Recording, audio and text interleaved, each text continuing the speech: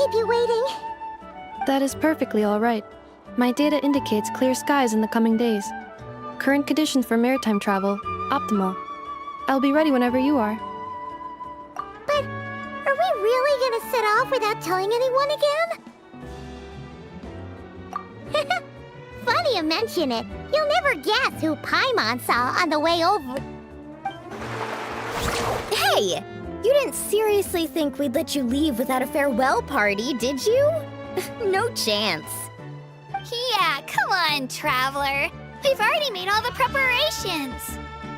And most importantly, how dare you try and slip away without first paying your respects to the almighty Dragon Lord! A little bird told us you'd soon be leaving for Nod-Krai. So, we asked Paimon to give us a heads up before the date of your departure. You sure it's not time to think about changing that little habit of ours?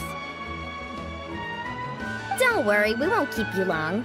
Besides, everyone's there already. Shaska, Ian-san, Auroron, even the Pyro Archon herself. You're invited too, Anefa. Shilonen has a special gift for you. Accompaniment request accepted. Shilonen demonstrates excellent massage technique. My impression of her is exceedingly positive. Wait, so robots like massages too? Or is it just that Shilonen really knows how you're wired? Alright, enough with the chit-chat.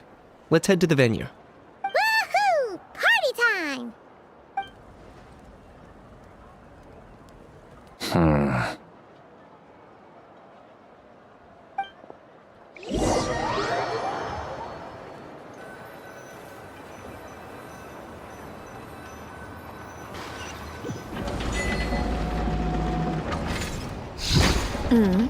Spit it out, then. They've set off. Just as my calculations projected. About time I met this variable in person.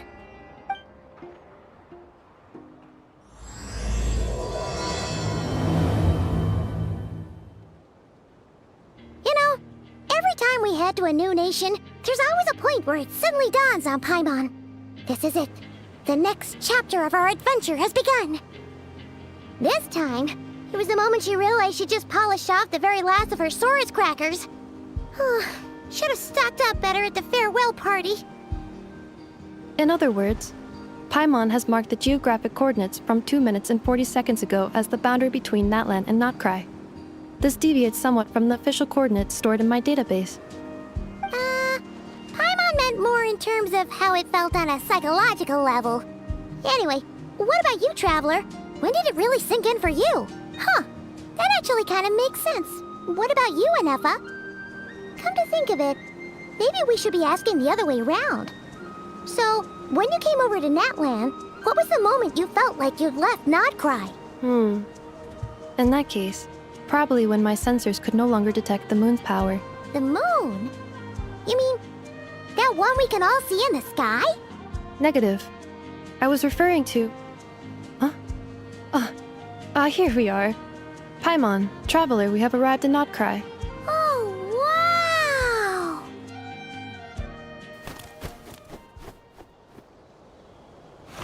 Paimon, Traveler, welcome to Nod-Krai.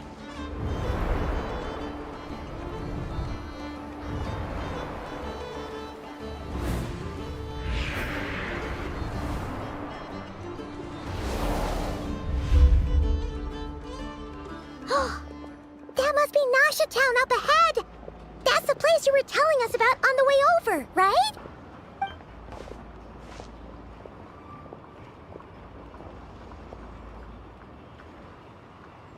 That is correct, Paimon. It is also the most bustling commercial hub in all of Nod-Krai.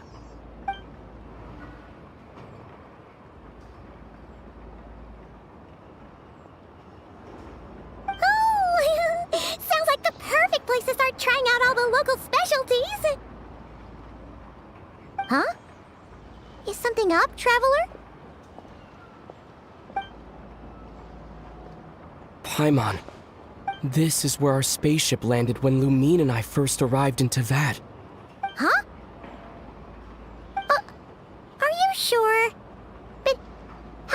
never mentioned that before. Seems pretty important to Paimon. Oh, well, because those memories are really hazy. All I remember is Lumine waking me up and us leaving the ship. But just now, setting foot on this land, I felt something. The kind of power I sensed in those moments. Are you referring to Kuvaki? Kuva, what now? The locals refer to it as Kuvaki. It is a unique elemental force found only in Nod-Krai, or rather, a pure, primordial form of elemental energy. That is correct. Another similar concept I have found in my database is the primordial sea. Legend has it that long, long ago, the moon that shines in the sky above us once rose from the land of Nod-Krai. Modern geological surveys and meteorite studies conducted in the region have since supported this claim. So, when you mentioned being able to detect the moon's power earlier, you were referring to Kuvaki?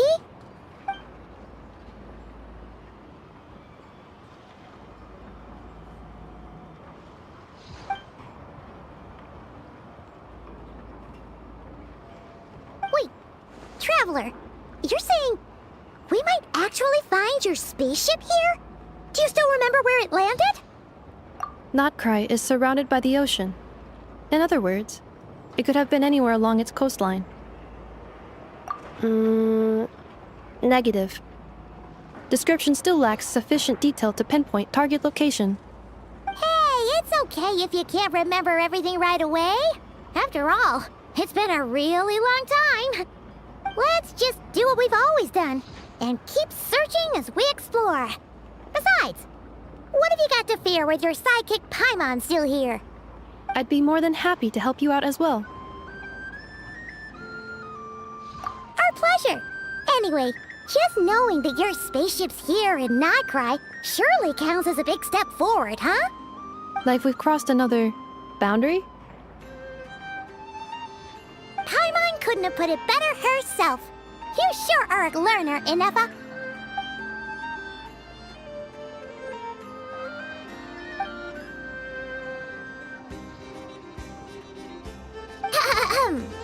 Well, as the best guide in the whole of Tivat, Paimon hereby does solemnly declare, Nod-Krai, here we come!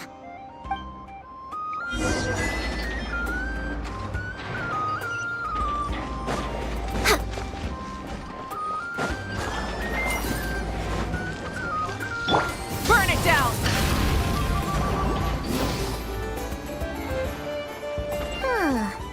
It just occurred to Paimon, if we were looking to put out a missing spaceship commission, or to learn more about Nod-Krai, wouldn't it make sense to drop by the Adventurers Guild? The guild is located in Nasha Town. Simply follow this road and you'll reach it.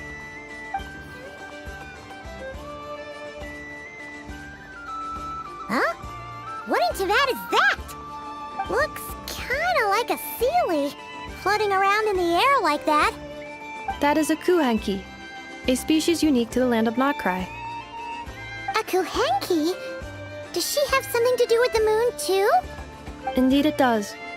According to the Frost Moon Scions, the indigenous inhabitants of this land, the Kuhenki, are said to be familiars of the moon goddess, leading those who walk in the moonlight's glow to things of great importance.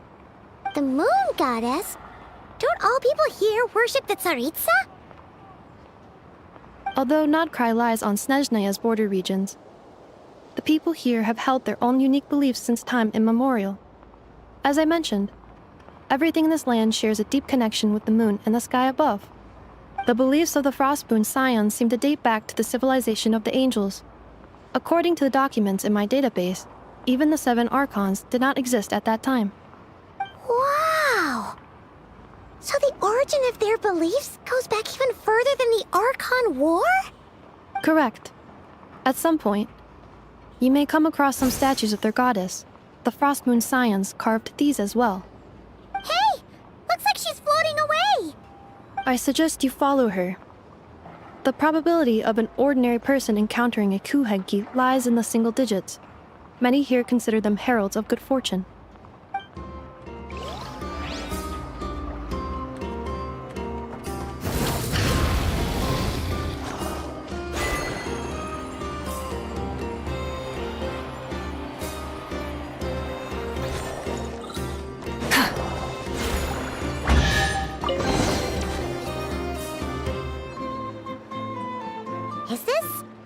travel guide?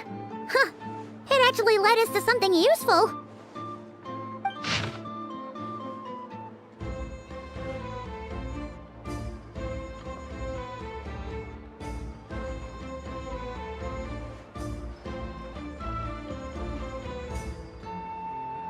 Are there any particular points of interest?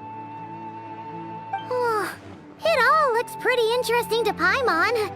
If we have time, she'd love to see, pretty much everything. Recalibrating route. If we keep following the current path, we will arrive at an area of scenic beauty. From there, we will be able to identify both the Adventurers Guild and several must-visit specialty stores. Yikes! Why is Paimon suddenly getting the feeling that if she doesn't step it up soon, enough is gonna put her out of a job?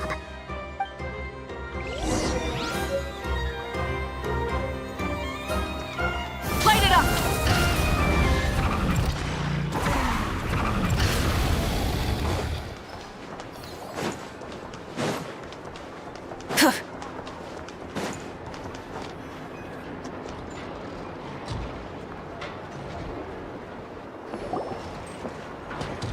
Wow! Nasha Town actually looks pretty big from here. Feels a bit different than Paimon imagined, though. Which aspects in particular deviated from your expectations? Well, Paimon keeps hearing people describe Nod-Krai as an adventurer's paradise. So she kind of thought it'd be a bit more picture perfect somehow. According to legend, there was indeed an era of peace in Nod-Krai's past, the age of the Fae. Tales of those ancient heroes are still told today. One of the most well-known is that of the Lantern Fae. This individual performed many good deeds for Nod-Krai.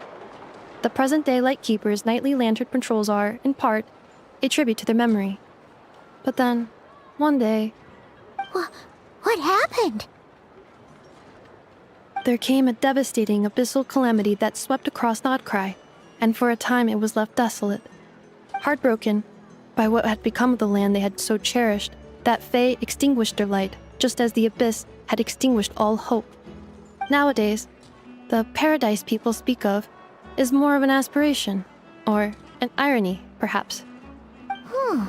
An irony? Today, no official authority governs Nod-Krai.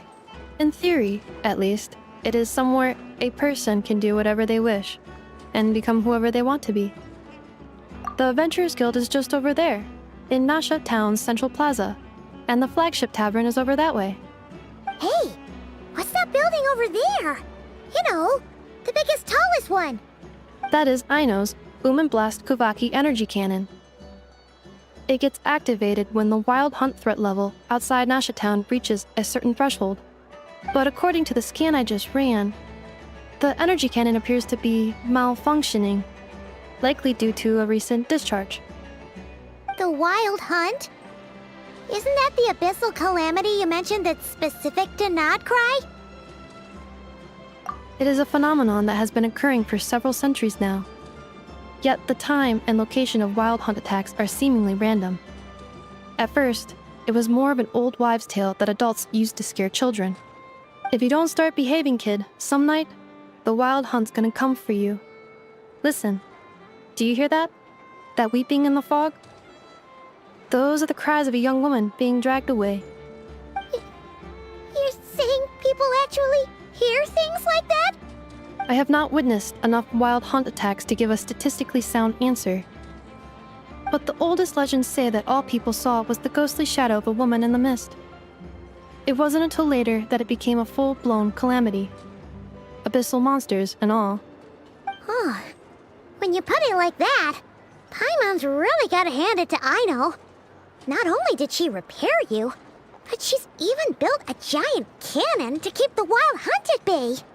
Absolutely. Aino is very impressive indeed. Anyway, according to my schedule, it is time I took you over to the flagship. Oh, sure. After all, we shouldn't keep Barca waiting. Well, Paimon's not sure if he'll actually show up at the bar this early. You're right about that.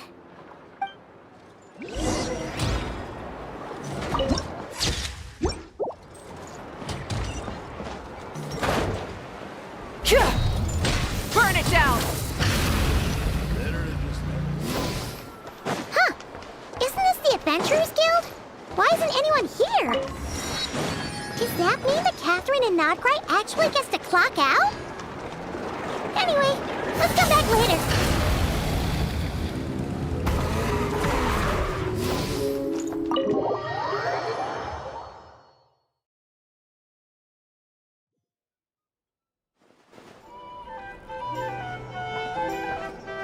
Here we are, the flagship. Varka told us to meet him here in his letter, right? Let's see. Varka? Varka! No matches, I identified. Huh. So he isn't here after all. Oh, guess we never did actually say we'd be arriving today. Hey, why don't we go ask the owner? If what they say is true, Varka's drinking prowess must have left quite the impression.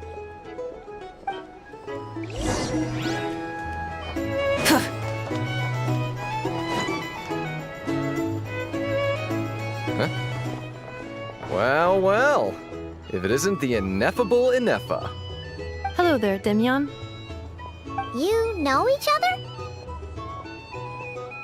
Of course! Inefa's a regular here at the flagship. So, robots are into booze too?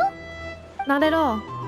The energy conversion efficiency of alcoholic drinks is very low, and most of them are full of impurities. Still, I can affirm that your berries and fried meat deserve a solid 9.12 out of 10. It has Aino's approval too. Funny that you should mention that. While you were away in Natlan, Varka would come in here every day to pick up a serving of berries and fried meat for Aino. Aww.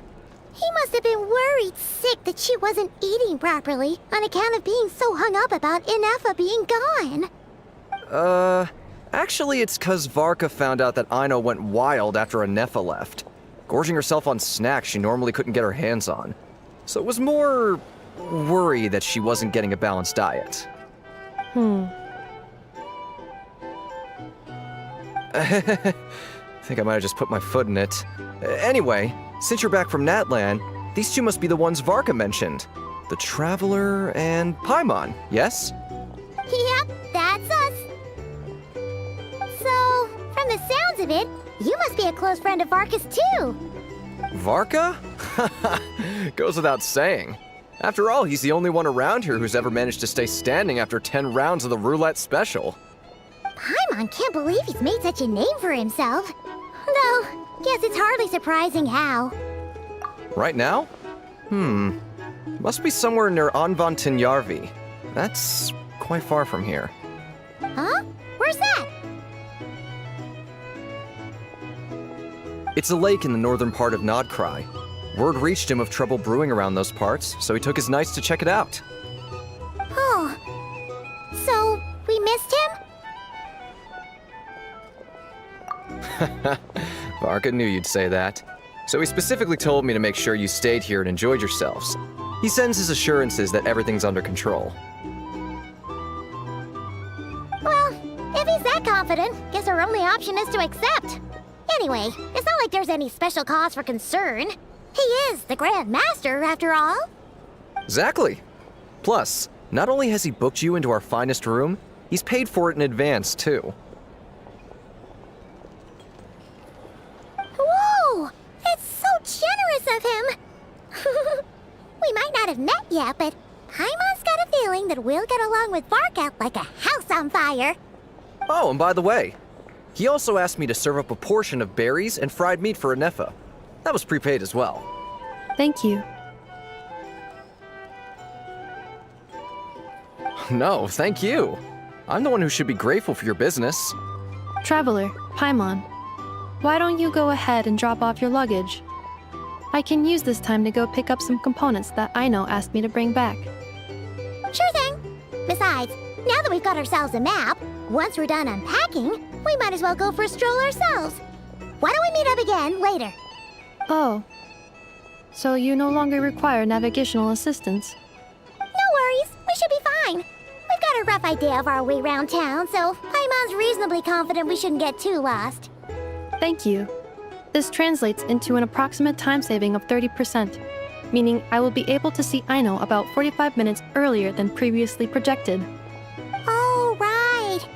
You must miss her a lot, too. In that case, we better get a move on.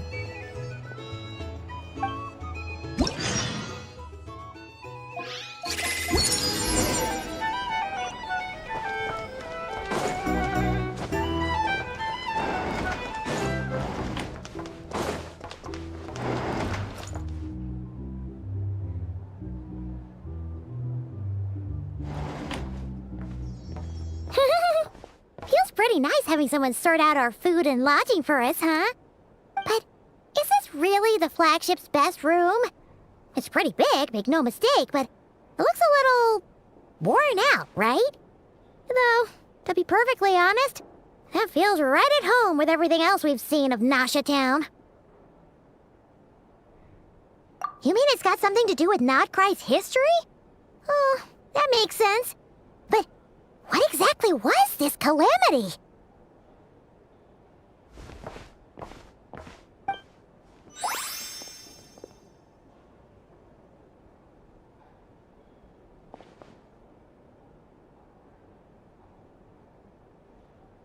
Oh, should we try the berries and fried meat too? Paimon's getting hungrier and hungrier every time someone mentions it.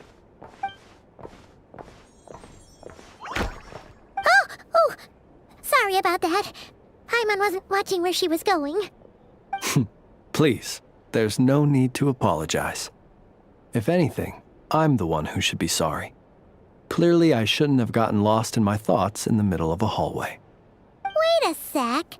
Are you staying in the room next to ours? Ah, quite the perceptive one, I see. First things first, allow me to introduce myself. My name is Kirill Chudamirovich Flintz, but please, just call me Flintz.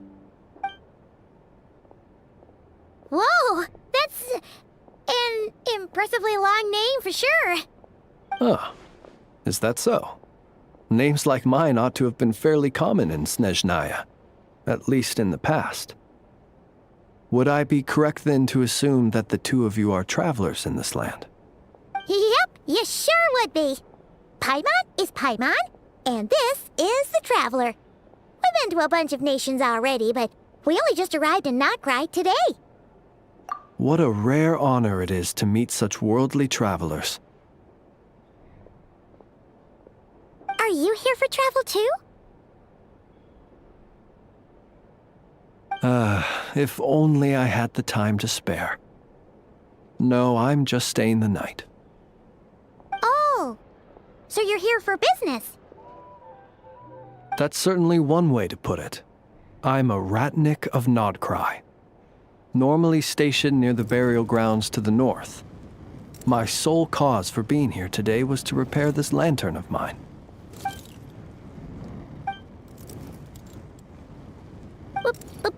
Burial grounds? Your surprise is entirely understandable.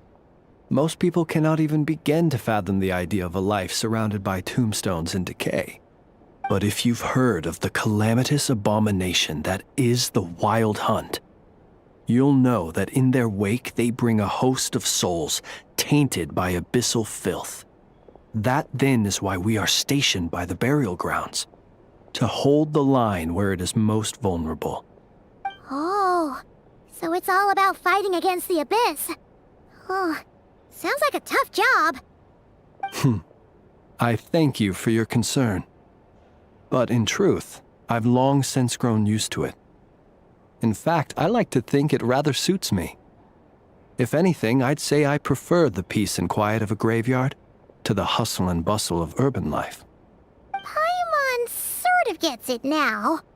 But even so, she's still pretty sure she could never get used to living in a graveyard herself. For one thing, she'd be too scared to fall asleep at night. Oh, I assure you, there's no need to worry on that account. The kind of ghosts you find in cemeteries aren't too big on talking. But even when they do, they're usually far more discreet than the living. Well, would you look at that? Who'd have thought we'd end up chatting this long? Must have a lot in common, huh? Forgive me, but I must excuse myself, for the time of my appointment draws near. And in terms I'm sure you'll understand, a lanternless ratnik is like a mapless traveler. A serious conundrum indeed. Oh, sure. In that case, you go right ahead. We won't keep you any longer. Not at all. Should the opportunity present itself, I'd gladly continue our conversation another time. You're always welcome to come visit my grave. I mean, the grave I stand watch over. Your visit would bring much-needed light to that place of final rest. Right. Well, if we get the chance. Then allow me to wish you a traditional ratnik's farewell. See you by the graveside. Ugh. Jeez. What a weirdo. Not to badmouth him at all. In fact, he seemed pretty cultured, but at the same time, kinda spooky? Must be all that time he spent around graveyards. His lantern? No, not really. You mean, 'cause it was broken? Huh. Guess you've always had a nose for stuff like this. If you're worried, you can always ask him the next time we cross paths. Hey, don't you start spouting all that weird stuff too.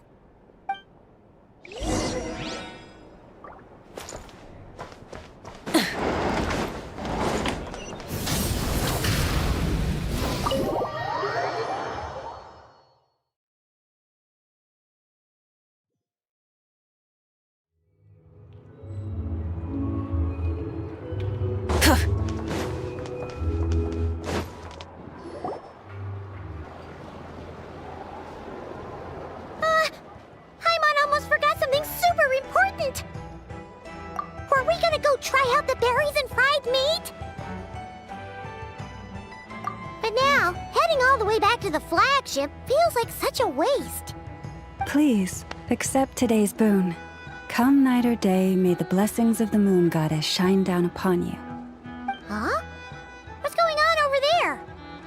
Wait, free food? Wow, the people here are so nice! Quick, let's grab some too.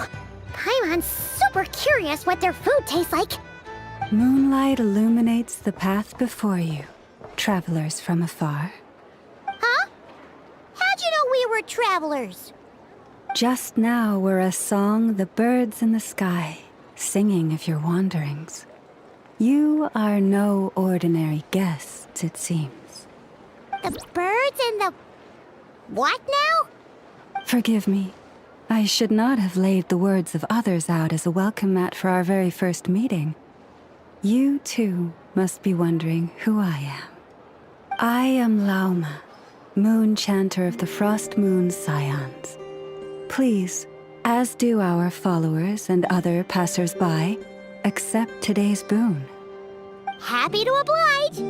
Paimon's name is Paimon, and this here is the traveler. Thanks so much for sharing your yummy food with us. We'll take one each. Think nothing of it. These fruits were the finest we found, delicacies gathered in the wake of the morning dew. It is my hope that partaking of them may lift your spirits to heights anew. The finest you found? Wow! That sure is kind of you, but wouldn't you want to keep those for yourselves? The first fruit of the harvest must be placed upon the moonlight altar, not as an offering to the gods, but as a spark for lost hunters. For it is the blade of the starving that darkness most easily corrupts. As perhaps you have already heard, we Frost Moon Scions revere and worship the moon goddess. We believe that together, virtue and compassion are the shining light that will lead us all out of the long, dark night. And now, with tides of haughty Fatui swarming into Nod-Krai, driven by greed and greed alone, more than ever before, we must all unite under the banner of virtue. Huh, look who it is again. Those unsufferably kind-hearted Frost Moon Scions. Got enough for us too? That's right! 2 servings each! We're starving over here! The Fatui! After what you've been doing to our sacred statues, how dare you even show your faces? Wilhelmina, bestow today's boon upon our guests. You hear that? No slacking now. We'll have the very best you got. But, my lady, they... Please, you two, accept this meal. But remember this. Kindness is the first lantern left to guide those who stumble in ignorance. Come again? Let me finish. But should they still refuse to follow the moonlit path, then by our frosted blades shall we show them its shadow. You! Hey, look who it is. Tch, whatever. Just you wait. We'll be coming for you next. Huh? Where's the meat? Who wants to eat this garbage? Those stooges really are the worst. Ever since they came to Nod-Krai with all their weird equipment and built that so-called experimental design bureau, our lives have been turned completely upside down. Judging from how they reacted just now, it seems the Fatui already know who you are. Well, we have gotten in their way in pretty much every nation we visited, so we're probably at the top of their blacklist by now. I see. Then, on behalf of the Frost Moon Scions, I thank you for the goodwill you have shown us.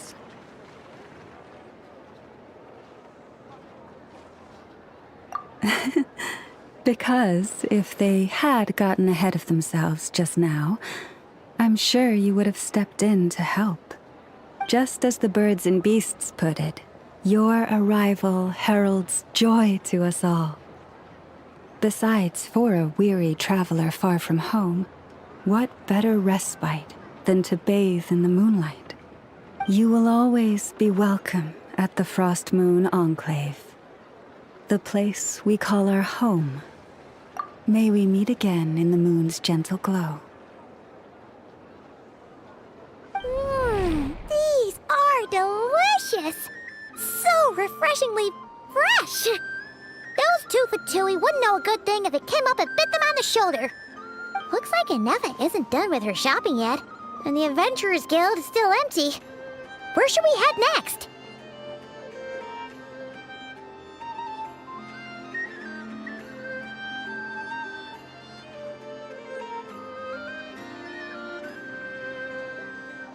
Good idea!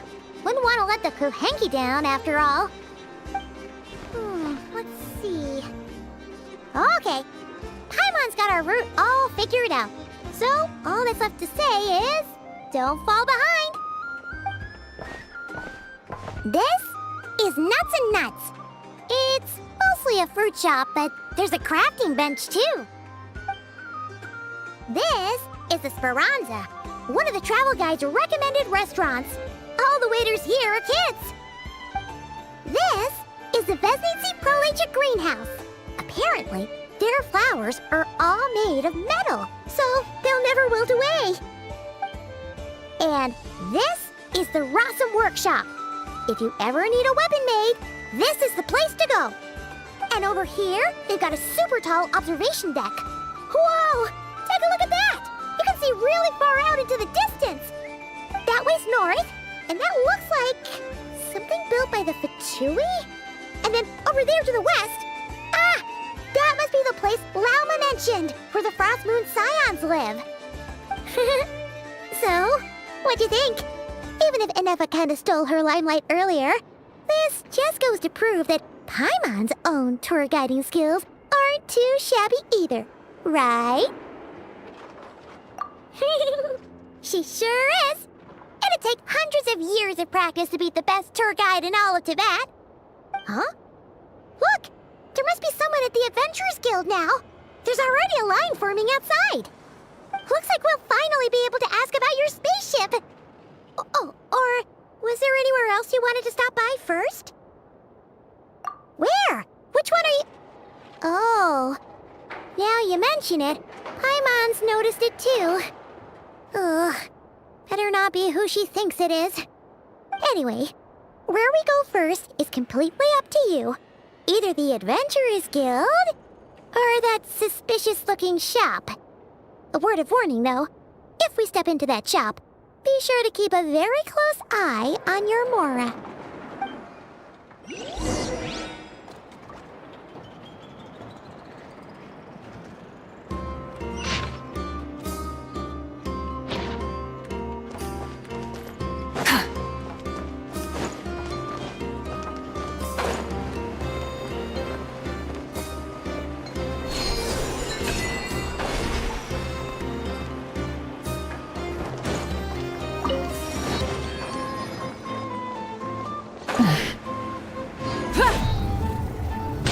Burn it down! Full throttle! Lucky us! The line seems to be gone now. Come on, let's go say hi to Catherine. Hey, Catherine, we meet again.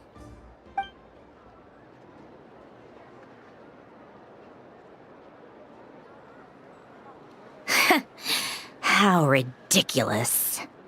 Huh? They often say that mortals, shackled by their own flesh and blood, may fail to perceive the truth of this world, even when it is right beneath their very noses. Yet I had not expected to have the pleasure to witness such heights of absurdity firsthand. But Paimon must have gotten the wrong person. At second glance, you do seem a bit younger than Catherine, and you certainly sound a lot less friendly. A creator might forgive ignorance, but being mistaken for one of my own creations is beyond all pardon. Look very closely, for standing before you is none other than Marionette, 7th of the Fatui Harbingers. A harbinger?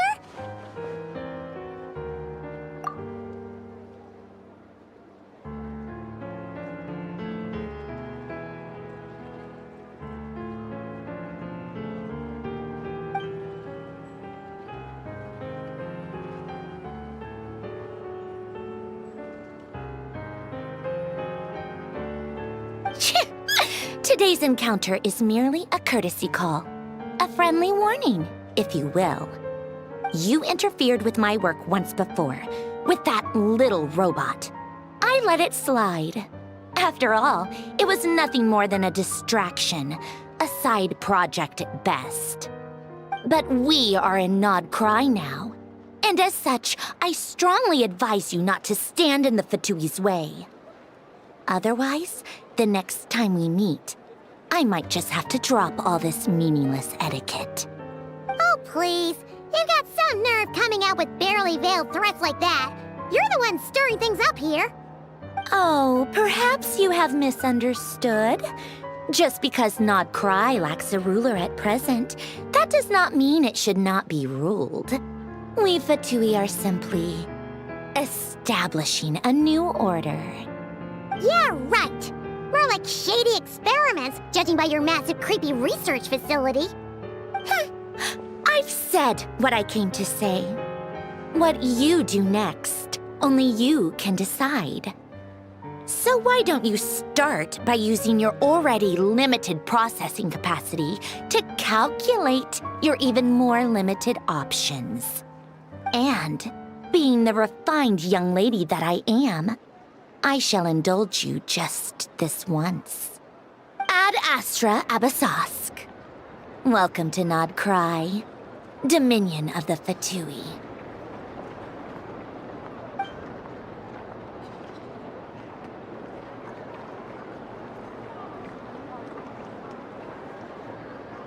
Ugh! Paimon's so mad right now! How can anyone so obviously evil be so annoyingly self-righteous? But if a Fatui Harbinger is here to greet us in person, that can only mean one thing.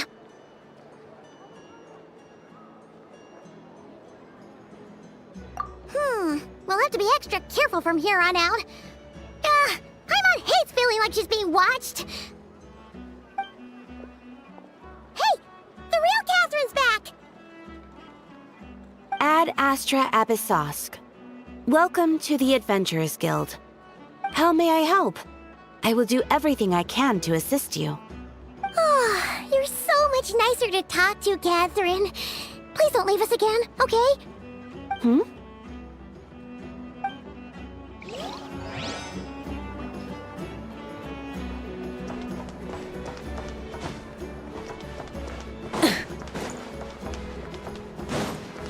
Rise with the sun!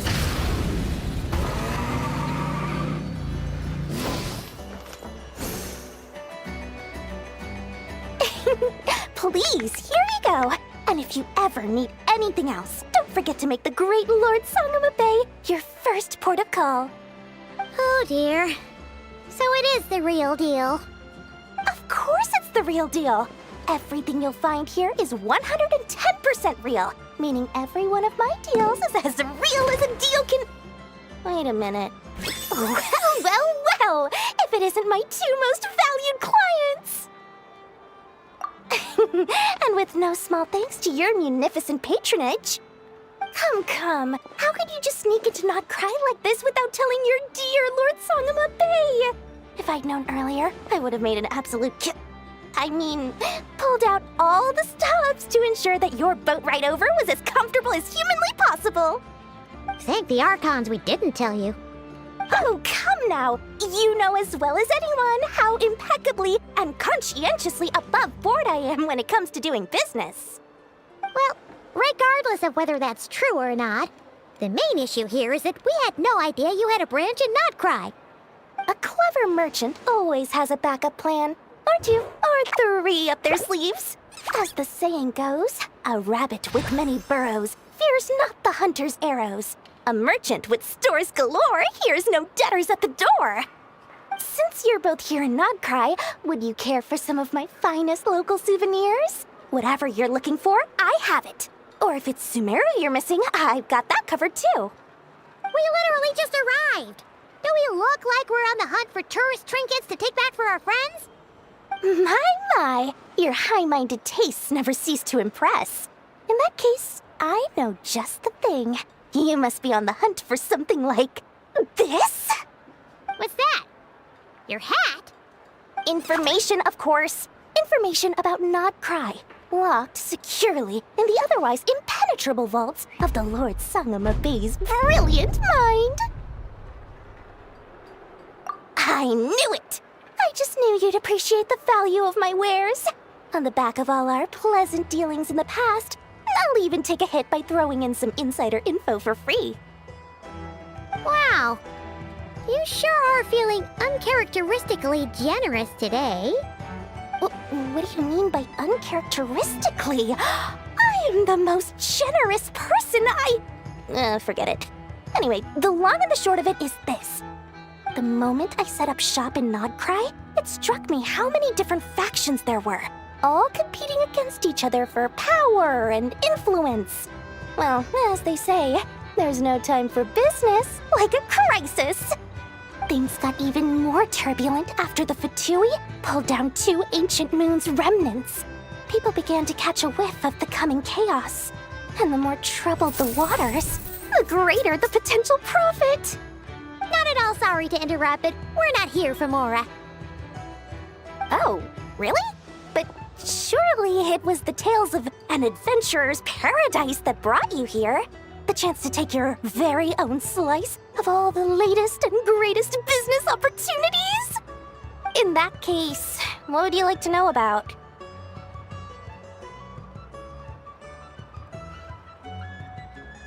The Frost Moon Scions?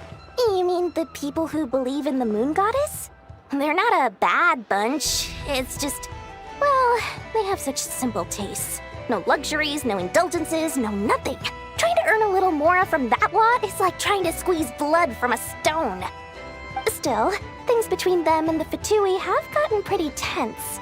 It's only a matter of time before the powder keg goes boom. And when that happens, that's when business will start to boom too. Oh, they're an organization set up to keep the locals safe. Apparently, they have a long and glorious history, and they're made up entirely of volunteers. But seriously, a volunteer organization in Nod-Krai? This place is hardly a magnet for noble hearts. No pay, all work? That's not a business model, and it's certainly not for me.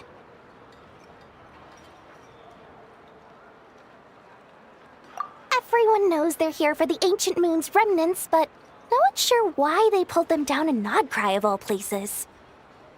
Anyway, they've been acting mysterious enough, but if you ask me, that Kuvaki Experimental Design Bureau of theirs up north hides secrets wilder still. That bunch of booze-loving monstaters? Ugh, don't even get me started. As fellow Outlanders, I thought they'd be easy pickings, but somehow, every single one of our business negotiations wound up at the flagship. I've done plenty of deals with heavy drinkers before, but those guys? I never once made it to the contract signing before blacking out. I'm getting flashbacks of the hangovers just thinking about it. Everyone knows they're here for the Ancient Moon's remnants, but no one's sure why they pulled them down in Nod-Krai of all places. Anyway, they've been acting mysterious enough, but if you ask me, that Kuvaki Experimental Design Bureau of theirs up north hides secrets wilder still.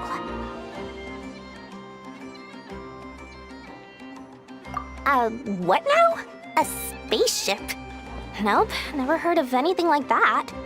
Don't you two get involved in any big business here without so much as a heads up, you hear me? At the very least, consider letting me in as a key investor. Oh, I almost forgot to mention. Sooner or later, you'll no doubt end up doing business with some other merchants in Nod-Krai. And someone's bound to mention a place called the Curatorium of Secrets. Listen to my advice. Do not, under any circumstances, go there, no matter how much trouble you're in. The Curatorium of Secrets? What do they get up to there? Just a place that handles all kinds of disputes. But the owner will charge you an absolute fortune, and she has a temper to match. Nothing like your friendly neighborhood Lord Sangama Bay. You're not just saying that to stop your competition from undercutting you, right? When did that little pipsqueak get so sharp? And after I gave them all that info for free just to win them over. What do you mean? Of course not. I'm only thinking about your wallets. I mean, on behalf of your wallets. You're really not convincing anyone, you know. All right. Business is a cutthroat business. I won't argue with that. But I'm not lying about that boss lady. Not only did she make it into my top 3 people not to mess with in Nod-Krai, she's also in my top 3 people most eager to trade in favors. Seriously? It feels like you're just bad-mouthing your rival now. Fine. If you don't believe me, go see for yourselves. We might both be from Sumeru, but compared to hers, my conscience is so large, why, it could fill 3 whole palaces of Alcazar's array. But when you realize what I'm saying is true, don't say that good old Lord Sangama Bay didn't warn you.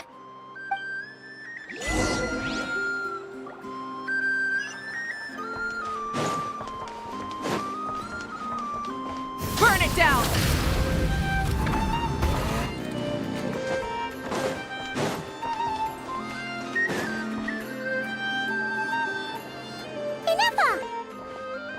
Hello. I was just about to start tracking your whereabouts. Did you manage to get everything Aino asked for? I did.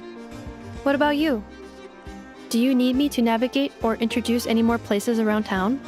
Not for now. We've seen most of it already. We probably need some time to process everything we've learned, though. Any progress with the spaceship? No. Catherine came back just now, so we asked her, but even she hasn't heard a thing. One possible explanation is the vast stretch of time that has elapsed. Additionally, given the limited resources available in Nod-Krai, it is entirely plausible that the wreck was scrapped for parts, or even mistaken for a pile of broken machinery. Aww. Understood. In that case, why don't we go ask Aino together? After all, she was the one who salvaged me. Ancient dragon technology and all. if there really are any unusual parts floating around Nod-Krai, there's a high chance they've passed through her hands at some point or another. Good point.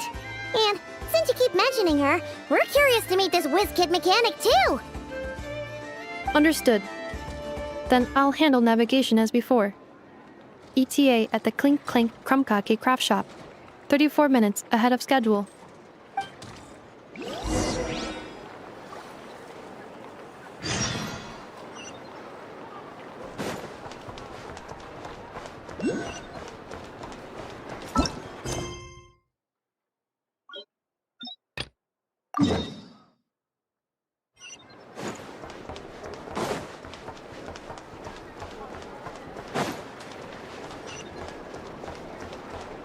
Light it up!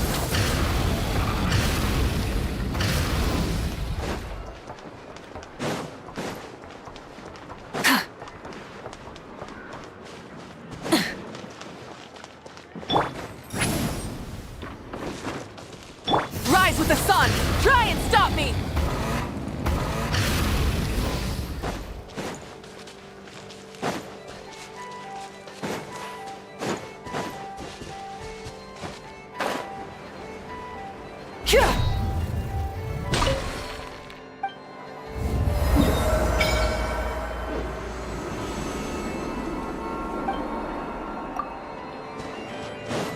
Light it up!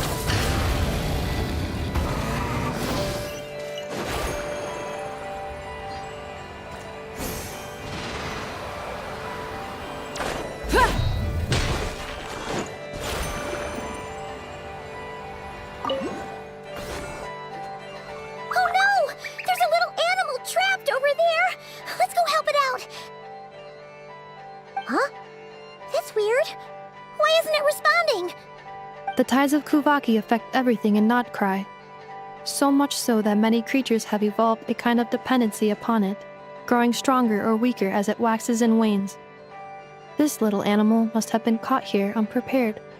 So you're saying we need to use Kuvaki? Paimon will leave it to you guys then. Don't be scared! We'll get you out of there soon!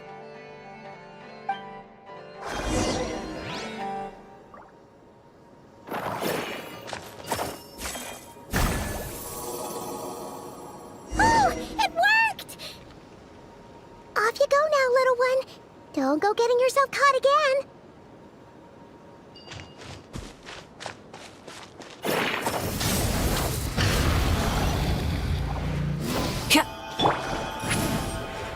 Watch out!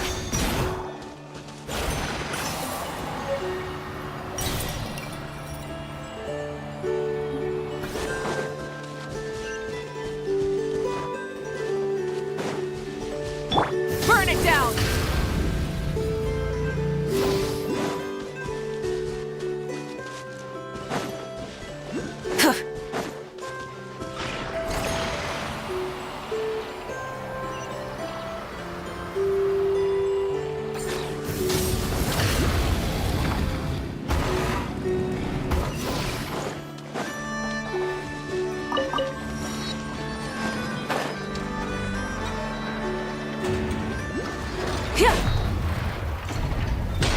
Light it up!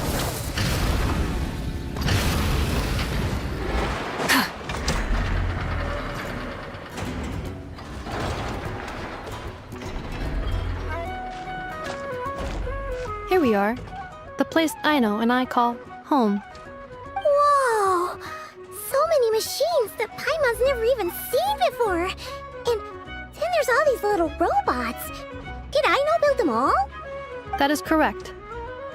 It looks like Aino has created 3 more little bots since I've been gone. Aww. Well, you were gone for quite a bit. She must have missed you. I missed her too. I want her to see what I've become. Well, let's not keep her waiting any longer then. Come on!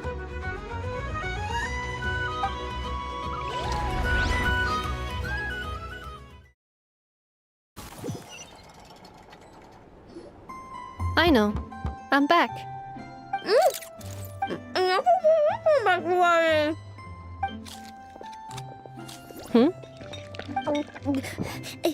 Ineffa?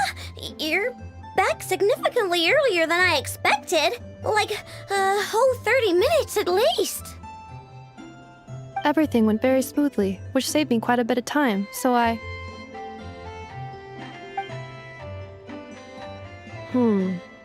I know. Could you turn around for a moment? I know. I've been on my best behavior the whole time you've been gone. She's got chocolate all over her mouth. I know. While I was away, did you strictly abide by my tailor-made snack intake schedule? Oh, of course I did. 1 whole cake, 1 crumb cake, and 1 pack of chocolates a day, right? It was either a cake or a crumb cake or a pack of chocolates per day. Oh, shoot. When did you finish the snack stash I left for you? Literally just earlier today. Let me just go run a scan on that. I meant today, a week ago. And then you restocked an entire week's worth on your own initiative? 2 weeks worth.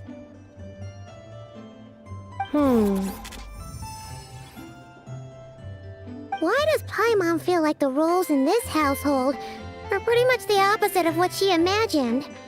Calculation complete. Aino's recommended snack calorie intake for the next 4 weeks. 0. No fair! You're a meanie, Nefa. This is what happens when you break an agreement. Oh, come on! Don't do this to me! I only ate a teeny bit extra every day. Just a teensy bit extra. That is objectively not a teensy bit extra. Oh, seriously? If you'd only arrived half an hour later, I would have had everything cleaned up and you wouldn't have noticed a thing. But now that I think about it, you even said you'd come back a bit earlier than you did, so I wouldn't have to worry. But then, you were away so long, and I was so worried about you. And that's the only reason I even... Oh... I know. I am very sorry to have kept you waiting. I'm back now. Welcome home. So, will I be able to keep eating snacks as usual now? Negative. Aw. Okay. Well, given that I am later than I initially projected, I'll let it slide. But just this once. Thanks, Nefa! You're the best! I know. Allow me to introduce. It's the honorary knight and Paimon! I know. Uncle Varka talks about you guys all the time. Nice to meet you, I know. And Nefa's told us all about you, too. Huh? Really? She actually said that about me? Well, she's not wrong. Oh yeah, so, you're here to see Uncle Varka, right? A couple of days ago, he suddenly said he had to head out on business, and that he might not be back for a while. He asked me to let you know if I saw you. Yeah, we heard about that at the flagship. Did he say what he was doing? Nope. Just told me to take good care of you guys and make sure you feel right at home. Oh, shoot. Please, take a seat.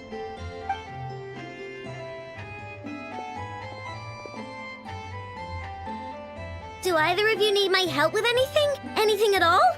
After all, I'm the head of this household. Sure wouldn't know it from that snack tantrum she just threw.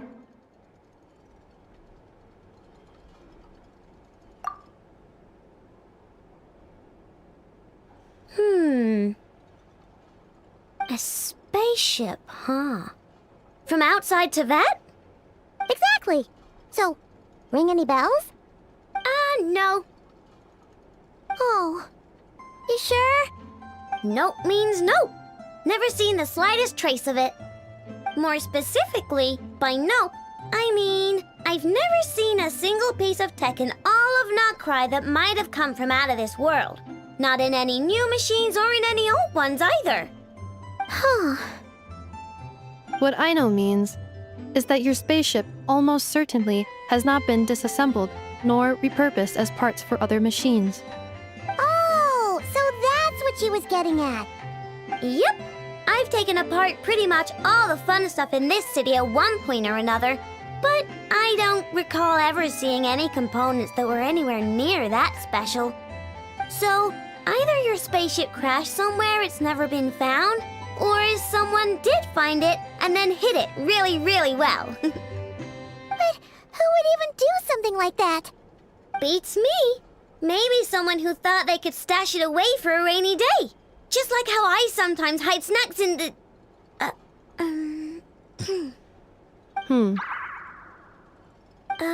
Anyway... Long story short, I definitely haven't seen anything like that. Besides, sounds like it would practically be ancient history by now. If anyone still has any leads on what really happened, it'd be the Frost Moon Scions. The Frost Moon Scions? Huh? Haven't heard of them yet? Didn't Inefa tell you about their rituals? There wasn't enough time to delve deeper into their history and traditions. What kind of rituals are we talking about? I've never actually seen them myself, just heard bits and pieces here and there. They say that each of their moon chanters has had access to an ancient relic that lets them see the true past. Not sure exactly how it's meant to work. I can't get my head around anything that can't be explained by either machines or science. And to tell you the truth, I don't like it much either. Looks like we'll have to try our luck with the Frost Moon Scions. Aw, leaving so soon? Sure you don't want to hang out a little longer? It's getting late, I know, and these two still need to head over to Hisi Island. It would not be convenient for them to linger much longer. Aww. All right then. Don't worry. We'll be sure to drop in on you as often as we can. Really? You promise? Sounds like my type of visitors. You're welcome anytime. I'll be staying to look after Aino today, so I won't be going with you. Hey, don't sweat it. We'll find our way just fine. I'm glad to hear that. Also, I must admit, I have very much missed the charging bed that Aino made for me.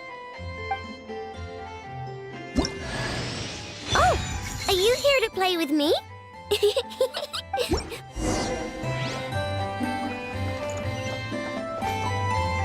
Inefa, Yes, feeling comfortable?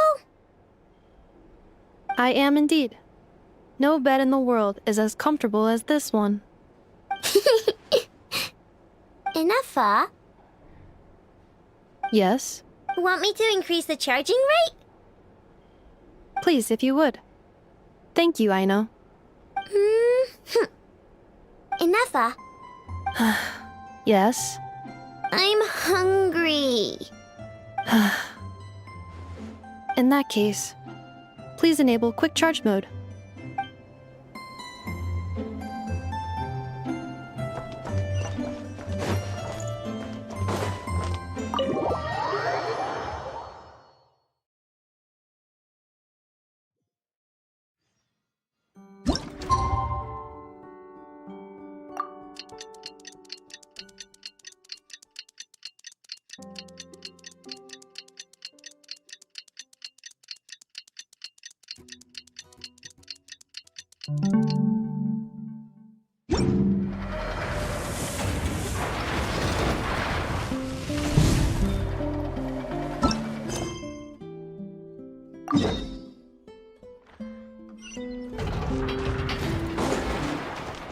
Burn it down!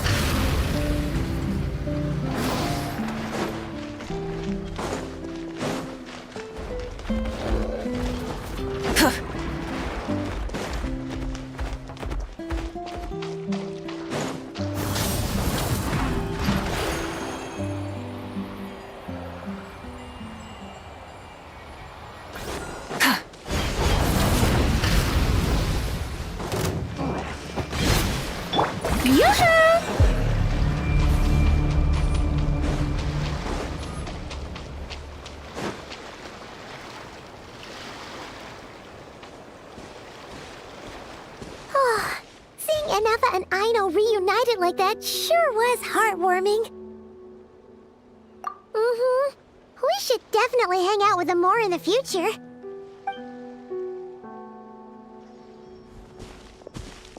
Speaking of homes, we must already be close to where the Frost Moon Scions live. The vibe here feels different, just like the scenery.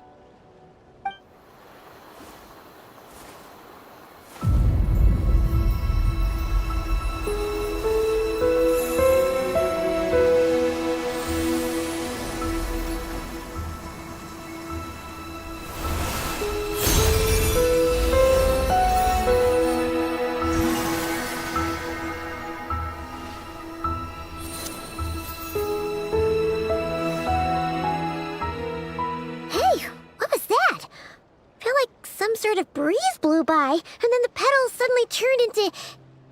Huh? Is that a Kuhenki? She looks different from the ones we saw before. Hey there! What's your name? Huh. Doesn't seem able to speak.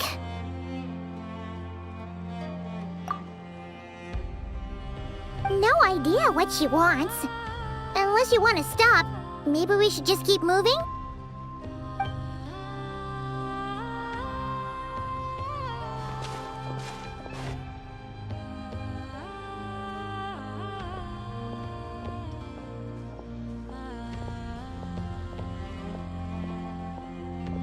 She's following us! Go on. Go on now. We've got stuff to do. Best you find someone else to hang out with. Hey! Don't make it sound like Paimon's some kind of meanie. Paimon had no idea what she wanted, okay? Ugh. Anyway, next time Paimon sees her, Paimon promises she'll be nicer. Seeing as we're on our way over to meet Lauma anyway, we can ask her about it while we're there.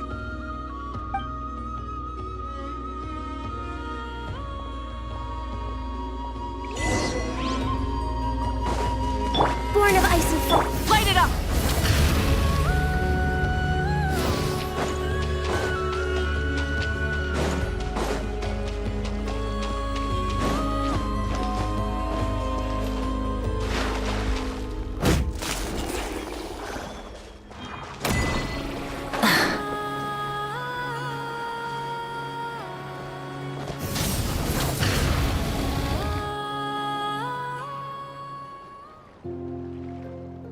Huh?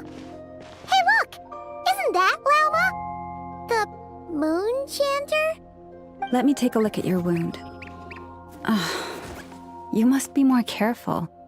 Doesn't matter how much of a rush you're in, your safety always comes first. Oh, you're back too. How was your day? You what? Those two Fatui? The ones who were causing trouble in Nasha Town? You went to teach them a lesson? And you put that in their food? You naughty little thing! How could you do that? They didn't notice. That's not the point. You mustn't do that again, okay? Next time, at the very least, bring a few of your friends along too. You'll be an easy target if it's just you on your own. Hey, Lauma! Still remember us? Oh, it's the Traveler and Paimon, isn't it? Welcome to Hisi Island. Not at all. Those who come with kindness in their hearts are always welcome with the Frost Moon Scions. Were you just talking to those animals? I was indeed. The Frost Moon Scion's bloodline is unique, for throughout our history, there have been many among us who could communicate with all living things. What was that? Oh, is that so?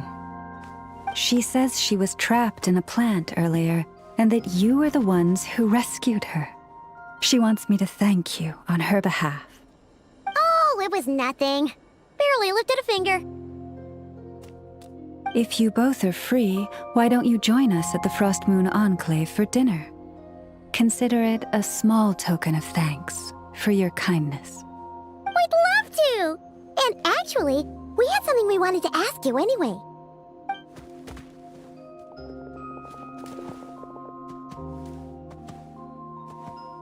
Oh. You're interested in the story of Kutar? Kutar? Yes. Kutar is our moon goddess. The moon maiden who guides us. But up close, this one somehow seems a bit different from the one in Nasha Town. It's like it's more... Natural? or like... more harmonized in its design. That is because ever since the Fatui arrived in Nod-Krai, they have been modifying and defacing our statues as they please. These statues were made by the Frost Moon Scions who settled here hundreds of years ago, crafted from the very finest Lunasol stone. Not only is this stone exceedingly rare, but it also brims with Kuvaki. I suppose the latter must be what caught the Fatui's eye. For a time, we put up fierce resistance. But now, this is the only one left that still retains her original form. We heard they even pulled some ancient moon's remnants down from the sky. That's right. The two largest remnants landed in Nod-Krai. One here on Hisi Island, and the other on Paha Isle. The Fatui built their research facility on top of the remnant over on Paha Isle. But they've had their sights set on the one here, too.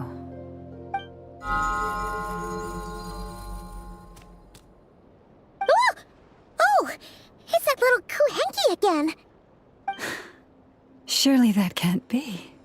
Hey! We've been wondering what was up with it, too. It just appeared out of some petals and hasn't stopped following us since. No, that is no ordinary Kuhenki. These we name Luon-Notar, beings born from the moon goddess's blessing. Can you understand what it's saying? We honestly haven't got the slightest idea why it's been following us. I'm afraid not. I cannot fathom its thinking any better than you can. Sometimes a long time must elapse before the moon goddess's blessings turn into Luon-Notar. Perhaps you two were simply there to witness that transformation. Oh, maybe. Legend has it that the Luon-Notar bring good fortune. Given that it seems to have taken a liking to you both, why don't you let it come along with you? Really? Then you can start by helping us find some more treasure chests along the way. Capiche?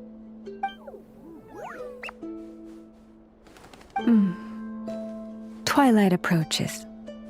If you would hear more of the moon's story, then let us make our way to the Frost Moon Enclave. Beneath the gentle moonlight, I shall share this tale in full.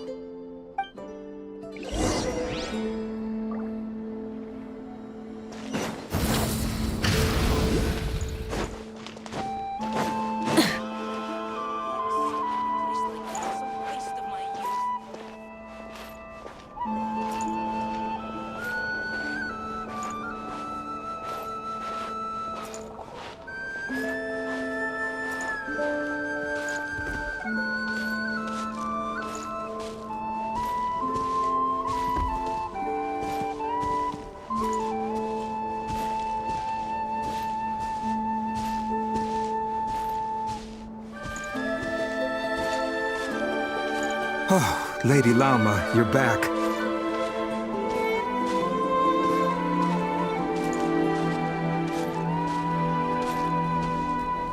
Come day or night, may the blessings of the moon goddess shine down upon you.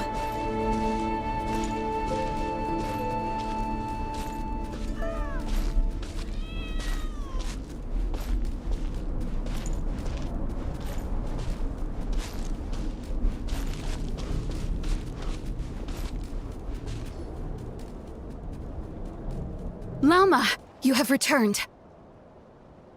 Wilhelmina, this is the Traveler and Paimon. Kindly arrange for 2 additional dinner settings for our honored guests. Of course, my lady. Wow! Everyone along the way here pretty much saluted you. Are you, like, super important around here?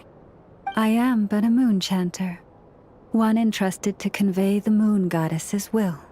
Nothing more. She's just being modest. The Moon Chanter holds the highest rank among us Frost Moon Scions. Lauma is our leader. Wilhelmina? I know. I'll send word to the kitchen. 2 meals coming up. Whoa! Paimon had no idea you were such a big shot. It is merely that the unique traits of our bloodline have manifested themselves especially strongly in my person. That is no accomplishment of my own. Please, follow me this way.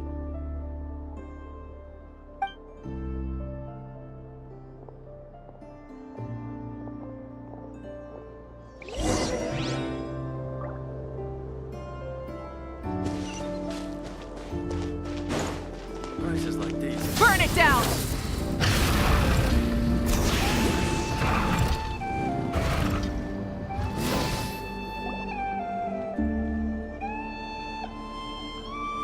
Even to this day, I am still trying to piece together the many fragments of our past.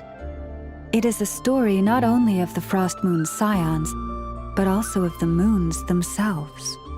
A story of the moons? Yes. We Frost Moon Scions are the last descendants of the ancient golden realm of Hyperborea. Its former glory may have faded, but what remains is a memory uniquely ours. In the distant past, Tevat had not just 1 moon, but 3. It is said that they were created by the primordial master of this world, cast into the firmament to keep peace in the land below. Firstborn was the eternal moon, largest of the 3. Legend has it that it was her immense kuvaki that gave rise to the ocean tides. Next was the frost moon. Smaller than her big sister, yet brightest in radiance. Her glow became the cold, undying lantern of the night. Finally came the iridescent moon, smallest of the sisters. Most of the time, her light was barely visible to the naked eye. Yet when she shone, her fleeting halos were all the more mysterious for it. Wow! Sounds like it all happened so long ago. So, what happened to them afterwards? Afterwards, well, as you have seen, the 3 moon goddesses perished. This happened in a war triggered by the Descenders, and of the 3 lunar husks, only the frost moon survived unbroken, while the others were shattered to pieces. Oh, so that's why there were ancient moon's remnants in the sky. Yes. It is also said that when the moons shattered, most of their fragments rained down upon this land like stardust. That is why Nod-Krai is blessed with such an abundance of kuvaki. As for the remnant that the Fatui recently pulled down, that belonged to the eternal moon. Wait a sec. But you just said that 2 of the moons were shattered, so where are the remnants of the iridescent moon? The iridescent moon's remnants were never found. What happened to her after the war remains a mystery. Some say she vanished in an instant, while others believe that her remnants are simply too delicate to leave a trace.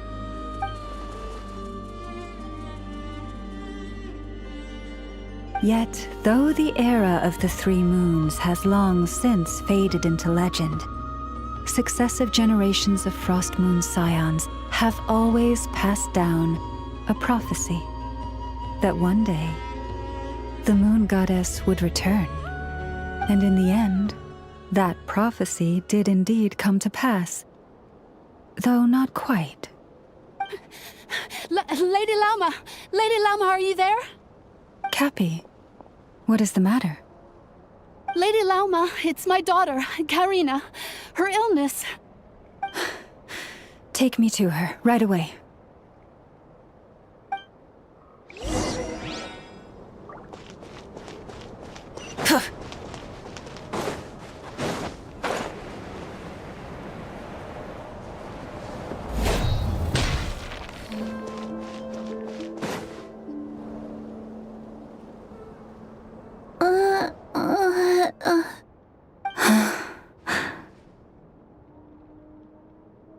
Her sensitivity to Kuvaki is flaring up again. After her last treatment, did you follow my advice and seek medical help in Nasha Town? But those doctors are all Snezhnayan. They're outsiders, compatriots of those brutes who invaded our homeland. How can we possibly trust them? Not all outsiders are enemies, Cappy. They've been treating this condition for generations. They have the experience we lack. But we're Frost Moon scions. Should we not remember what the outsiders did to our moons? Surely the Lady Kutar will reward our devotion. But Cappy, Kutar is long... This isn't the time for debate. O lost child, snow-swept and buffeted by the howling winds of the frigid night, let not the silver flame within you fade. By the frost moon's grace, I shall warm you, curled up as a fledgling in frozen soil. Praise be to the moon goddess, my Karina.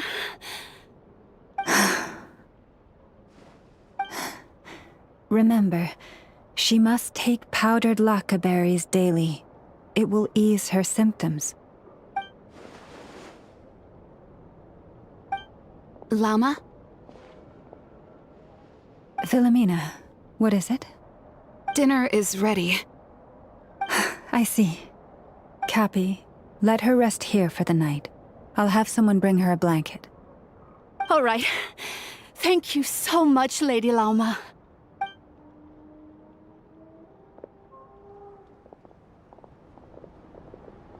Will she be all right? Yeah. If there's anything at all we can do, please don't hesitate to ask. Thank you for your kindness. For now, though, Karina should be fine.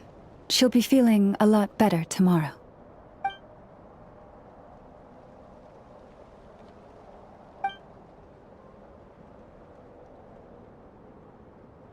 Please do not be worried. Come, let us head to dinner. I believe you still have some questions for me.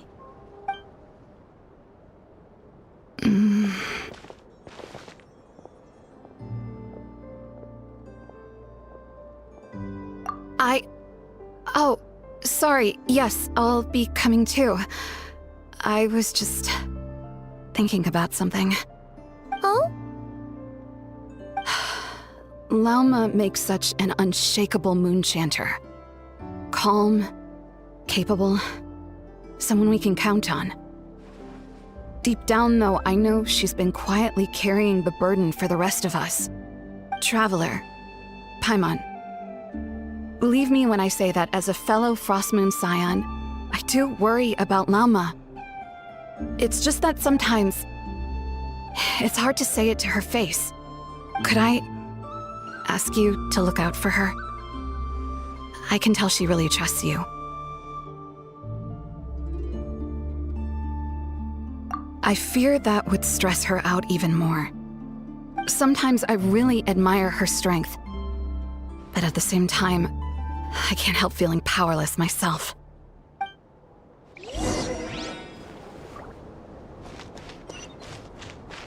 Light it up!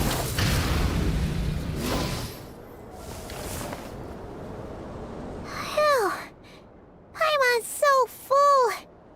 That was even better than the stuff you gave us before. I'm glad to hear it. Thank you for accepting such simple hospitality. Hey, we should be the ones thanking you. Seriously, that was seriously scrumptious. How did you even manage to finish it? This slop's barely edible. Then again, I guess that's what you'd expect from savages. It's you! Those rude old Fatui we just met back in Nasha Town! My sincerest apologies. If you found the food we gave you earlier difficult to swallow, may I suggest taking a deep breath and joining us? These delicacies might change your mind. After all, I suspect that your previous meal may have been tainted with something most unpalatable. Huh? What do you mean? Tainted with what exactly? With the bitter snobbery of those who call themselves civilized. Why, you...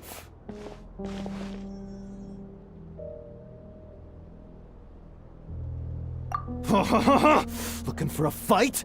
Sure, I'd be more than... Hold it. We're not here to brawl. Yet. We're here on official business. Orders from above. We're here to deliver the Frostmoon Scions a warning. Or rather, a final ultimatum. You have 3 days to hand over the relic and reveal the whereabouts of your so-called Kutar. If you fail to do so, the Fatui will immediately begin the cleansing of Hisi Island. Which, by the way, is the sovereign territory of the Tsaritsa of Snezhnaya. What insolence! Your demands are outrageous! For generations, this land has belonged to the... Dear guests, allow me to save you both time and trouble with a speedy reply. The Frostmoon Scions will never hand over anything to the Fatui. And to those who set foot on our land with ill intent, I say this. With your blood, we shall draw an inviolable line in the snow. That applies to you, too. Stubborn savages, the lot of you! Now it's this time. Who's that? Shower me with praise! I lost! Fire rate maximum! Rap from the sky! You're pretty sharp. You'll pay for this. Mark my words.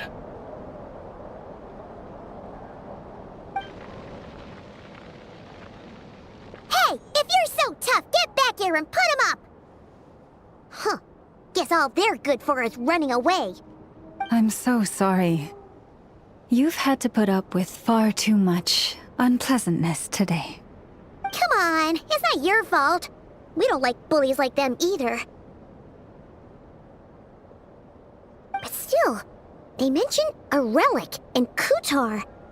What exactly could they be after? Oh yeah, so this might not be the best time to bring this up, but we kinda have a favor to ask of you, Lama.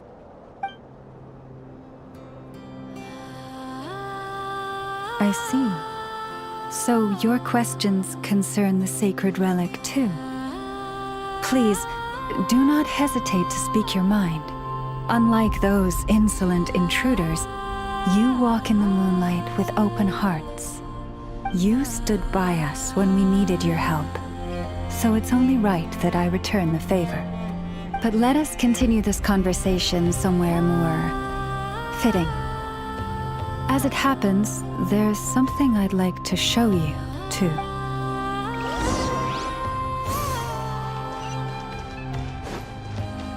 Burn it down!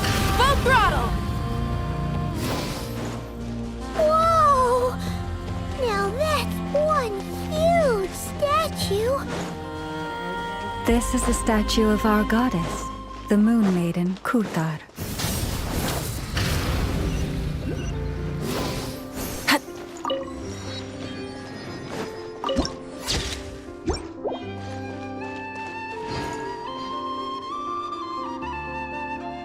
Wow! It's spectacular! Kutar was born here on Hisi Island around 500 years ago.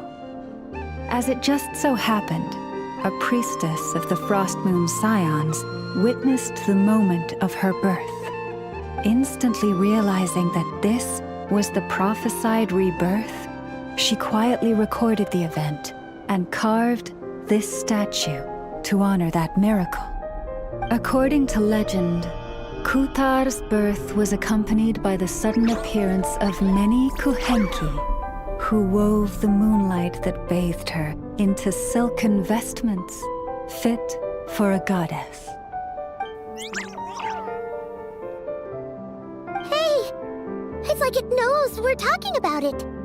From that day forth, the Kuhenki have been regarded as Kutar's familiars. Some believe that their habit of guiding travelers to hidden treasure stems from an instinct. The same one that not only drives them to protect the moon goddess, but also to make her smile. After all, according to the records, Kutar always looked lonely as she gazed up at the distant moon. Kutar left Hisi Island before I was even born.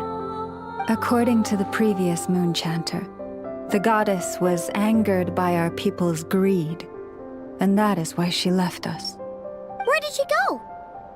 No one knows what happened after she left.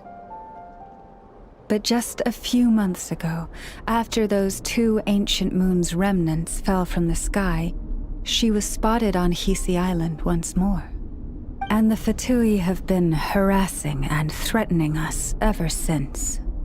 Judging from what they've said, our moon goddess is actually their missing harbinger, Columbina, the damselette. The damselette? But isn't she number 3 amongst the Fatui harbingers? So she's actually the moon goddess. Why would she join the Fatui then? That too is a question I've struggled with. But even at the best of times, understanding other people's choices is difficult, let alone those of a goddess. Plus, forgive me, there I go again, rambling on about our history. But you came here to ask about the sacred relic, didn't you? Honestly, Paimon's not sure which part she's more curious about now. Since ancient times, the Frost Moon Scions have had in our possession a special fragment of the ancient moon's remnants. A piece in which I sense a power unlike any other. Successive generations of moon chanters have all detected a divine presence within it. We call this unique remnant the Moon Marrow. We heard you can use it to see what happened in the past. What is it in particular that you seek from the past? Well, basically, to cut a long story short, the traveler here is actually from outside of Tibet. Oh.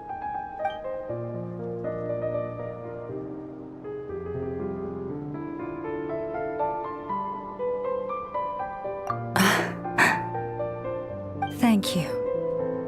Your honesty is a sign of your trust, both in me and the Frost Moon Scions. Unfortunately, though, I won't be able to use the Moon Marrow to shed light on your past just yet. Our people revere the Moon Marrow as a sacred relic. I'm only permitted to retrieve it from the secret chamber in which it is hidden once a year, on Moon Prayer Night. Oh, really? So, when's the next Moon Prayer Night? Judging from the tides this evening, a little less than 2 months. Huh? Does that mean the date changes every year? The ceremony is held on the night when the moon is closest to Tevat. This is also when Nod-Krai's Kuvaki reaches its peak. Only then can the seal on the secret chamber be lifted. Oh, guess we've got no choice but to wait. I am truly sorry that I cannot help you sooner. But, as the Moon Chanter, I swear that I will do everything I can to help you find the answers you seek. Think nothing of it. After all you've done for us, you deserve nothing less. Who'd have thought today was only our first day in Nod-Krai? Feels like so much has happened already. If I may be so bold, what does family mean to you?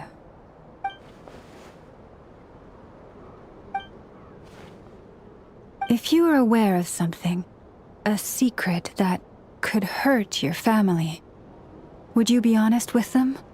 Or try to hide it?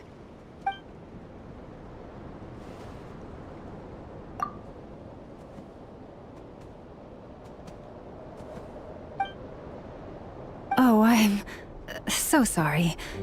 That was a strange question. I didn't mean to put you on the spot. I guess I've just never met anyone with a story quite like yours before. I just suddenly had the urge to ask. It's getting late, and you two must be rather tired too. Would you like to stay the night here on Hisi Island? I can have someone prepare some lodgings. Oh, that's all right. We've already got a room back at the flagship as it happens. Speaking of which, if you ever need us, feel free to come knocking. Do you need me to show you the way back? No worries. It's quite a way, and you should get some rest too, Lauma. We'll make sure to be careful. Understood. Then I won't keep you. May your first night in Nod-Krai pass in stillness and peace.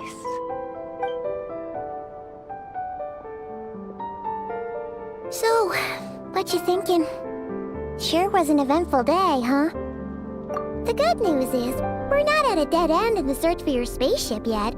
We can always learn more about this place while we wait. The usual drill, huh?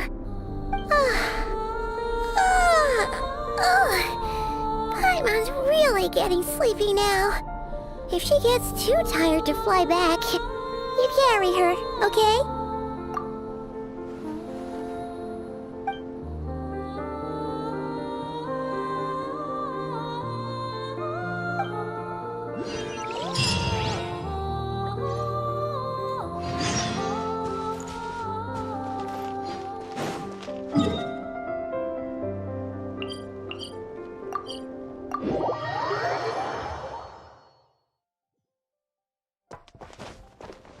Rise with the sun!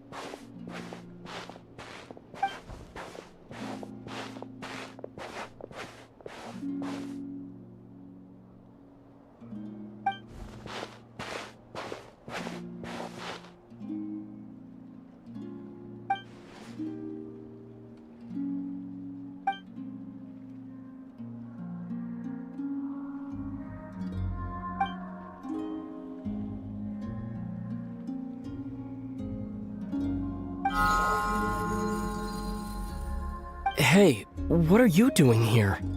These flowers. I remember.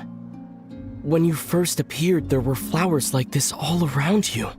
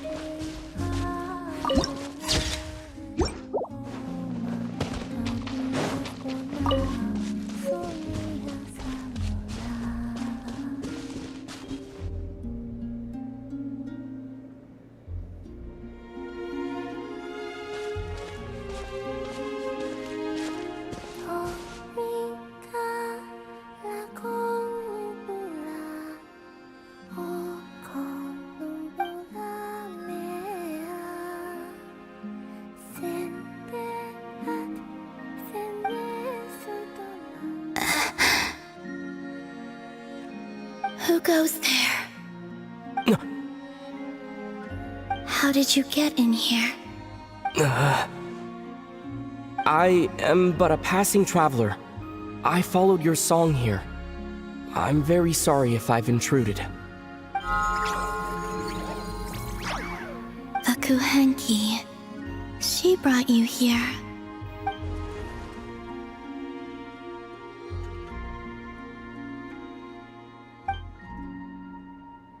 May I ask, are you the one they call Kutar?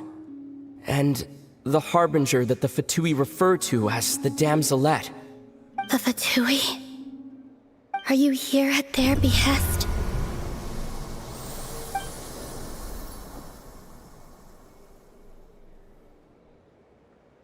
Please don't get me wrong. I have no intention of doing anything for the Fatui. I just wanted to ask you about Nod-Krai and the moons. The moons? Do not believe in what you can see. What truly matters is what you cannot.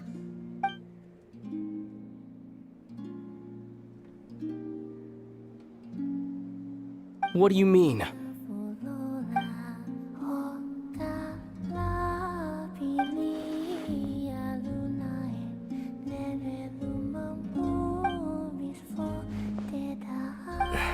Listen, I'm the Traveler. I'm on a journey through the nations of Teyvat. Hello.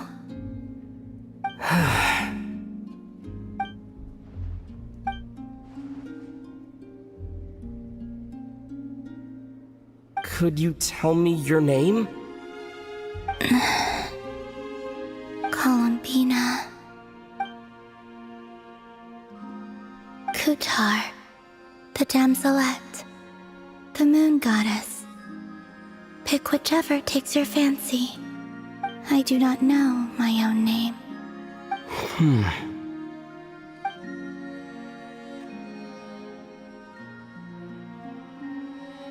Then, Columbina.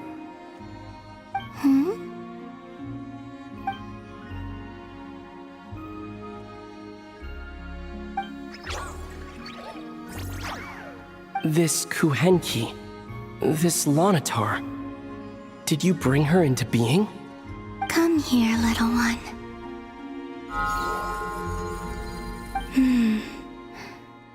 The trace of a blessing, but not one of mine.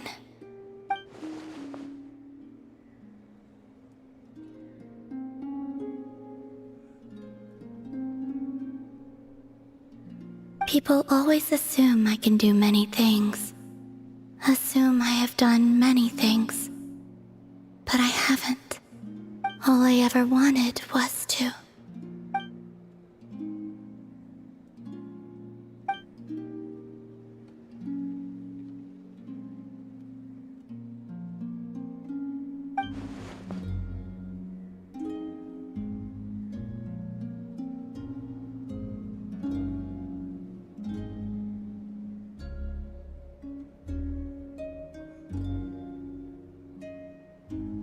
It's about time I got going.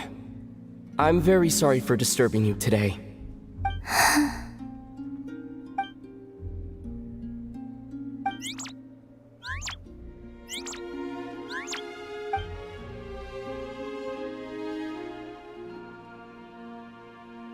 Columbina, that Kuhenki. Oh, you're leaving?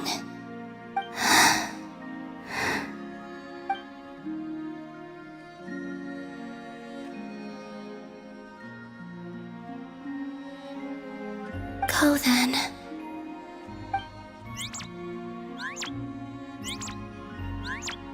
Goodbye. Take care. The moon can be treacherous.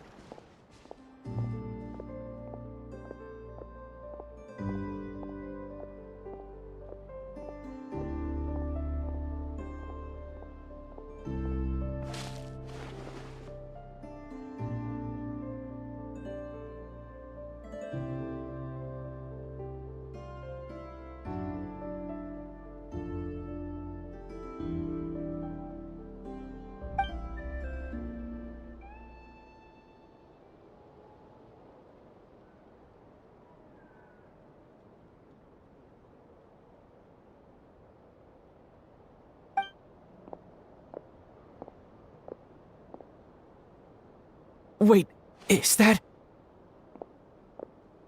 Lumine?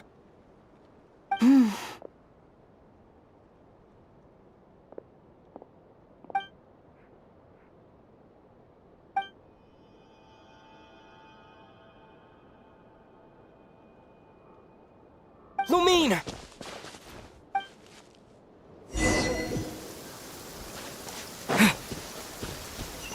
Lumine!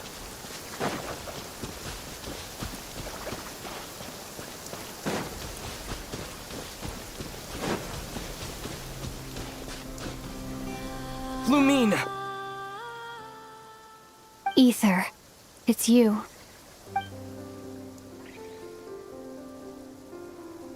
Why are you here on Hisi Island? If I told you I was here in search of the Frost Moon Scion's sacred relic, what would you think? Huh?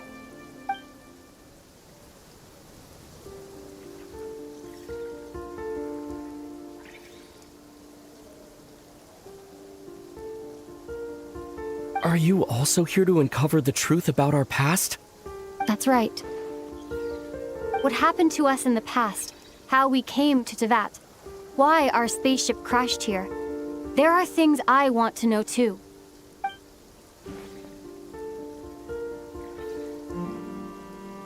But I'm not about to sit around waiting for another 2 months to find out. Wait! Wait? But I still have unfinished business.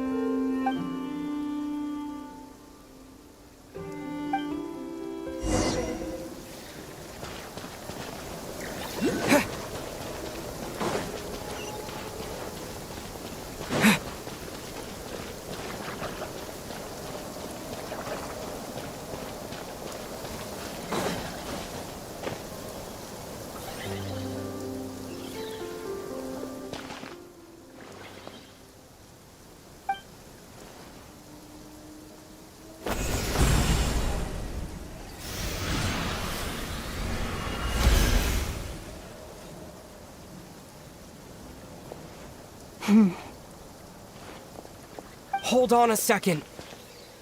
What's wrong? That's the Frost Moon Scion's sacred relic. We can't just... Use it to get to the bottom of all this? We should at least get their permission. You barely even know her, yet already you hold that moon chanter in such high trust? What do you mean? She told you that the seal can only be broken on Moon Prayer Night, when the flow of Kubaki is at its peak, yes?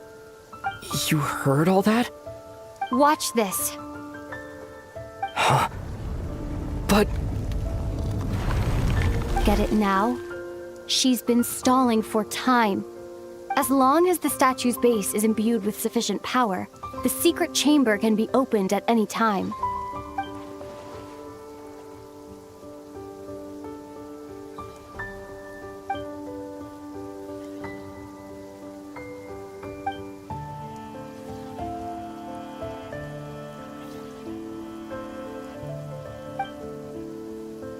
Is it such a sin when I don't put all my cards on the table for you, but not when someone else is doing it? It's not like that. Is it? Lumine, you've got it all wrong. This whole time, I've wanted to ask you, what happened to make you like this? I admit, I've been having trouble accepting it. But after all this time apart, I've finally come to terms with who you are. Willful side and all. I trust you. I still do. Through all the worlds we've traveled, you've always been there by my side. If there are things you can't explain yet, I can wait while the journey goes on. I'll wait as long as it takes. Until the day you're ready to talk. Ether.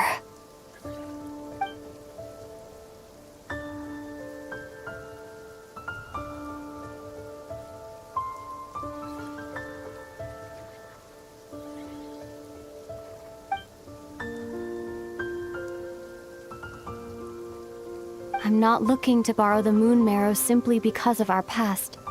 It holds answers about the very origins of Tevat. I've always believed that if you want the truth, you have to see the whole story for yourself. I'm not asking you to trust me, Ether. Just don't try and stop me. If this choice weighs on your heart, then let me go in alone. Forget this meeting ever took place. Bit late for that now.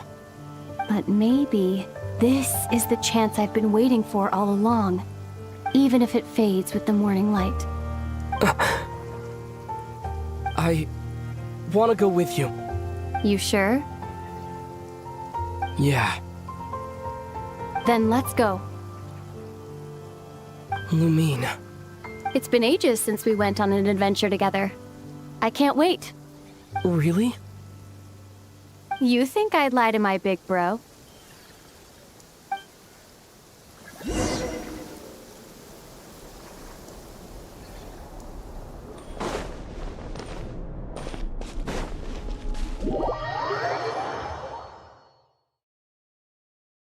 From what I understand, the path ahead is likely to be full of trials and challenges. A deterrence against intruders, and a test for those who truly seek entrance. I doubt the two of us will have any problems. I agree. Still, if we get separated, things could get tricky. Best we move together and watch each other's backs. Even the sound of your footsteps takes me right back. as a warrior, as a traveler, as my big brother.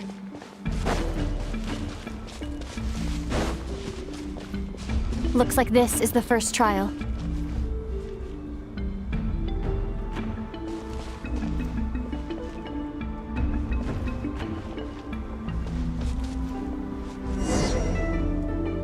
Ether, do you understand how Kuvaki works? How it exacts force through push and pull? Okay, I'll leave it to you then.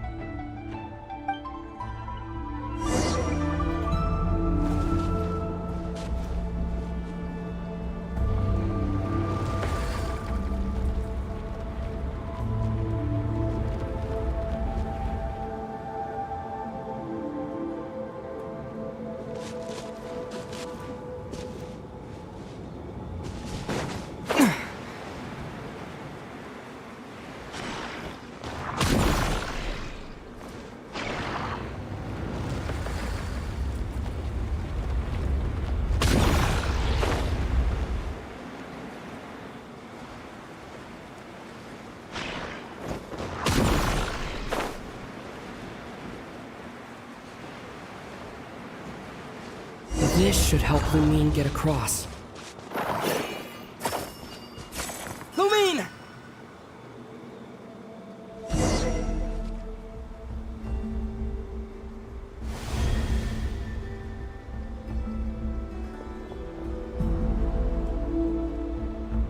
We make a pretty great team, huh?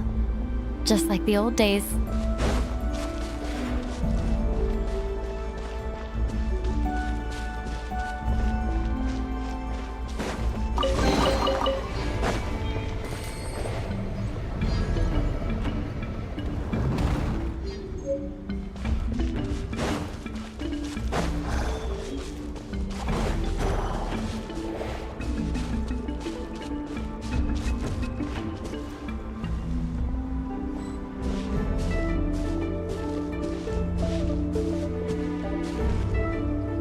A wide open space. Must be in for a fight.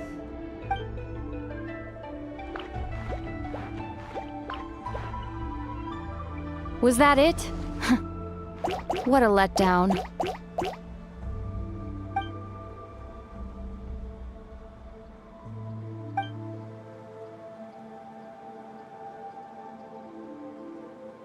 Ether, What is it? why are you looking at me like that? Those enemies were weak, were they not? Maybe it's because the trial's only just begun. Actually, I've got an idea. Why don't we have ourselves a little friendly competition? Let's see if your journey has made you rusty. You're on.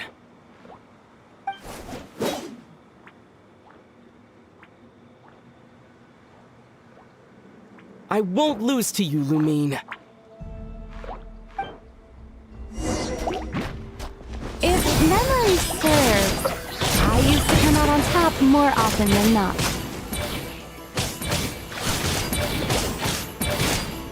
You sure you're alright?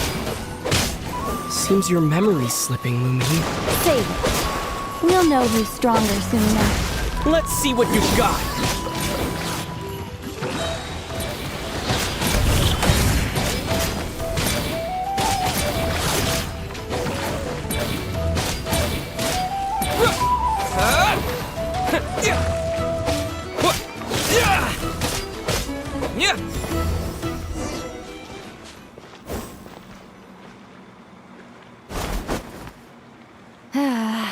Fine. You win. Didn't feel like you really wanted it anyway. Going all out in a place like this? Sounds like overkill to me.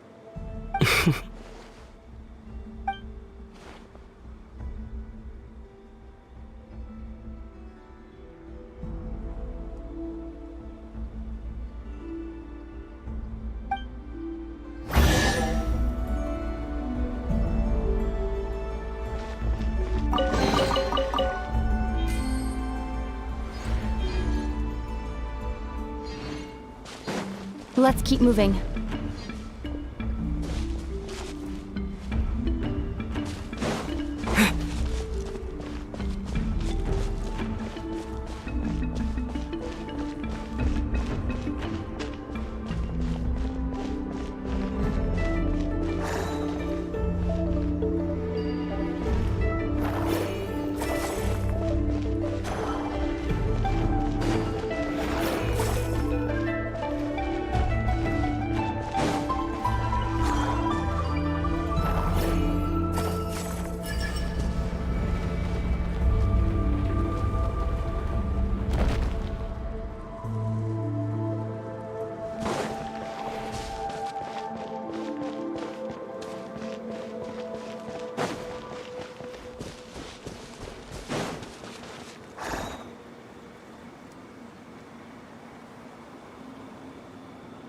What is this place?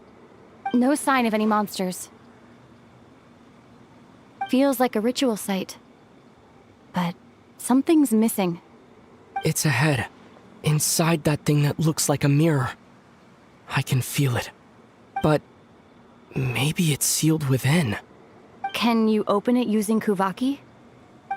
Apparently not. Do you think it might have something to do with the Frost Moon Scion's bloodline? Lumine? If this is about strength of blood, what could possibly stop us? Let me give it a try. Why don't you check around for other clues? Sure.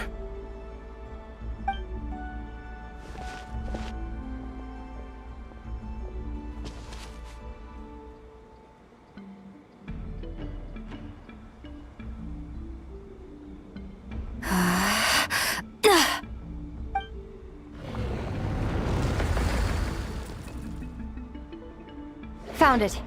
This should do the trick. Okay.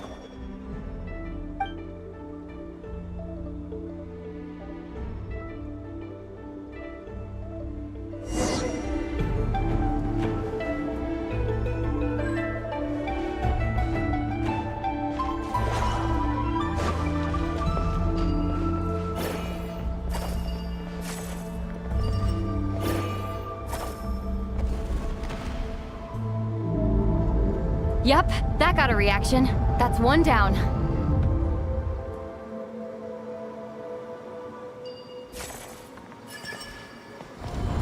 Nicely done.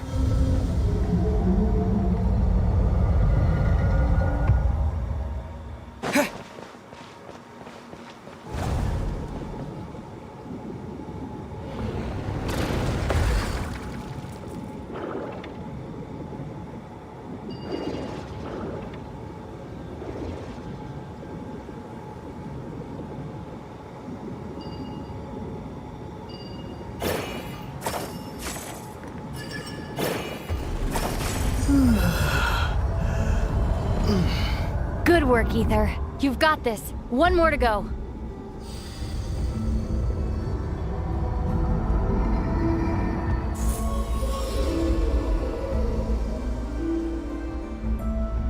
The door's open. Come. We must be close.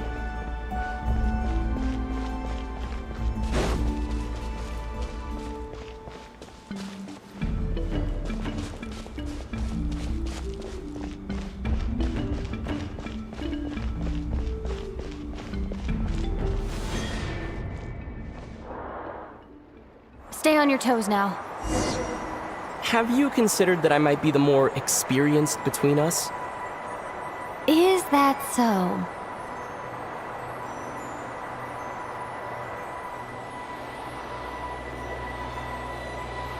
So, will you be heading off again after we're done here? Maybe, maybe not.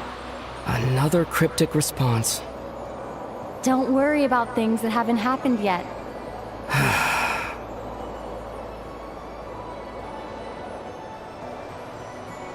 At the end of all this, what do you think we'll find? Whatever it is, we can handle it. What about the end of our journey? That's not something we need to worry about right now.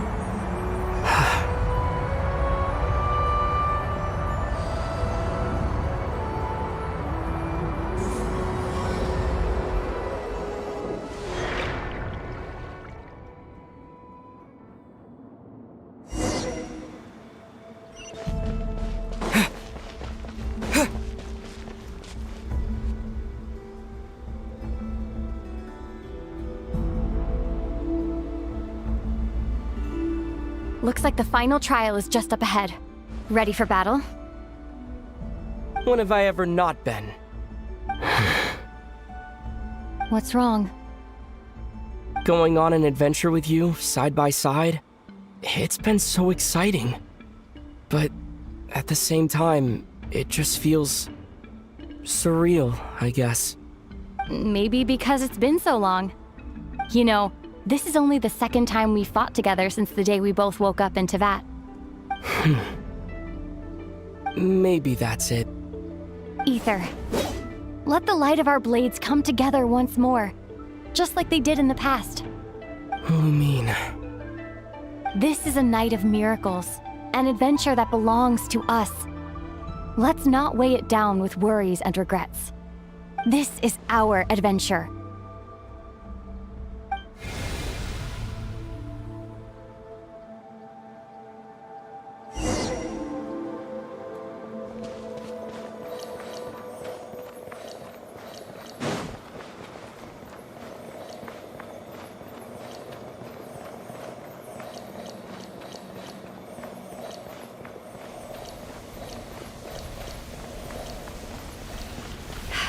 Here goes nothing. Prepare for battle. Stay focused! Dodge its attack! Don't forget to heal yourself! Now's our chance!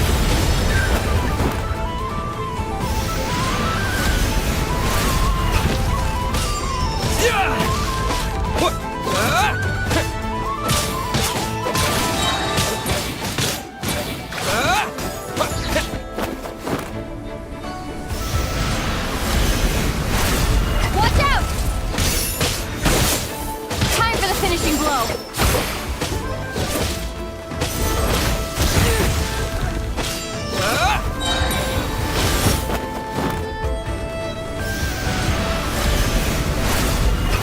Stay focused! Dodge its attack! It's over. Nicely done. Flawless execution. Couldn't have pulled it off without your backup. Not too shabby at all. As for what you were saying, yes, I should have come to see you earlier. Or at the very least, Spent more time with me going on adventures like this. something like that. Instead of just running off and expecting you to follow my trail. Wait a sec. That's not an official apology, is it? That goes without saying. Come on. Time to claim the treasure we came for.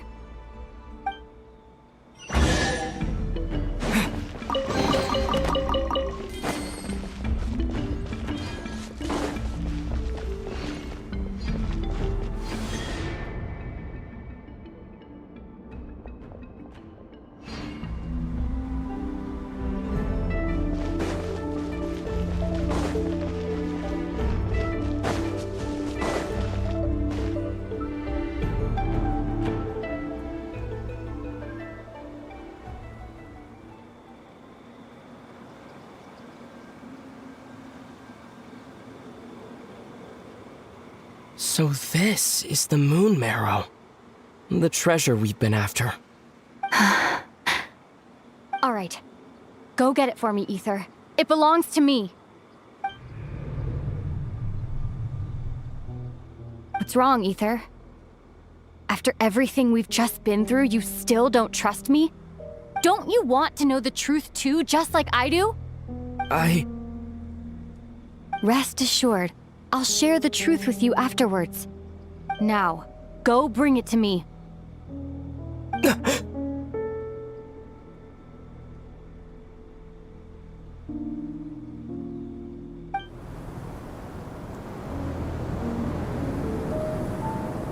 What's going on? Where did this fog come from? Lumine!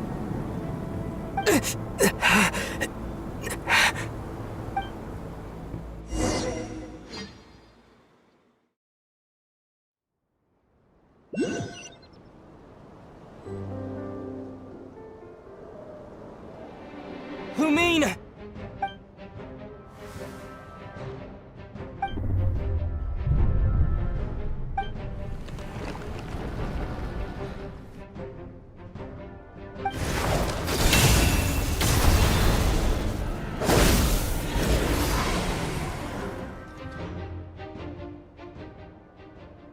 Lumine! Huh? What are you doing here?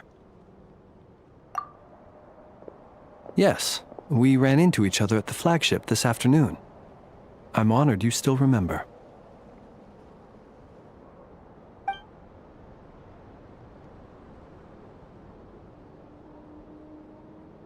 Are you looking for something here?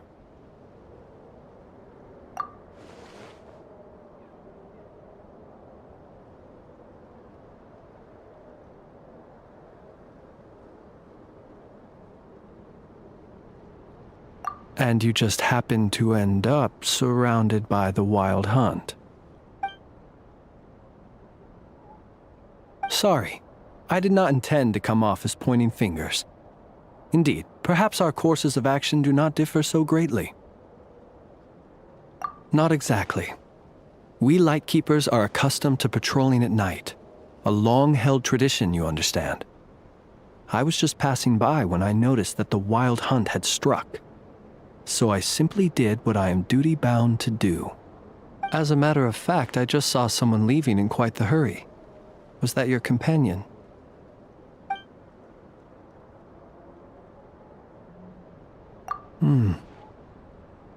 Perhaps I should take my leave now.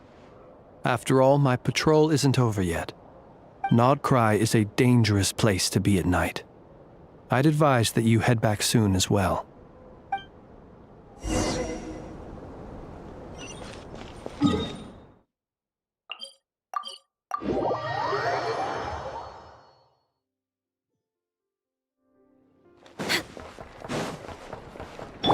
Light it up!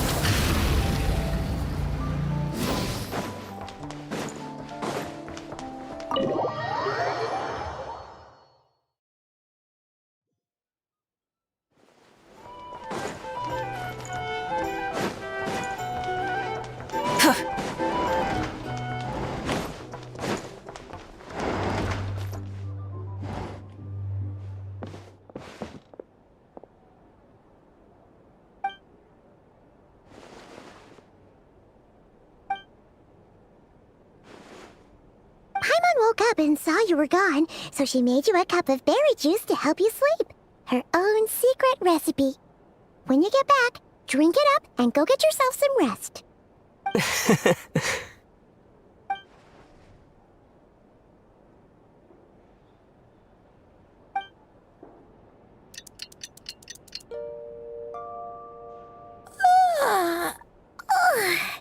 Good morning? If now still counts as morning. When did you get back last night? Did you sleep well? Good to hear. So, where'd you wander off to on your midnight stroll? Anything interesting to see in Nod-Krai at night? Oh, really? Come on, don't leave Paimon hanging! All right. Guess we'll have to feed your stomach before we feed Paimon's curiosity. Let's go grab something to eat while we talk.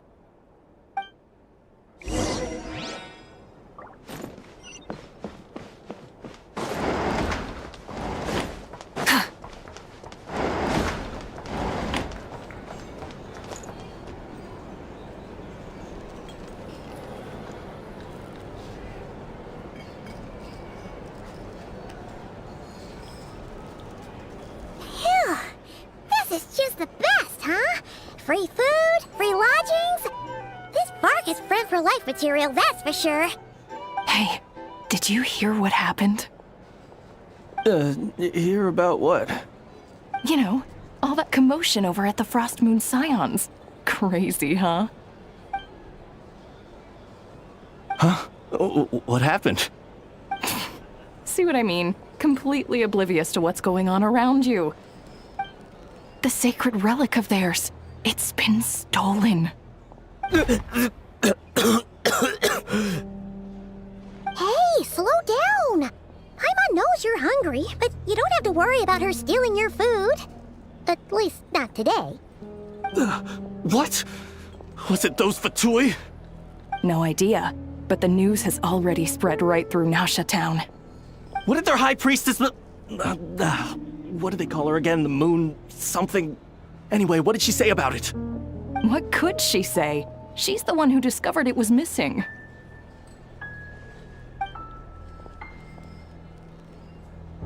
She was in Nasha Town first thing this morning, hoping to launch a joint investigation with the Voynich Guild. Whoa! Did you hear that? Lama and the others, they're sacred sacred relic's been stolen! Who in Tivat would even have the nerve? Paimon bets it was that bunch of good-for-nothing, rule-breaking, troublemaking fatui!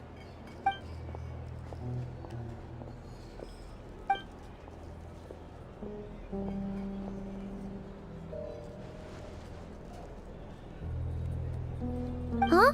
What's wrong? You feeling okay? A joint investigation? Good luck getting any takers. Unless there's some reward or business opportunity to sweeten the deal. Same thoughts here. So just a few minutes back, she switched gears and headed over to the one place that might actually be able to solve this. The Curatorium of Secrets. Ah! You scared, Paimon! What is it?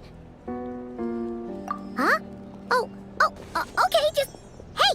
Paimon's not a baby, you know! Quit pulling her arm!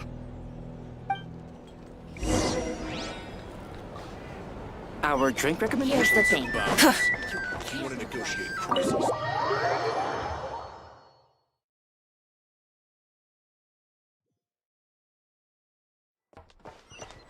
Rise with the sun!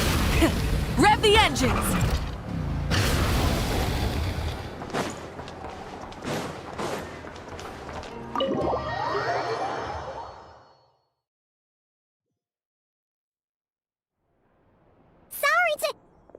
Huh? There's no one here. But didn't they just say Lauma came this way a few minutes ago?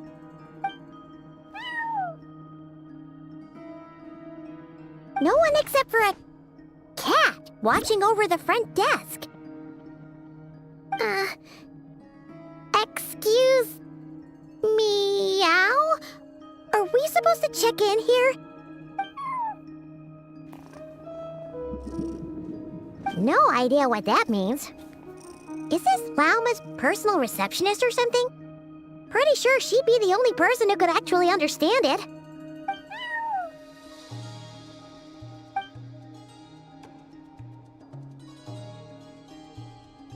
Huh?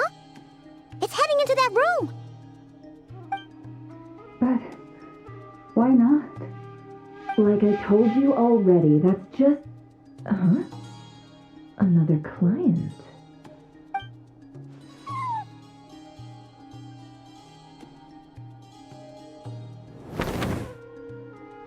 Ah! So, you were in this room the whole time? Something I can do for you. Traveler. Paimon. Oh, you're acquainted then? Yes. They visited Hisi Island yesterday. We had dinner together. Allow me to introduce you. Traveler, Paimon. This is Nefer, boss of the Curatorium of Secrets. Pleasure to meet you. They are travelers who arrived in Nod-Krai just yesterday. Greeted by the birds and beasts of this land, they are kind-hearted souls who walk in the moonlight's glow.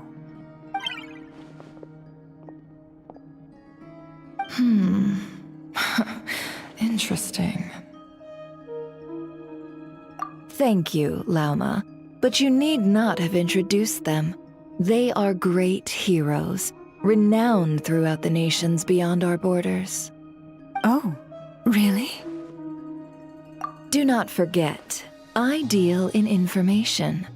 Just because most people in Nod-Krai pay scant attention to foreign affairs, that does not mean the same goes for the Curatorium of Secrets. They're the heroes everyone was talking about before. The ones who saved Natlan during the Abyss crisis.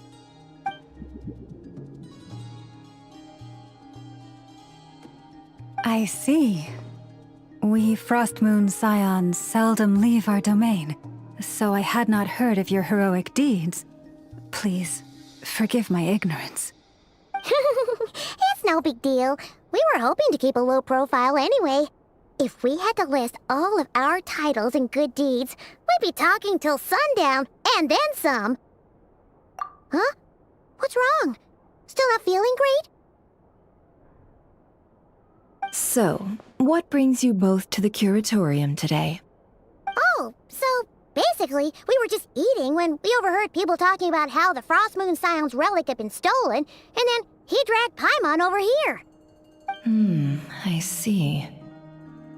Ah, I see. So you came over here because you were worried about Lauma. A combination truly befitting of great heroes. Strong at arms and pure of heart. In that case, Lauma, I've got a suggestion. Why not ask these battle-hardened heroes to take the commission for you? Honestly, it's a little beyond the means of such a modest establishment as ours. Your modest establishment? Unable to handle a commission? You just don't want to take it, do you? You're right. I do not. What kind of commission is this? Surely it's not to recover your stolen relic? Yes, that is it. Recovering the relic is both my duty as a moon chanter and a step toward fulfilling the promise I made the Traveler, to help uncover the truth of the past. But Nefer has already declined our commission multiple times. And yet, just as it always has, the moon will continue to illuminate the sky above the curatorium. Come night or day, may the moon goddess keep you. Enough of that.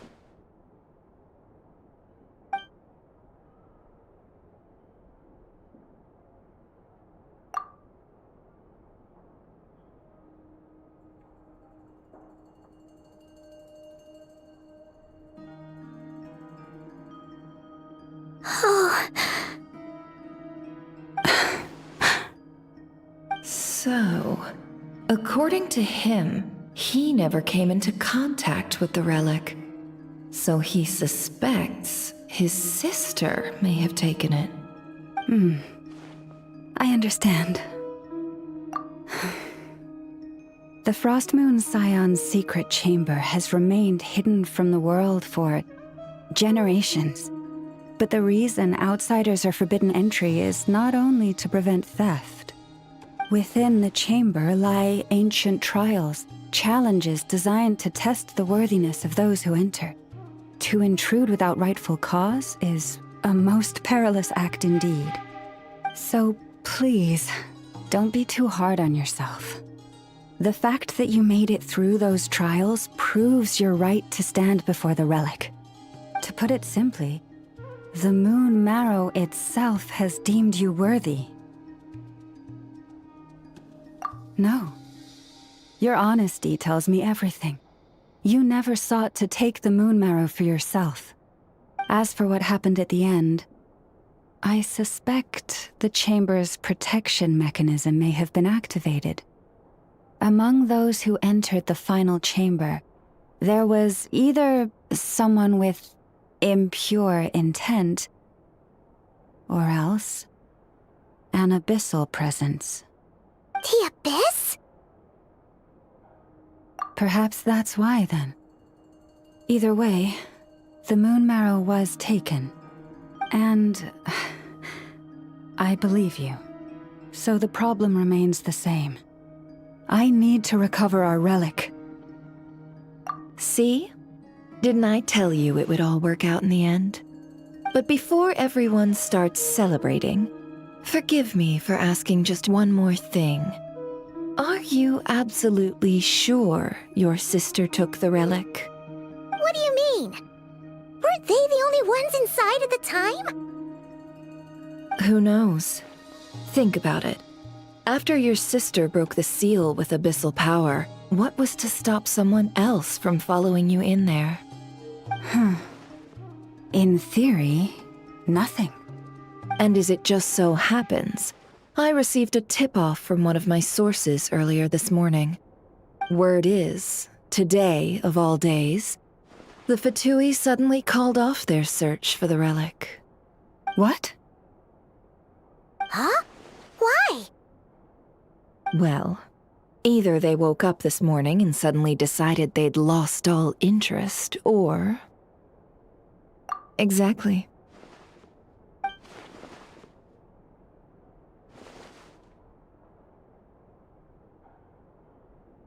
Are you wondering if your sister might be in cahoots with the Fatui?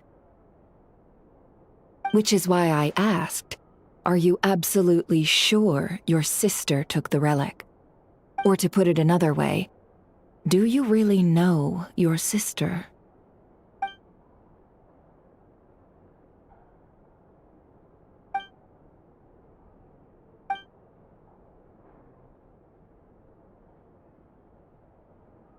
In other words, it's highly likely that the Fatui already have the moon marrow. So, basically, all we need to do is find our way into that Fatui research facility, and we should be able to get to the bottom of this, right? Congratulations, you've found your answer. Looks like the curatorium won't need to lift a finger this time. Well, Lauma, there we are. On behalf of our long-standing cooperation and the great hero by your side, I'll waive your consultation fee. But just this once. You're really not planning on helping us?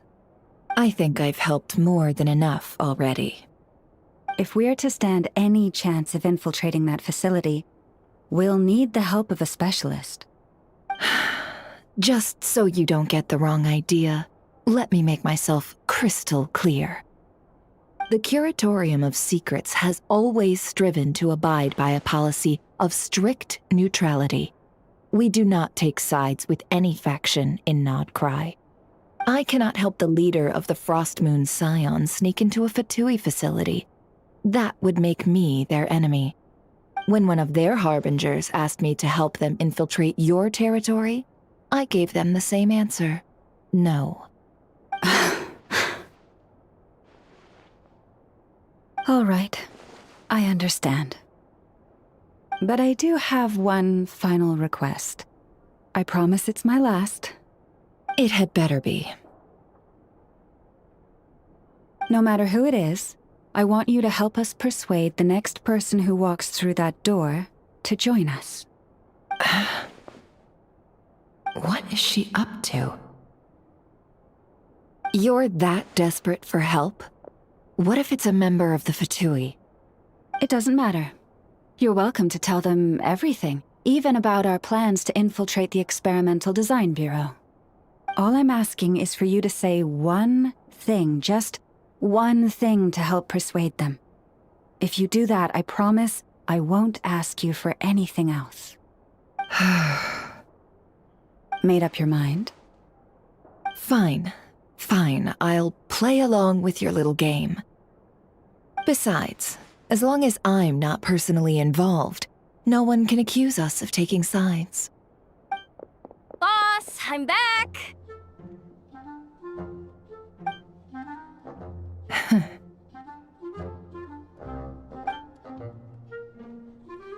You won't believe the luck I've been having today. Remember you sent me to find that runaway cat, yeah? And you said I'd only be back after dark? Well, guess what? Right after I left the house, this big ibis flew over and the missing cat was right in its claws. And once it got close, it loosened its grip and... Boss, you're meeting clients. I'm so sorry. I'll get out of your way.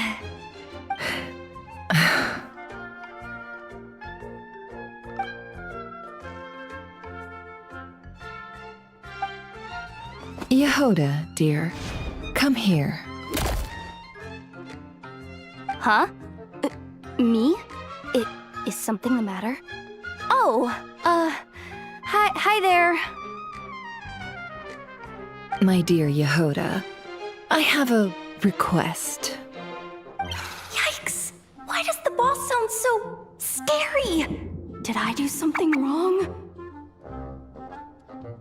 Would you be so kind as to accompany these 3 delightful clients of ours and help them infiltrate the Fatui's Kuvaki Experimental Design Bureau? What is going on here? Boss usually just says things like, hey, go do this, or you, go take care of that. Why is she being so scarily polite? And wait a sec. The Fatui's research facility? That's basically a death sentence. Made your mind up yet, my dear?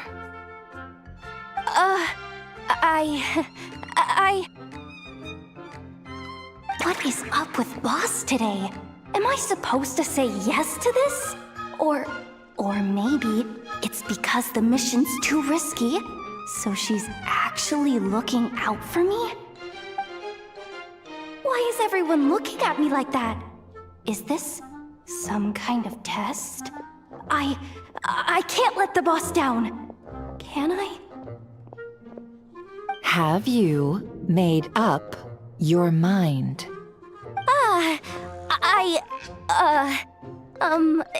That's... Sure, why not? Really? You really don't mind helping us? Huh? Oh, yes. I mean, no. Of course, I guess I do. Oh, thanks so much! We owe you big time! On behalf of the Frost Moon Scions, too, thank you, Yehoda, for your help. What the? Seriously, what just happened? Why does the boss look so fed up? Oh no, was I supposed to turn them down? All that mentoring, time spent teaching her how to deal with different factions. In one ear and out the other. Never. You got what you wanted. You promised that was it.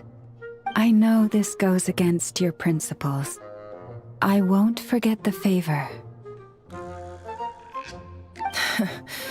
Trying to get me to change my mind now?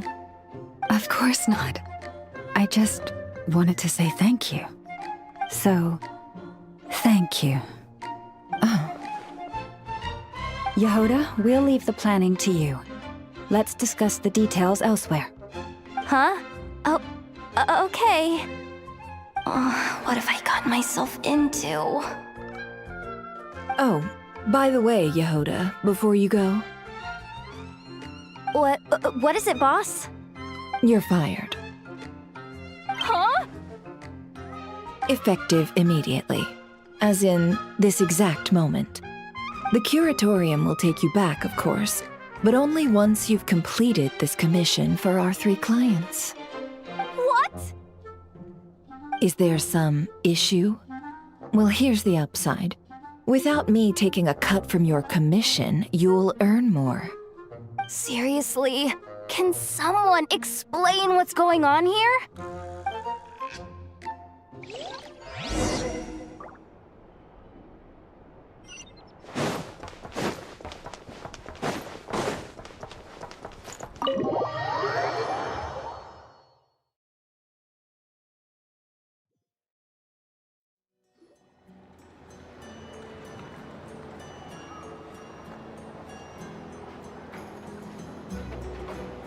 Are we sure Yehoda's alright?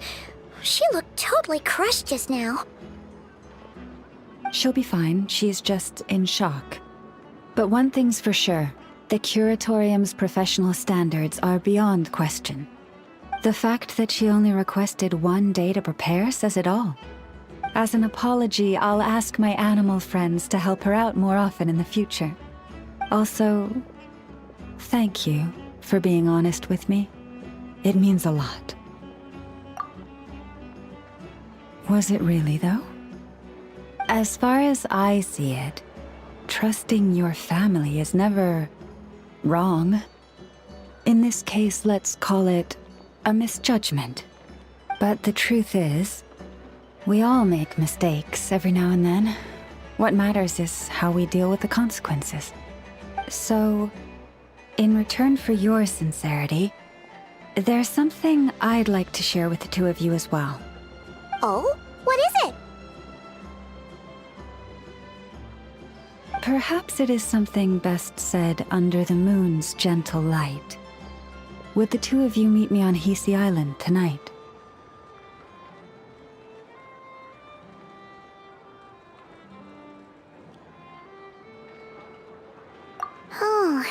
does sound important. You're right, there's too many people here. Somewhere quieter makes a lot more sense. Thank you both for understanding. Then let us meet beneath the moonlight.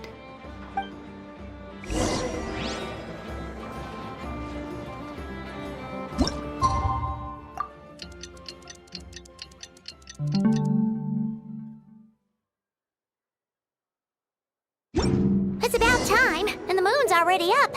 Let's head over to the place we agreed to meet Lauma.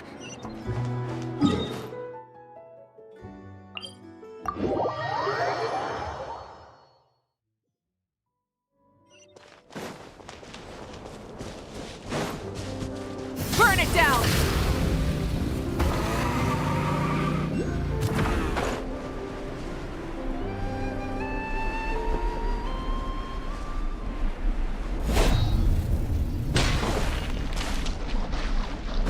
Light it up! Try and stop me!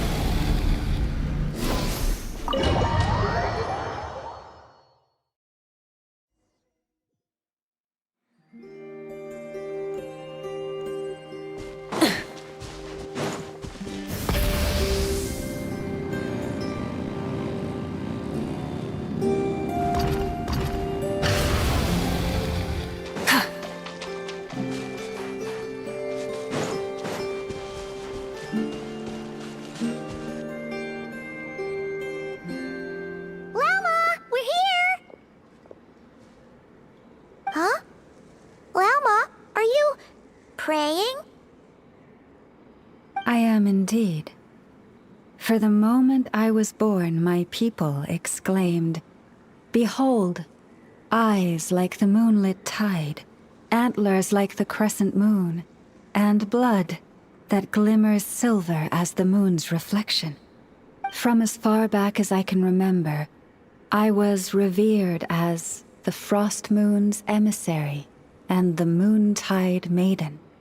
The first words I ever learned were prayers to the Frost Moon. The first gestures, those of our sacred rites. Wow, that must have been tough. Back then, I didn't know any better. It all just seemed so natural. The Frost Moon Scion's bloodline has long since begun to run thin. Nowadays, even those of us with antlers are few and far between, let alone those attuned to the power of Kuvaki. But I...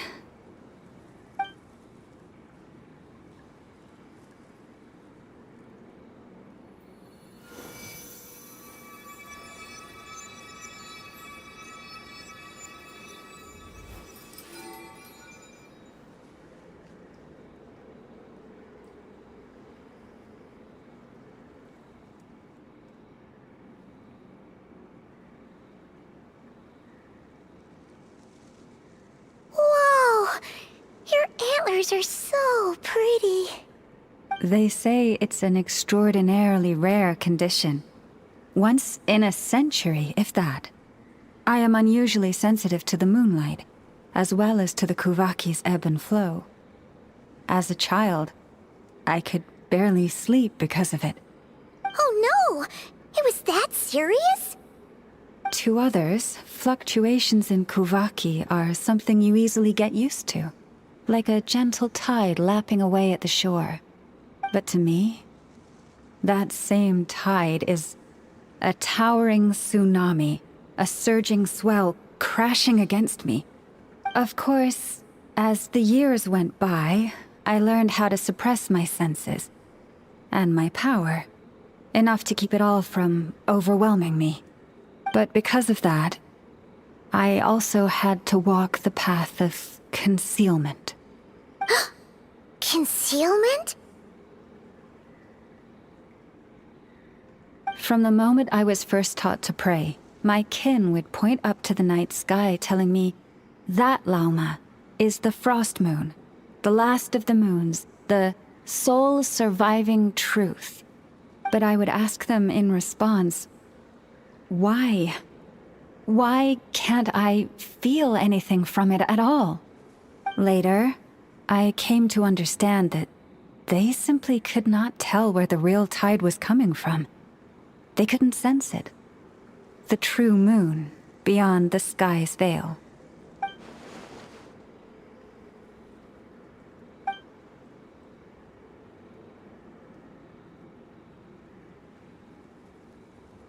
The moon is false. I reached that conclusion long ago. But there was no one I could tell. Not a single soul. At least, not until now. Am I the one who's wrong? Is it the moon that is false, or my own senses? I asked myself such questions time and time again.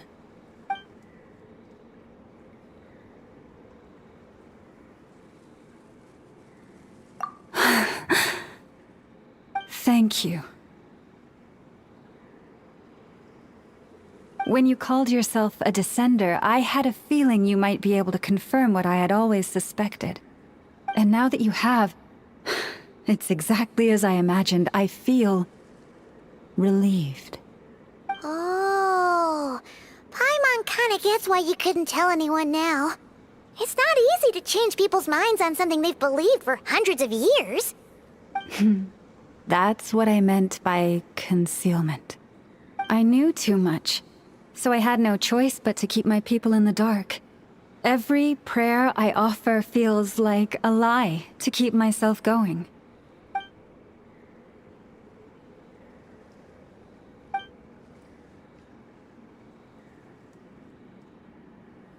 You've already met our Kutar, haven't you?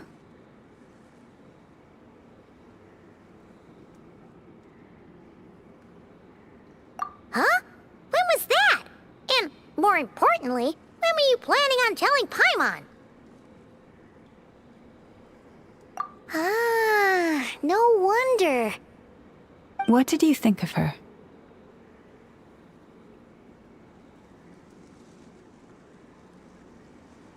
What exactly do you mean by up in the clouds? I understand what you mean. She is quite indifferent to the world outside herself. But I find it hard to hold that against her.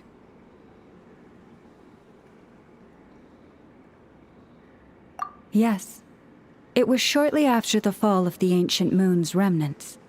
I asked her what the Frost Moon Scions meant to her, and why she left in the first place.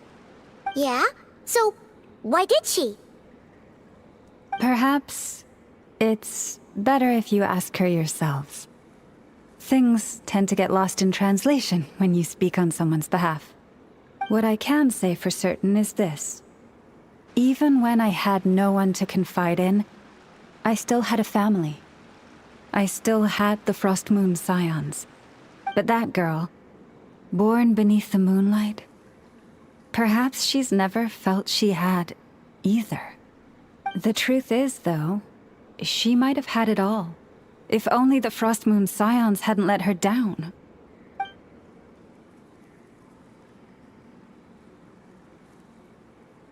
The Frost Moon Scions now walk a path of error. They offer their prayers to a false moon, and to a goddess who can no longer answer them. I want to change all that. But with the Fatui closing in on us day by day, the Frost Moon Scions must stand united. Now more than ever. I just need to wait for the right moment. Lady Lauma! Lady Lauma! Cappy? Has Kadena's condition deteriorated again? Traveler, Paimon, we'll have to continue this conversation later. We'll come too!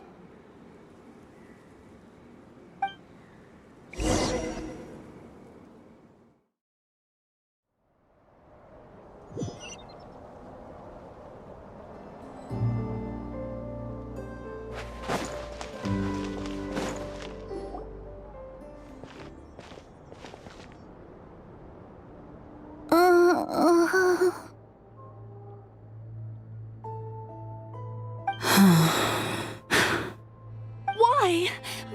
Did I do something wrong? I've been praying to the moon goddess every day. Why isn't she getting any better?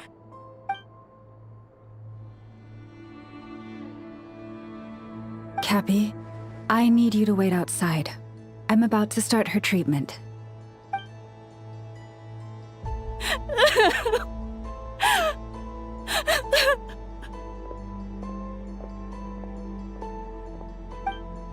Is there anything we can do to help? Just don't be alarmed by what you're about to see. And please, don't let her mother see it.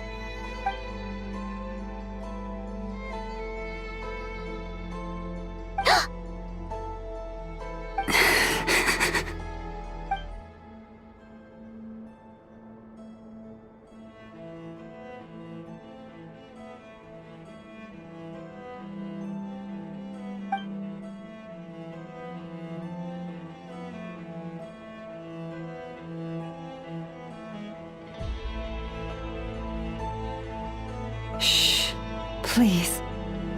Help me keep this a secret. She looks much better now. But, Lauma, was that? A medicine prescribed by a local doctor. For ordinary people, my blood has the power to counteract any adverse reactions to Kuvaki.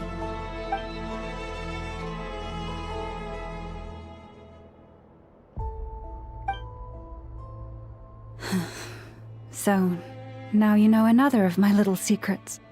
I had hoped to guide the Scions out of error before Karina's illness reached this stage, but clearly, I was too late.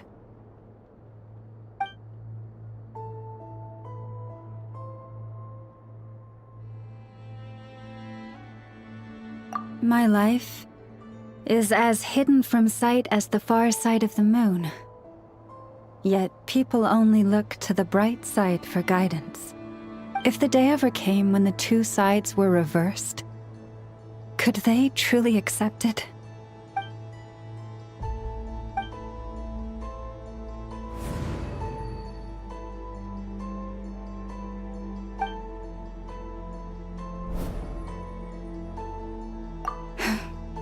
Hearing you say that puts my heart at ease.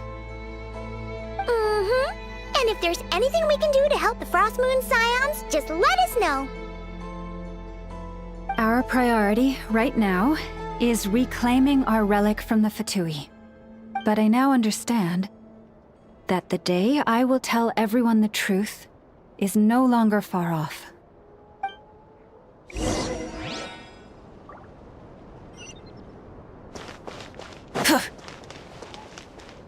Burn it down! Wow! Paimon would never have guessed Lauma had all that bottled up inside. Hey! Watch your step! Ah! What's wrong? Oh, you scared Paimon. You scared me there too. Almost stepped right into one of my traps. A trap? Why would you leave a trap somewhere like this? Well, it's not like this is a main path. And besides, we Frost Moon Scions would recognize it instantly.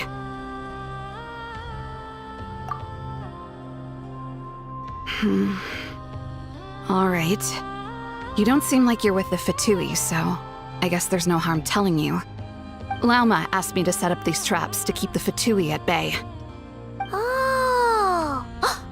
Come to think of it, their 3-day ultimatum is almost up now. Yes. Hopefully they'll back off when they realize we won't go down without a fight.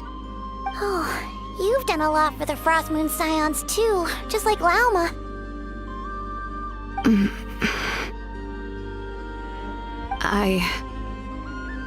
Philomena? It's nothing. I was just wondering if any of this is really worth it. What do you mean? Our people. So many are stubborn, stuck in their ways, clinging to a truth they refuse to even question. Do they really deserve everything Lauma's doing for them? Well, yes, but even so, no. I shouldn't be saying this. Just forget it, okay? Bye. Huh? Why did I say all that? Or really, why am I still doing any of this? Either way, this will be my final night with the Frost Moon Scions. Wow, she sure took off fast. So, are we heading back to the flagship for a break or what?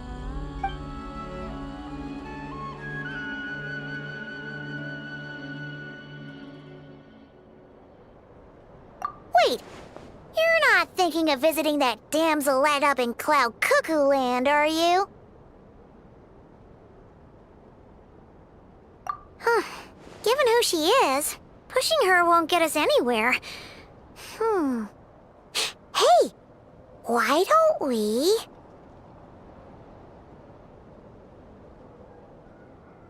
Let's bring her something tasty! If she doesn't want to talk, we'll have to win her over with food.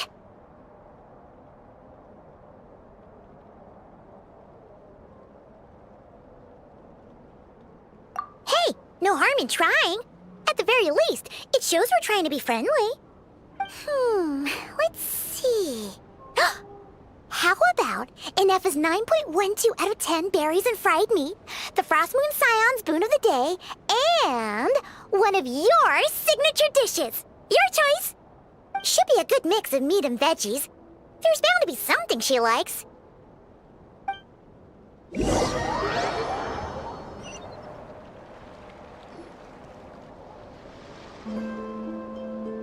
All right, food's packed and ready. This is the place, right? Why does it feel like we're going to visit a patient? Oh, no. Take this seriously, Paimon.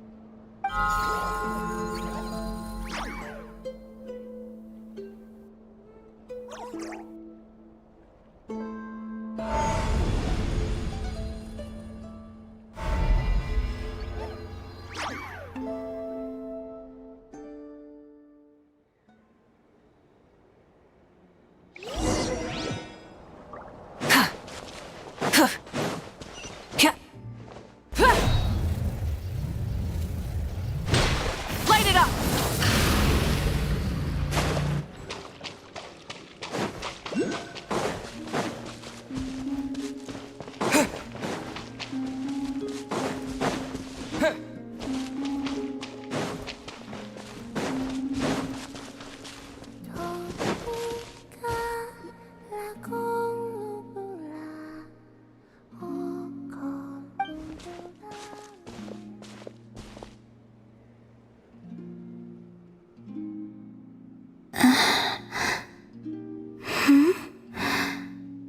Remind me, who are you again?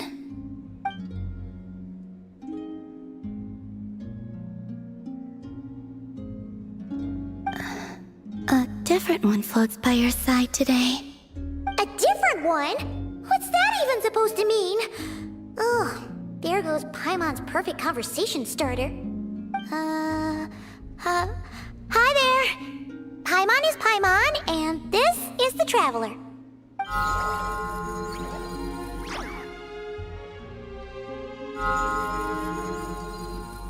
Oh, there you are. Between the two, I suppose you're cuter. Wait, what do you mean Paimon's less cute than that floaty thing? Columbina. What is it? What's your favorite kind of food? Is this a treat? Or an offering?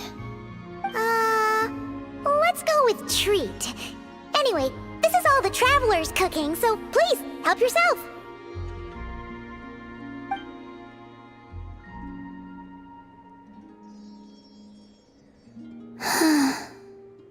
Oh, that wasn't exactly a yes, but she didn't turn it down either.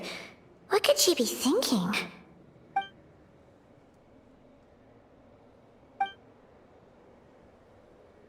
So, what do you want to ask? Hey, she's actually playing along! Quick, now's our shot. You know the moon in the sky isn't real, don't you? I know there is only one moon in the sky. It is simply that some can see it, and some cannot. What does it mean to you? The missing prologue. What?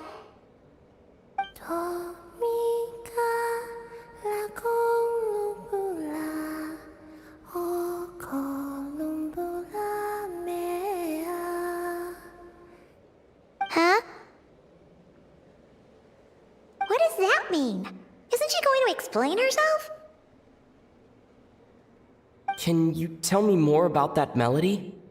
You were humming it last time, too. It must be important to you.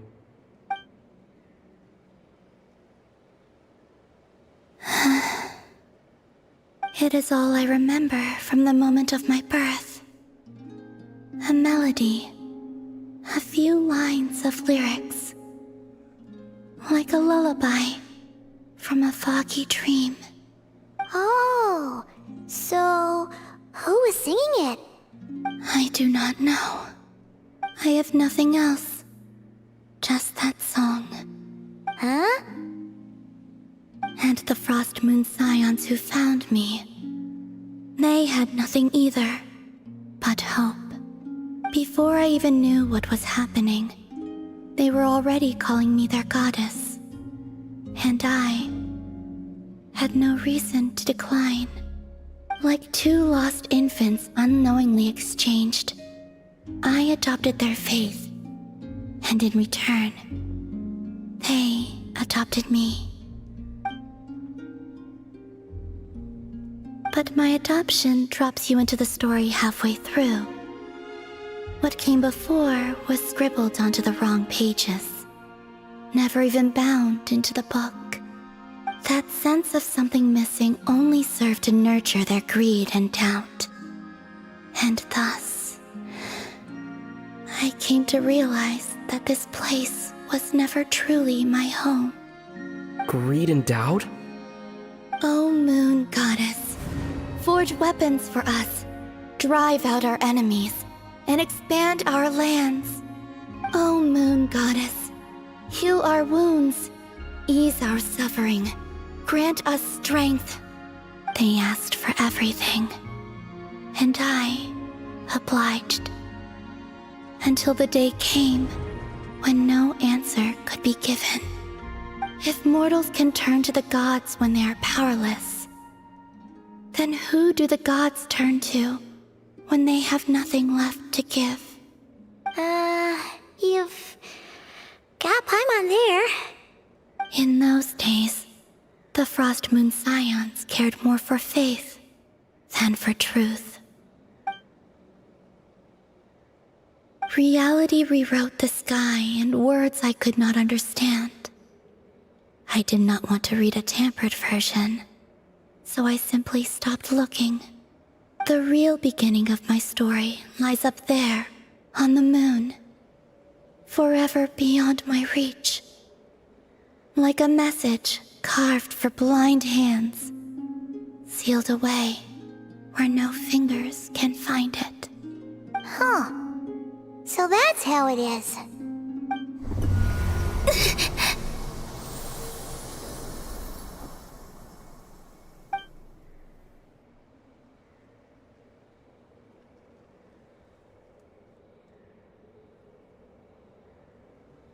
What's wrong?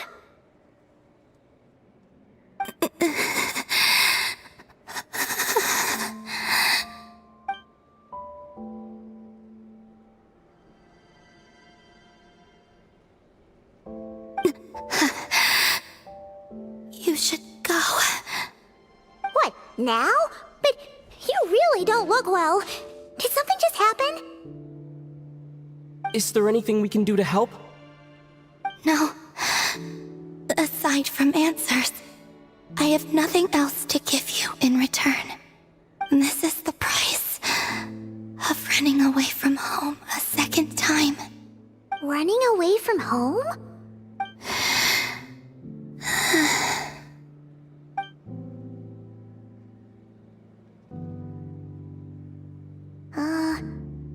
Is she heading towards the food?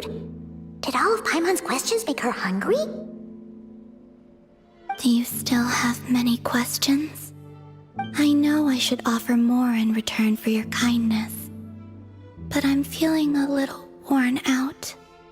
Oh, we're so sorry about that. But Tsaritsa was right. Freedom always comes with a price. She said I could treat the Fatui as a second family, a second home. But in the end, they were no different. All they wanted in truth was my power as the moon goddess. I'd rather not dwell on such unhappy memories.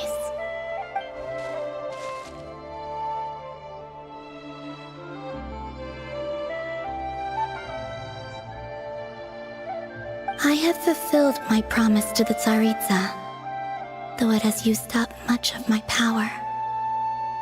So you see, this has nothing to do with betrayal. So, you're just staying here for now, resting and recovering your strength? Yes. What about these flowers? They have grown in Nod-Krai for many generations. They're highly sensitive to the ebb and flow of Kuvaki.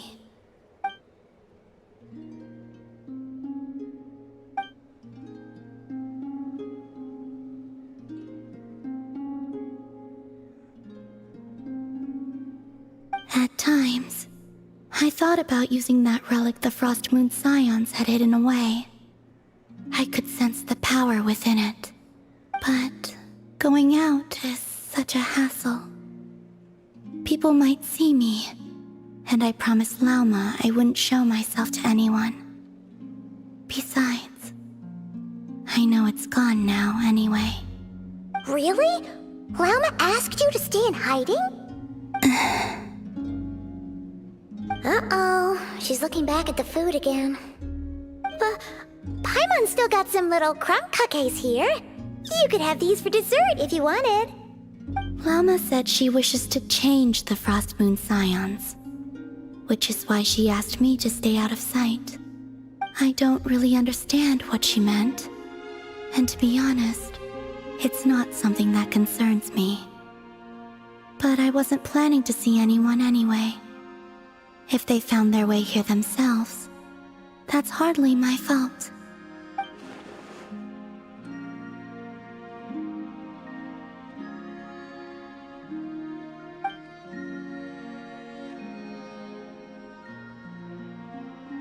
Lauma, the Maiden of the Grove.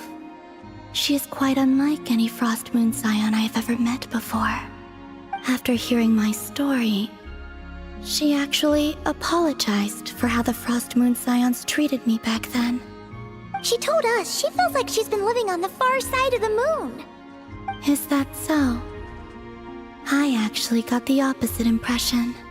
She's been keeping her true power hidden away, afraid that people might be dazzled by its brilliance, and that they'd no longer be willing to look her way.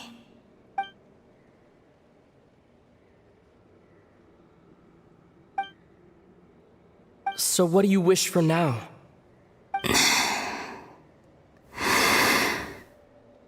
I wish to return to the moon, to the home where my story is written. Right now, that is all I wish for.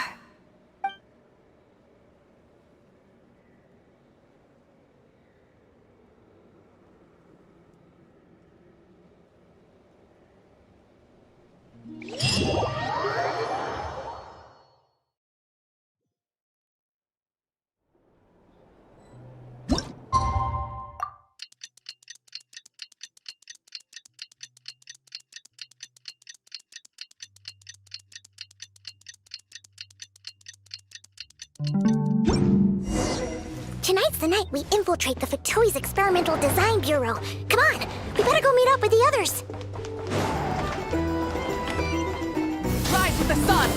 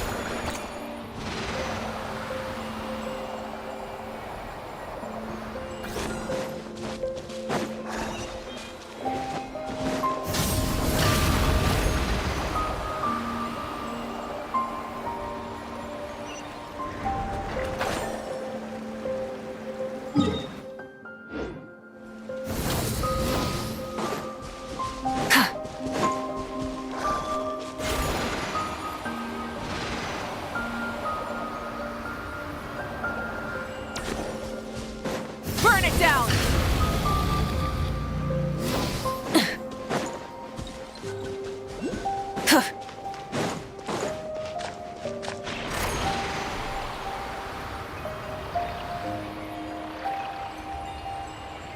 Rise with the sun!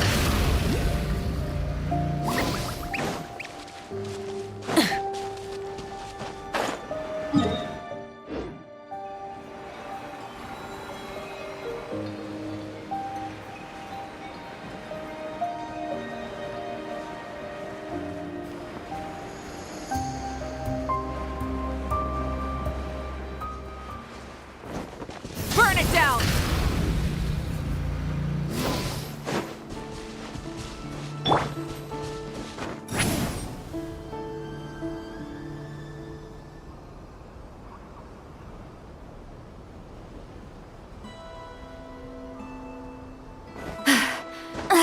I'm tired. Rise with the sun!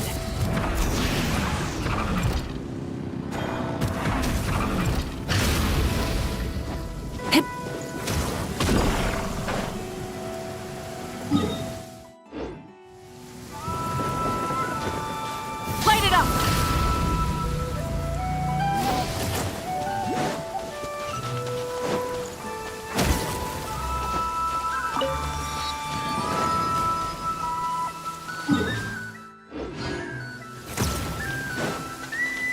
Burn it down!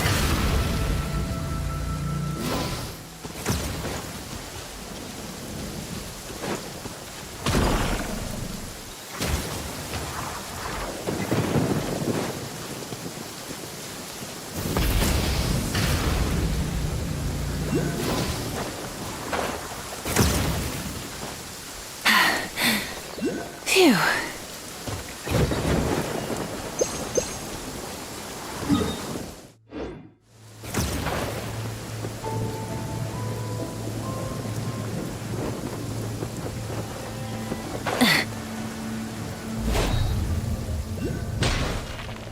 Light it up!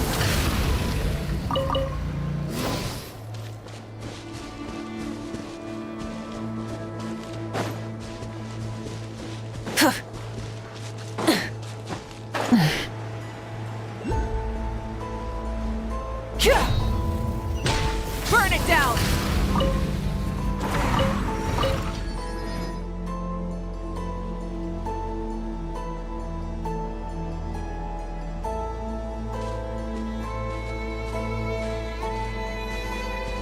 Huh?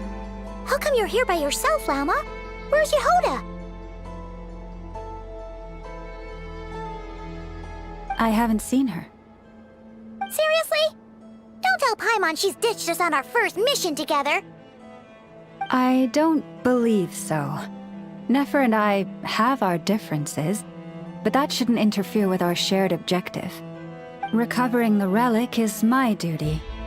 But as far as she's concerned, there's plenty to gain here too. In Nod-Krai, it's common knowledge that the Curatorium has a nose for profit and opportunity. The same way aphids flit from flower to flower in a never-ending quest to make honey. Huh. Sounds like you know her pretty well. Still, Yehoda sure is taking her sweet time.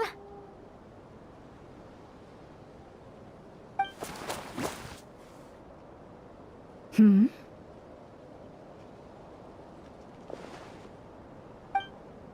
Huh. I believe we may have misjudged and underestimated Miss Yehoda. Huh? What do you mean? As a former employee of the Curatorium, I'm confident that she possesses both professionalism and integrity in ample measure. Huh? Ah! What was that noise? The sound of a wavering conscience, perhaps? Ah! Whoa! Something just fell down. Hello, everybody! What kind of an entrance is that? Wait a second. Have you been hiding nearby this whole time? Yeah. I was just, scouting things out from up high. Darn it. How did Jane Doe even notice me up there? I can't believe I'd only realized I'd run out of smoke bombs this morning. What if something goes wrong inside? How am I supposed to make a quick getaway now? Thought I could just hang back and wait for the clients to get cold feet. But nope. Turns out they're all completely fearless. Don't they know how scary the Fatui are? Really sorry, everyone. Truth is, just as I was heading out this morning, I discovered I'd run out of a super important, completely essential, absolutely indispensable piece of equipment. So, what are we gonna do? Well, as I see it, there are two options. Plan A is we take a detour to Nasha Town to restock, though who knows if any shops will still be open this late. Plan B is we call it quits right here, disband the team, and I'll go home. My place is only like a 10-minute walk from here, so... Personally, I vote Plan B. Bada bing, bada boom! Maximum efficiency, minimal effort. Don't try to solve your problems by running away.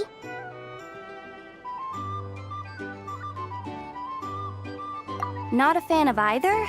Then I guess our only option is to fall back on Plan J. That's J for Yehoda, by the way. Why didn't you just tell us that was an option in the first place? Come on, that would have totally ruined the surprise. Boss pulls this trick all the time, and it's always the clueless ones who end up praising her to the skies. Feels like you just threw shade at a whole lot of people. I have faith in your professionalism, Yehoda. You don't need those flashy tricks. Your abilities alone are more than enough to earn our respect. Huh. This Jane Doe sure has an eye for talent. Speaking of which, maybe it's time I started calling her something nicer? You really mean that, Jane? Lauma Doe? I do. I'll tell you what, it's not every day you get to work alongside such considerate clients. I have a feeling we're gonna make a great team. Plan J is this. We find our way in through the freight access on the facility's east side. It's tucked away from view, and security's lighter at night. I've prepared some special gadgets too, so we should be ready for anything. If we want this to go without a hitch, we'll need to work together every step of the way. So everyone, stick close behind me. Now that finally sounds like a real pro talking. Hey, you saying I didn't before? Kinda, yeah. You... Never mind. A top-tier treasure hunter like me never lets the naysayers get to her. All right, let's go over what we agreed on yesterday. The goal of infiltrating the Kuvaki Experimental Design Bureau is to locate and, if possible, recover the relic that the Fatui stole. We also need to figure out why they built the facility in the first place. I'm worried that they've set their sights on the ancient moon's remnants on Hisi Island too. Well, now that we've got a plan, time to get this show on the road.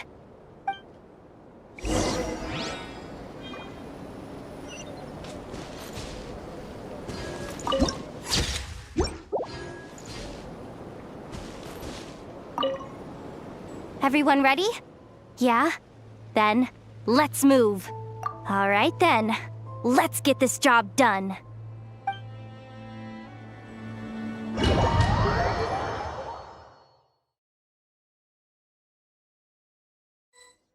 Go, go, go! But make sure you stick to the side.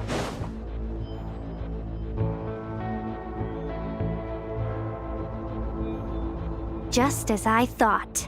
There's a gate controlling access from the outside. Good thing I brought this keycard, huh? Well, technically I stole it. But no need to tell them that, right? Blame that chump who thought it was a good idea to get wasted at the flagship during work hours. Ooh, is it top-level clearance? Of course, that goes without saying. Let me read it out loud for you. Fatui Experimental Design Bureau number 183574, maximum clearance, maintenance intern. That doesn't sound very top-level to Paimon. Never underestimate interns. Even the most legendary of thieves started out as rookie pickpockets, you know? Besides, if it wasn't for this person's selfless generosity, we wouldn't be able to just waltz in like this, would we? Feels like you're trying really hard to change the subject. Allow me to teach you the first rule of treasure hunting. First and foremost, use every resource at your disposal.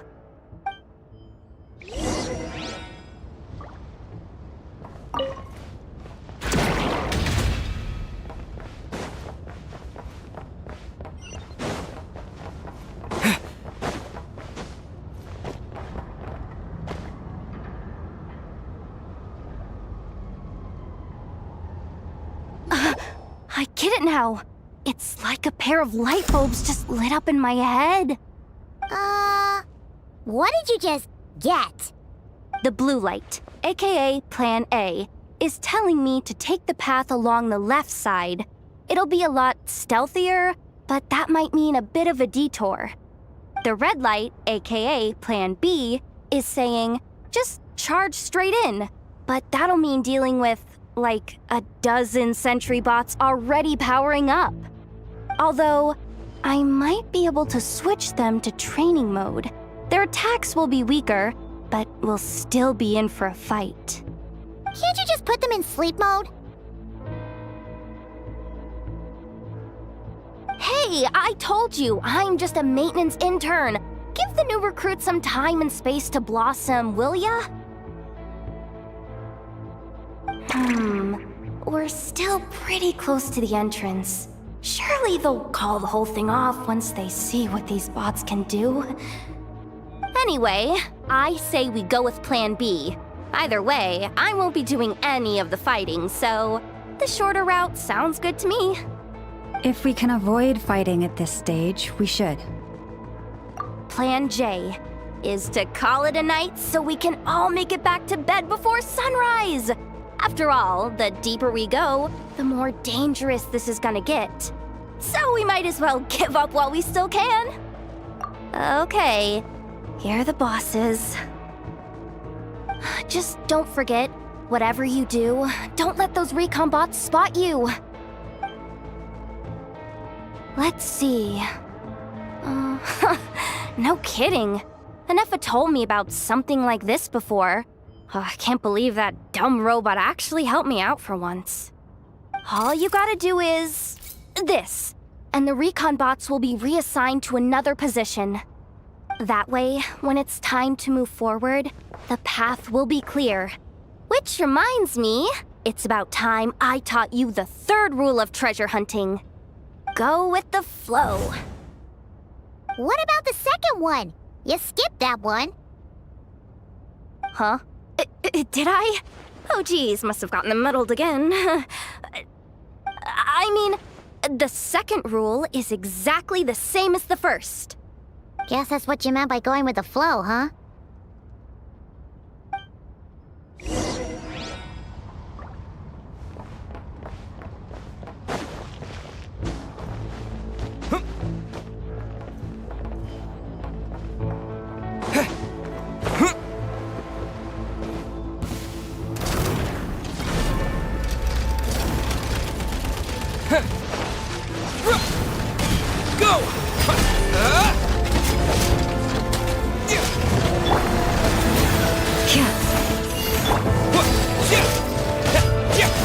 Wait, is this really the route we're going with? Oh well, too late to turn back now. Learn to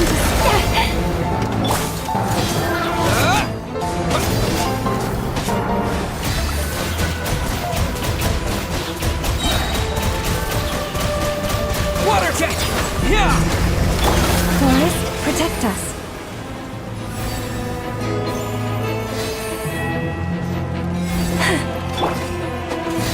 By the frost moon of old.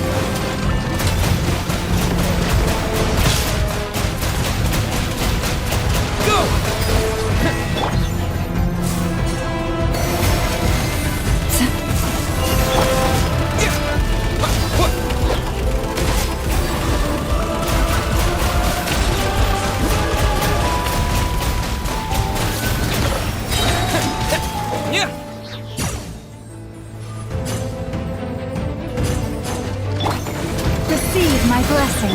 Bombs away!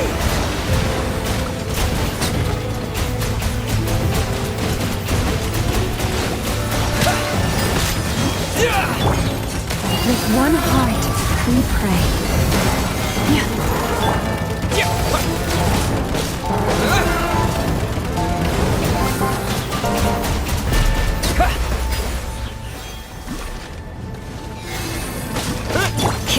Branch into song.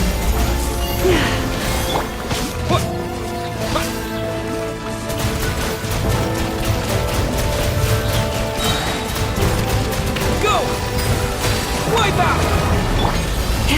Receive my blessing.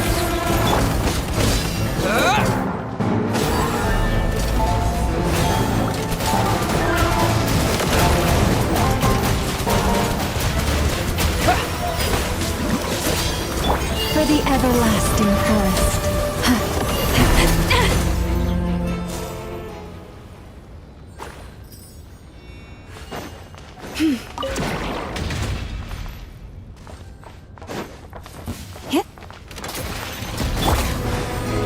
Water jet! Leave this place.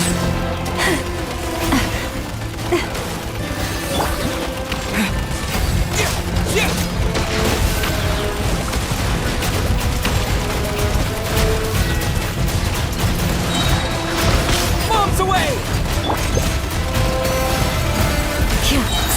By the frost moon of old.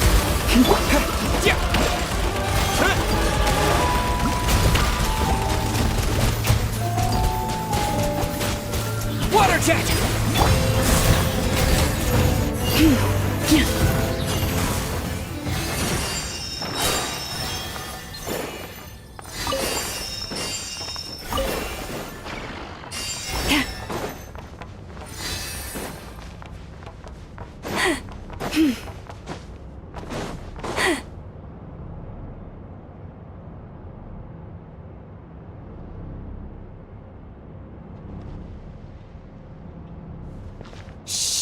There's someone up ahead.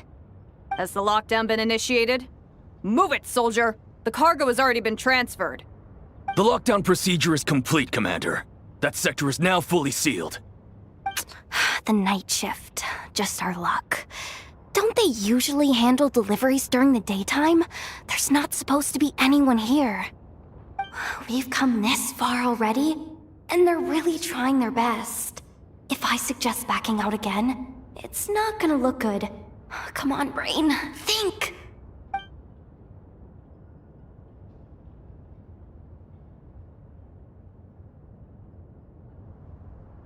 Got it! The freight shaft to the upper levels. We might have a shot there. Let me see. Huh? The recon bot in the middle's not responding? A double lock failsafe? We've been outfoxed. Stay calm. Stay calm. One step at a time. Let's just find a way across first.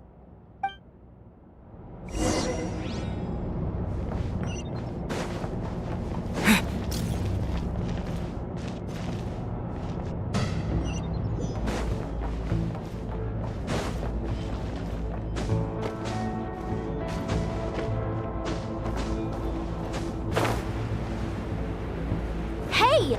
Another control terminal!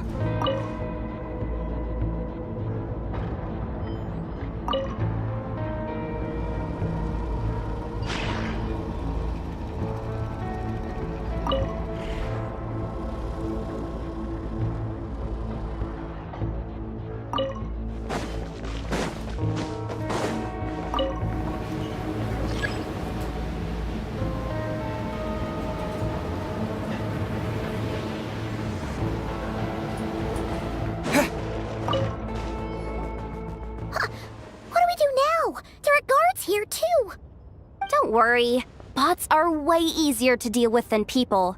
At least their behavior is predictable. First, let's find a safe spot to land. Good. That spot shouldn't draw their attention. Let's go.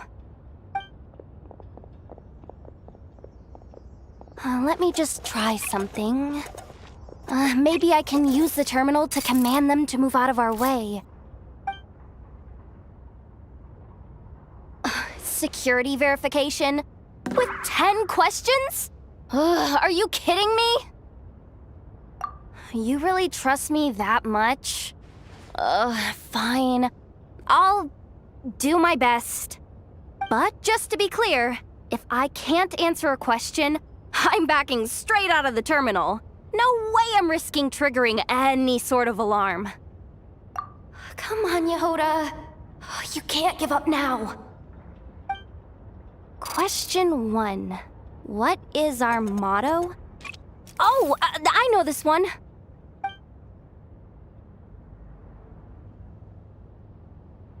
Question 5. The name of the harbinger in charge of this facility. Let's go with, Sandrone. This one should be... the Pale Star Edict. I've heard one of Boss's informants mention that before. Final question. Enter employee ID. And it's timed? Okay. 183574. Confirm. I actually got them all right? What a miracle. Not bad, Yehoda. Not bad at all. Guess you're an official maintenance intern now. Hey, that could be my personal plan B if I can't get my job back. Just kidding. The Fatui are awful. The bots have taken the command. They're moving off. Let's get going while the coast is clear.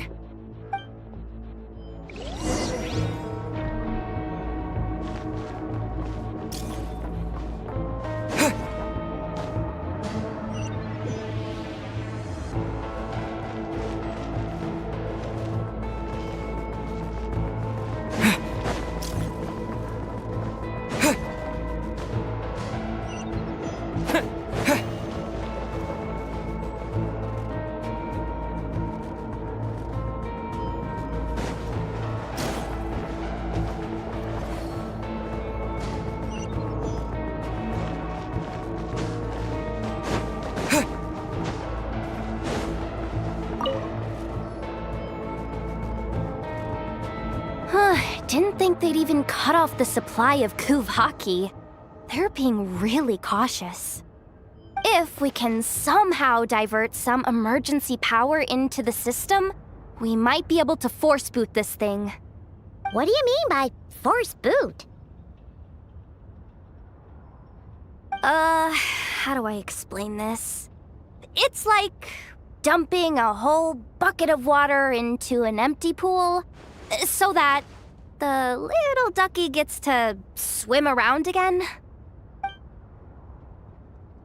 You should probably just ask Aino instead. So, we just need to find that bucket of water, right? Paimon thought your explanation was great. Kinda adorable. In a childish sort of way. Hey, you could have just skipped that last part. Here, bucket, bucket, bucket. Where are you hiding? Judging from the concentration of Kuvaki, over there. Wow, you can sense that, Laumado? That's incredible.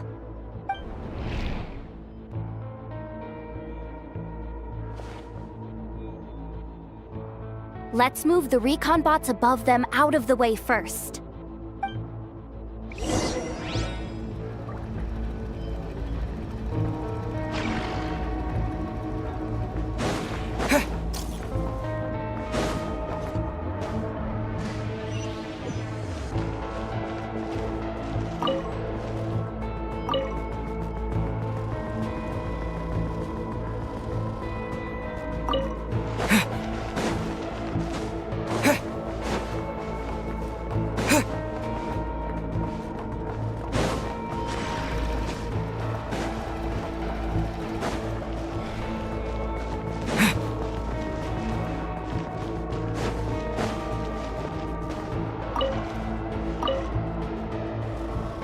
All right, that should keep the alarm from going off.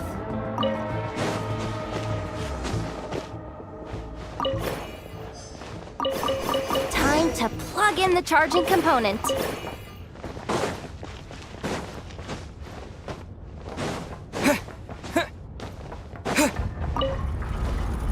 Up and running at last. Let's hope nothing else goes wrong. Please, everyone, step inside. Oh, it's so dark in here. Well, it is a cargo crate after all. No point in being picky about lighting at this point. Ah! Something sharp and pointy just poked me in the back! Sorry. That was probably just my antlers. It's pretty cramped in here, so I had to crouch down. Oh, having antlers must be inconvenient at times like these.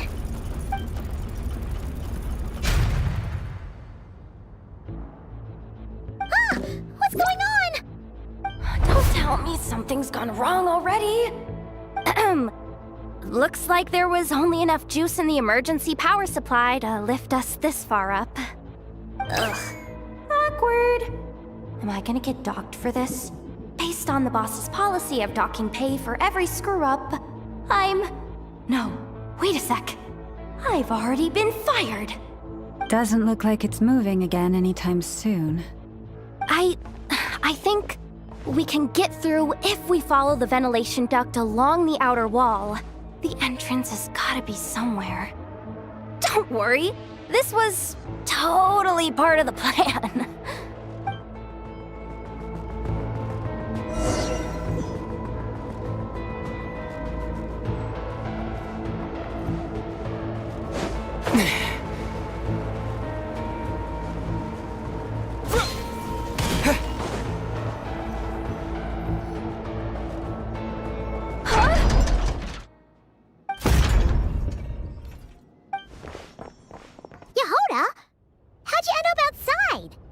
Looks like she slipped out at the very last second, just before the gate shut. Impressive reflexes, I must say. Though I'd expect nothing less from a former employee of the Curatorium. I'm so sorry. That was pure survival instinct. I didn't mean to ditch you. Anyway, you guys just stay where you are. I'll figure something out.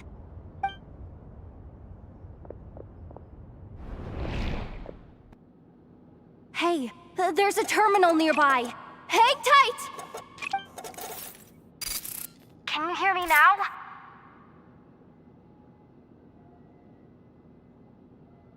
The duct security protocol has been triggered. The gate must have dropped when it detected a living presence. Wait, so we're trapped in here? I'm checking what I can do from this end. Watch out for the laser up ahead. What laser?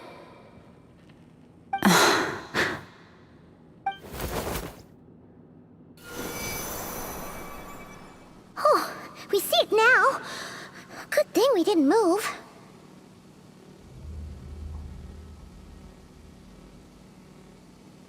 Got it. I think I understand the situation. Hang in there. Just one moment. This is killing me, but I think I've got it. I can try adjusting the direction of the Kuvaki flow inside the duct. If I've got this right, you might just be able to dodge the lasers by utilizing the Kuvaki's pull in reverse. Oh, Paimon thinks she gets what you mean.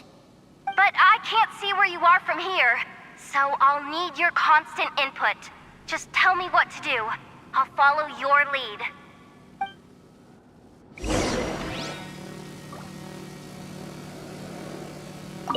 Sure thing. So, wanna grab dinner after our shift? Like this, right? How about the flagship? Too far. And besides, we're not exactly in with the locals.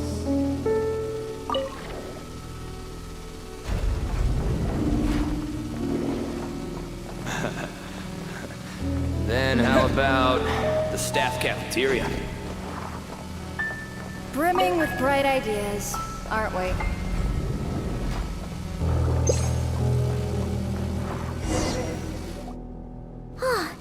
made it to the other side. And all thanks to Yehoda. But the gate hasn't opened. How's she gonna meet up with us? Yehoda! No irregularities detected in the duct. Confirm. Confirm. Confirm. Ugh, just confirm the command already, you useless excuse for a terminal. You piece of robo-junk, you mindless pile of scrap! What the? Insufficient clearance? Of course, I don't have the clearance! You oversized... Ow! Go with the flow, Yehoda. Go with the flow. If the others make progress, that's great. But you can't bank on it. You've never been one to depend on others. So it's about time you stepped up to the challenge. Deep breaths. Stay calm. My priority right now is getting my hands on a high-level access card. That way, I can override the security protocol. Senior maintenance staff. Only they can access the core sector.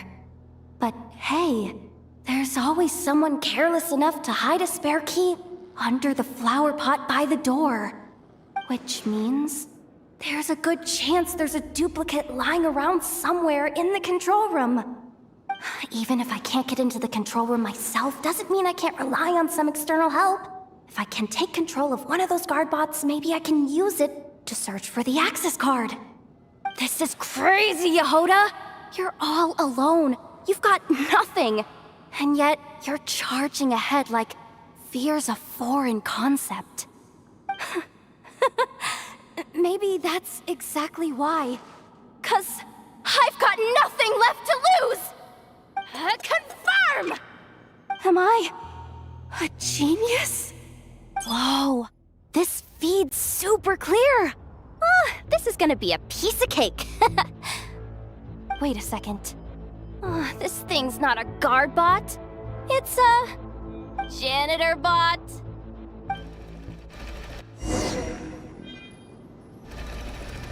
You think Marionette even knows what we do down here? She seems to spend all day either holed up in her lab or out doing the rounds. Still a mess over there. Go clean it up. Why? Planning to skim a little off the top? No, nothing like that. Just wondering if anyone would actually notice if we didn't show up from time to time.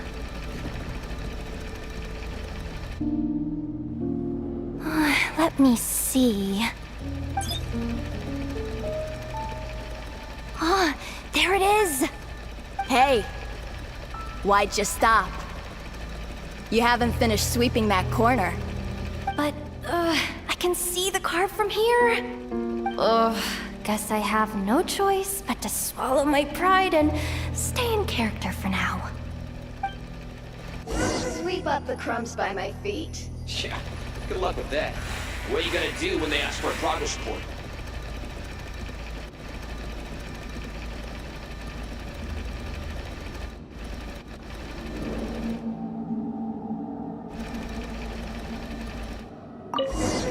There's coffee stains at the bottom of the steps.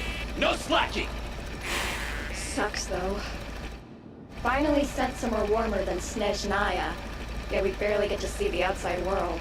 Gotten rid of the dust behind the door yet? Come on, where's that bot passage when you need it? There! Oh, the terminal's just ahead. But will Yehoda be okay? Paimon? She said she'd use every resource at her disposal, so let's have some faith in her abilities. Besides, when it comes to surviving in Nod-Krai, she probably knows more than any of us.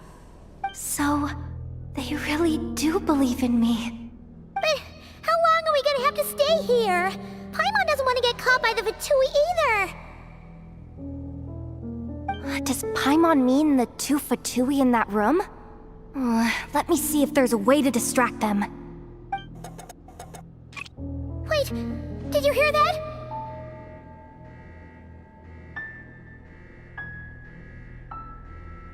Huh? The alarm? What's going on? Let's go check it out.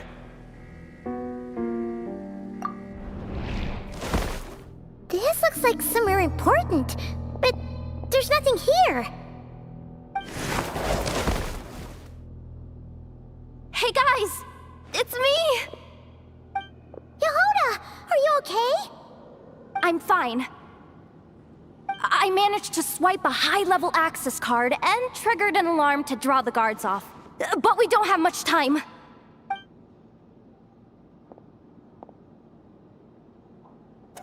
All right, looks like we can control the elevator. Come on, hop in. Let's take it further down.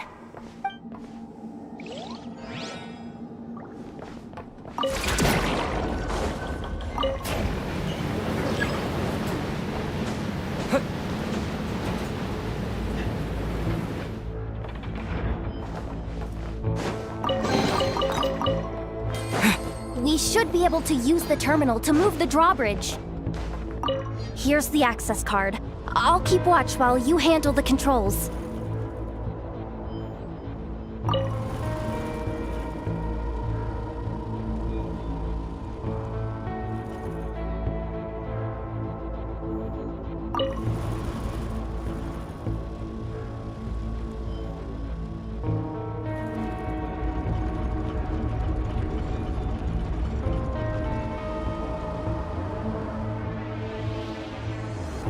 All done.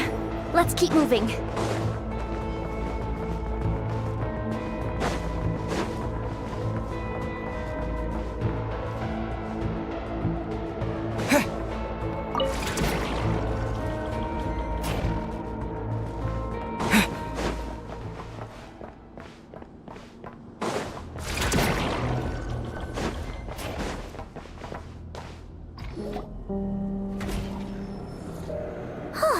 There's no one here!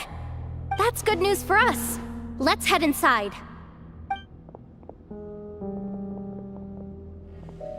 Looks like a rest area for the Fatui's Oprishniki. Huh?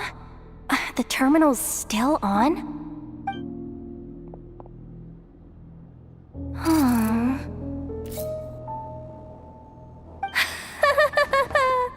Looks like that good news is now half good news, half bad news. What do you mean? Well, it seems like that alarm I just triggered was so high level that even the guards in the rest area went to investigate. That's the good news, by the way. And what's the bad news? The bad news is that once they realize it was a false alarm, they're bound to circle back and check this floor. And then we're toast. So we've got to move fast here. If you need me to run a quick search, say the word.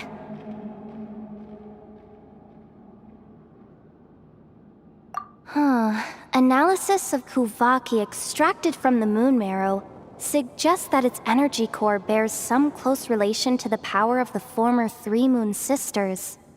It is suspected that there is a link between the Frost Moon Scion's hidden relic and the shattered remnants of the Eternal Moon.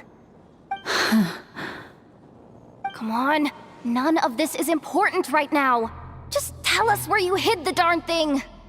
Access denied. You do not have permission to view this data? Even with a high-level access card? Who does have permission then?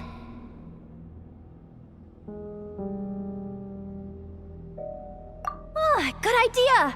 Pulling it right away. Wow! What's with that huge hollow structure down below? That might just be it. Secluded, out of the way. Exactly the sort of place they might be keeping the relic.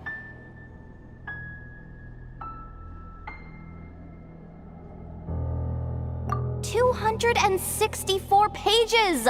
What is this? A novel? Can we just skip to the end? I'm flipping through it as we speak. Kuvaki, a weapon. Huh, seems like the Fatui and Snezhnaya are trying to harness the power of the Light Realm to build some kind of weapon, the target of which is... Seriously? Insufficient clearance? Again? Looks like that's about all our current clearance gives us access to. based on what we know so far, it seems like the rest must be hidden inside that massive hollow beneath us. I could sense something beneath the water down there. Something unsettling. If they've gotten their hands on the moon marrow, odds are it's hidden down there too. Oh, and here I thought we were almost done. But nope, we're going deeper and deeper into the danger zone. Chin up, Yehoda. Once this job's done, you're buying yourself the biggest Nod-Krai hot dog in town. Deal's a deal.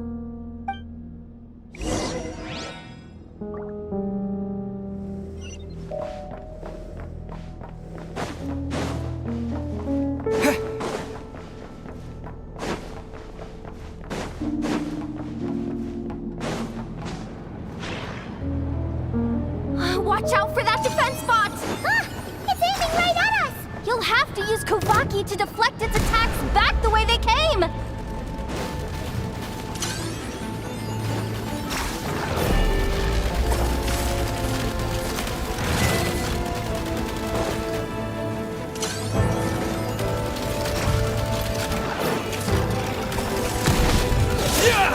You poor little...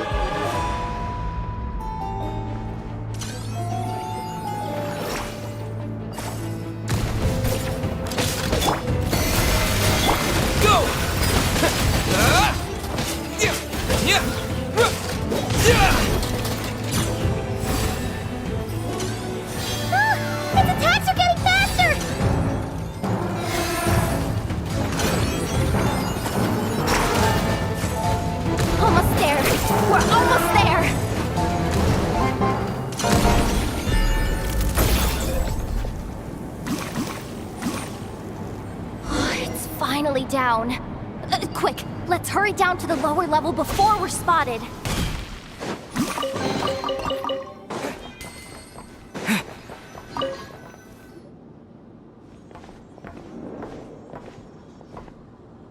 That switch looks suspiciously obvious. No way I'm pulling that.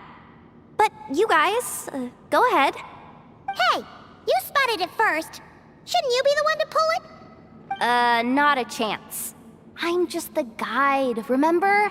At most, I'll help you look for an escape route. They don't seriously think pulling this thing's gonna lead to treasure, do they? I'd be amazed if it doesn't set off an alarm. Besides, I didn't even bring my smoke bombs. Which reminds me of the actual second rule of treasure hunting. Better safe than sorry.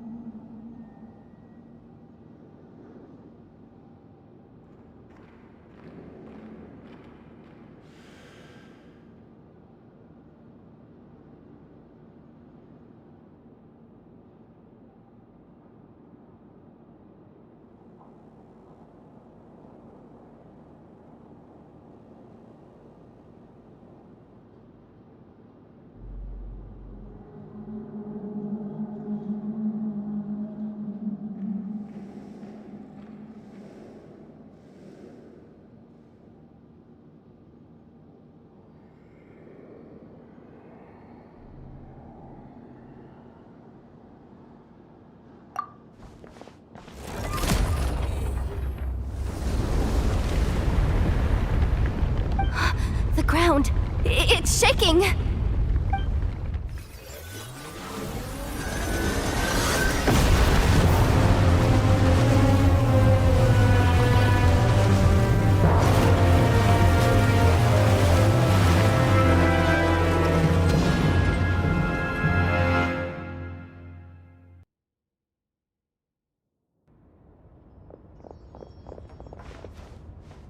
Wait, did the surface of the water open up?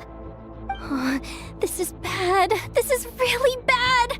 I'm getting put on the Fatui's blacklist for sure. Don't worry, Yehoda. You've helped us so much. If they try anything, we'll protect you. Aww. Come on, I was just kidding. I'm tough, okay? Just haven't had the chance to show off my fighting skills yet. Me, afraid of the Fatui?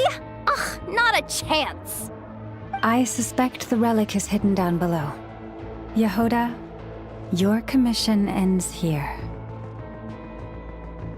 I am truly grateful for everything you've done for us. You don't need to put yourself in any further danger. I'm coming with you. This has nothing to do with the commission or the danger or whatever. This has already gotten way out of hand, so I'm coming too. End of story.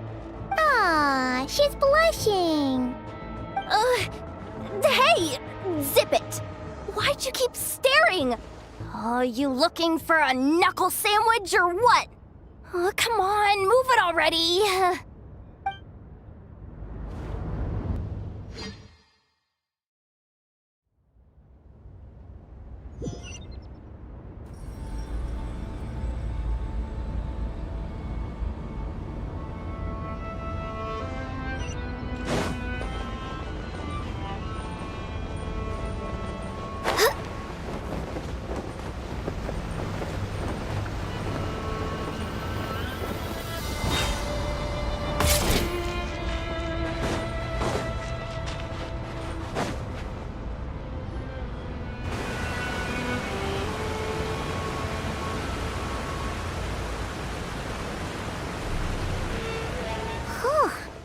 It's really deep down here. What is this place? We're standing on another fragment of the ancient moon's remnants. So this was the source of the Kuvaki I sensed earlier. Wait, what? So the Fatui had it hidden underwater this whole time? This gigantic thing?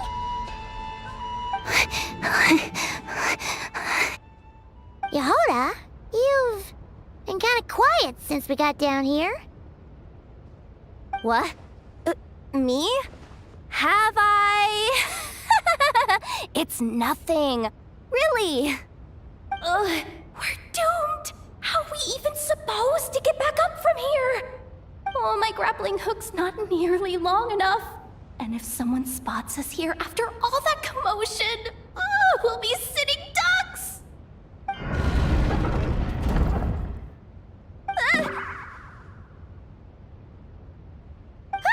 Oh no! That door's opening!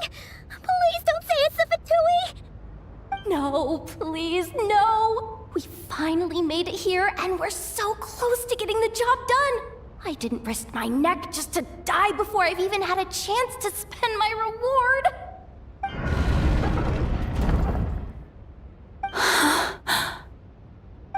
What happened? Why did the underwater barrier open? How could this be? Huh? Lauma? And you guys? Wilhelmina? What's going on here? Looks like there's no point trying to hide it anymore.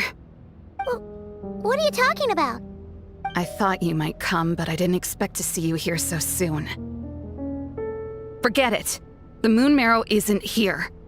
You joined the Fatui? Yes. When? The day I could no longer bear to live a lie. At first, the Fatui wouldn't accept me.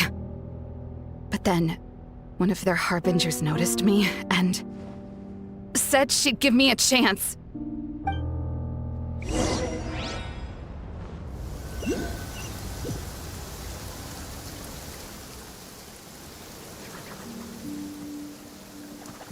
Ugh. Lost them again. That harbinger told me to follow the blonde traveler who might visit the Frostmoon Scions. Easier said than done, though. The animals are on alert at night. If they see me, Llama will catch wind of what I'm doing sooner or later. Am I really doing the right thing? No. It's too late to turn back now. The empty prayers, the stubborn displays of faith like Cappy's today. This isn't the life I want. Huh? Is that? The Traveler's back. I won't let him slip away this time. Wait, who's that with him? They look so alike. They seem to be heading towards the statue of Kutar.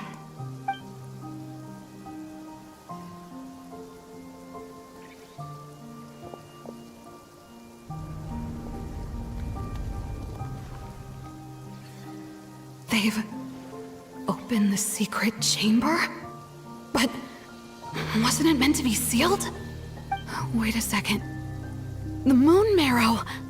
Surely they're not after the Moon Marrow. I'd better go report this straight to... Hold on.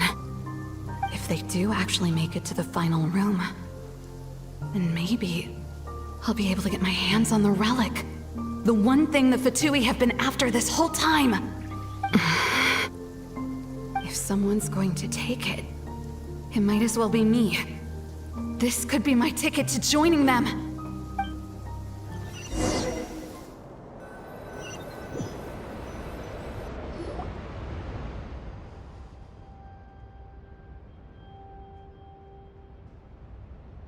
Yes. And in your final moment of hesitation, I took the chance. And then you gave it to the Fatui? But when we talked to you before, you seemed so genuinely worried about Lauma.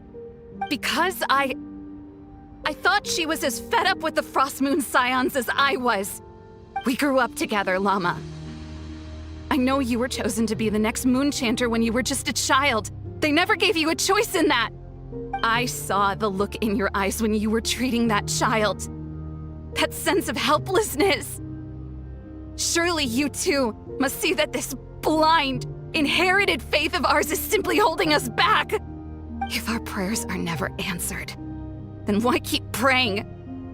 Do they really deserve all of your devotion? Or are you trapped by the responsibilities they imposed on you? So those are your reasons for wanting to leave the Frostmoon Scions? Isn't that reason enough? When we pray to the moon, we do so to show our gratitude for the life it granted us long ago. It reminds us to strive for something higher within ourselves. But I know that's not what you want to hear. You're right, Philomena. I have indeed kept secrets from you. I knew it. You don't want to be the Moonchanter, do you? No, that's not it. I'm talking about the fact that the moon in the sky isn't real. What? You're saying... Huh? I've completely lost the thread now. Oh, do we really have to do this here? What if a Harbinger shows up? Oh, I'm not cut out for fighting big bosses! The pain you sensed in me was the pain of hiding this truth. If what you're saying is true, then you already knew that the Frostmoon Scions wouldn't believe any of this. Why didn't you just leave like I did? You don't understand, do you? That's the difference between us, Philomena. I care about the Frostmoon Scions. They're family to me. It hurts because I care. And that's why I chose to hide the truth. But now I understand that was a mistake. My family deserves to know the truth. I shouldn't have tried to hold it all together with empty prayers. Are you trying to say that I only ever cared about myself? There's nothing wrong with that in itself. No one would have tried to stop you from leaving. But you did not have to stab us in the back like this. We've been spotted! I knew it. I just knew it. Oh, what now? If a Harbinger shows up, I'm out of here. No darned relic is worth dying over. Looks like I misjudged you, Llama. I didn't think you had it in you to stand up to your fate. Turns out, you are a great moon chanter after all. But you were right about one thing. I haven't considered Hisi Island my home for a long time now. Bosses, time to go. I will change the Frost Moon Scions, Wilhelmina, as soon as the new moon rises. Then I guess I won't be around to see it. Say, Llama, what happens to those who betray the Frost Moon Scions? May their antlers be shorn with silver blades, and let them be cast into the long night of unknowing.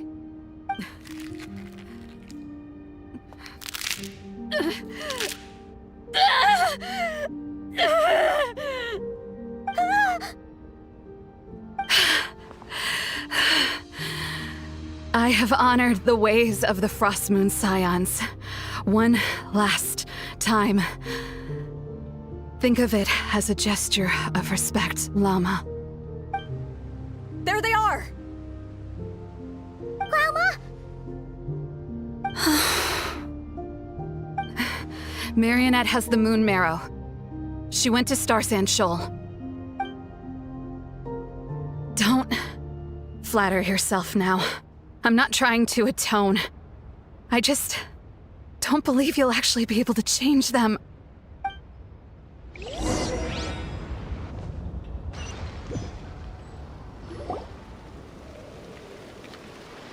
An alarm coming from the Experimental Design Bureau.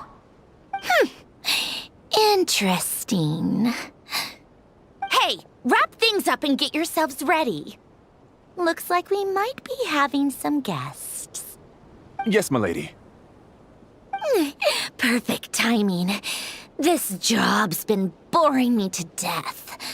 Time to test some hypotheses.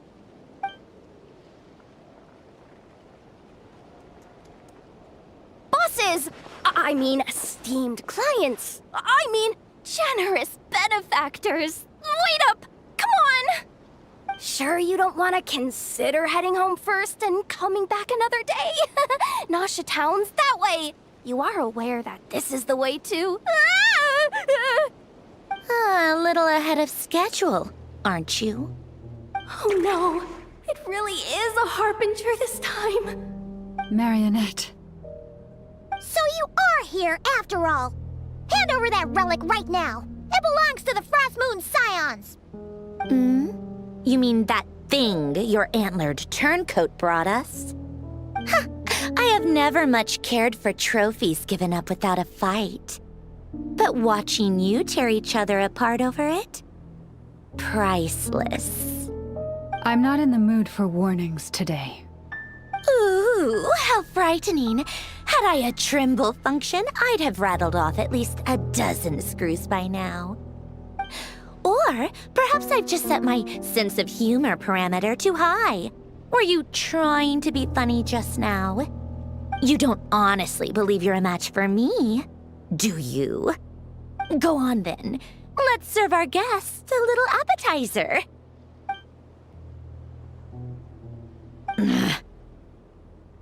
Hey, Hey, didn't you hear me? I said let's serve our guests a little... What's going on? Oh no. Watch out! It's the Wild Hunt!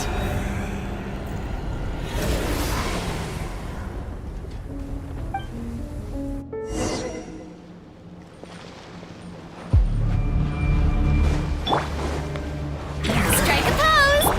Get to work! Rise with the sun!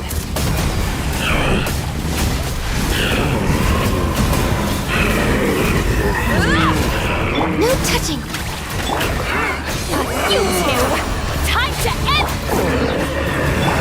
Born of ice and frost.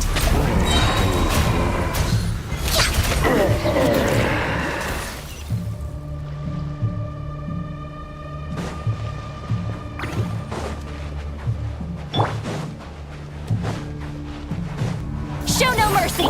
Yoo-hoo! Light of the blazing sun!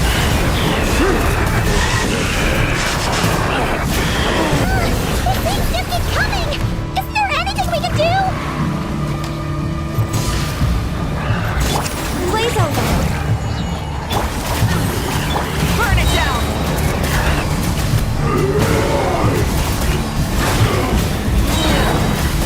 Pyroclastic surge!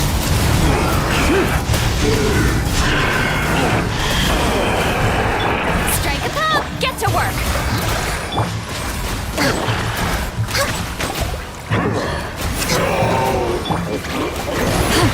Light it up!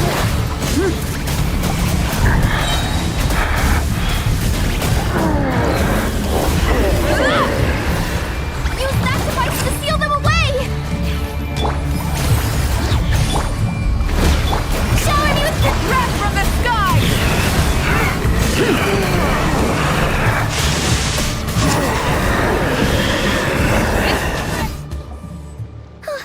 Is that it? Oh, at least that's what the Lightkeeper's Handbook says. Careful! It's not over yet!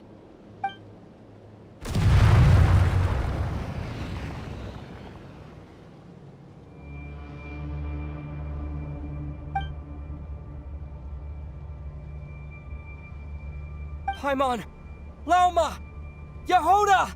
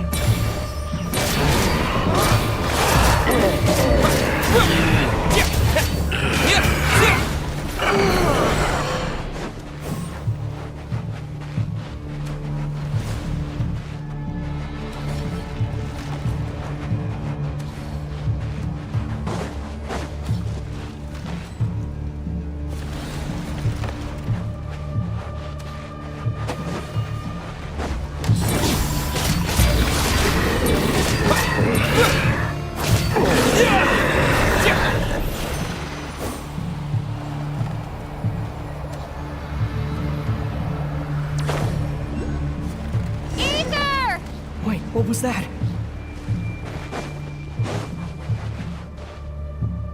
Aether! Over here! Lumine! Quick, grab my hand.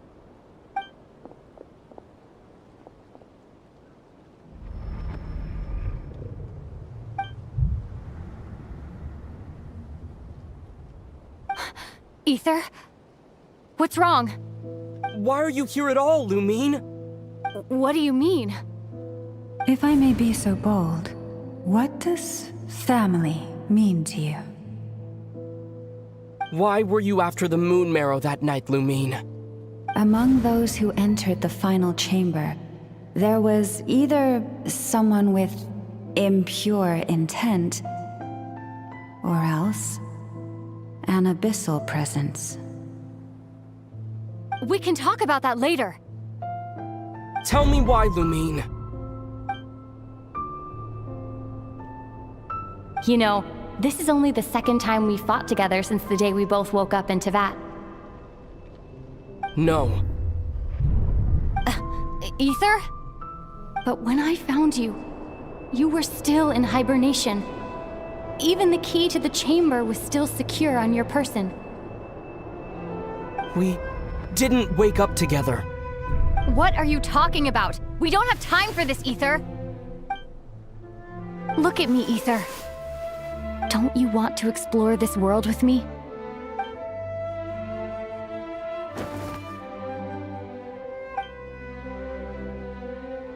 You think I'd lie to my big bro?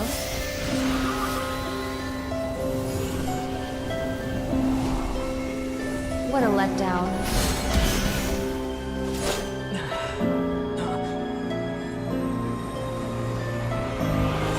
Go get it for me, Ether.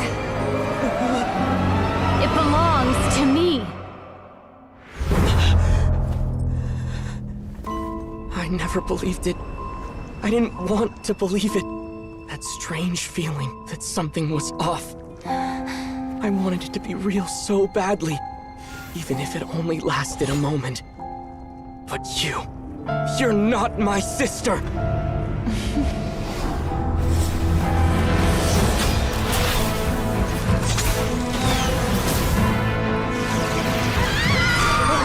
Goddess, please save us!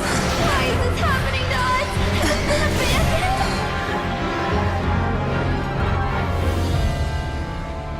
The cold night should be our blessing, yet only confusion and sorrow remain. The truth may yet lie beyond the sky, but must we become lost because of it? Standing before you, as a scion of Hyperborea and the Frost Moon's emissary, I say this.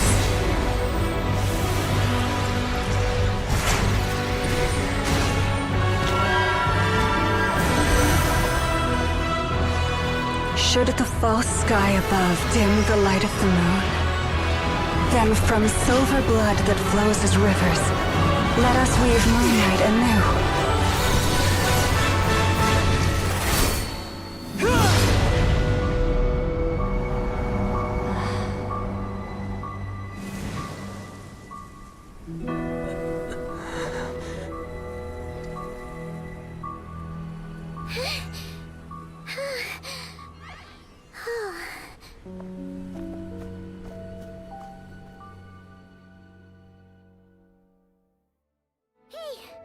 Is everyone okay? Think I saw my life flash before my eyes there. Oh, good thing Laumado was there to save the day.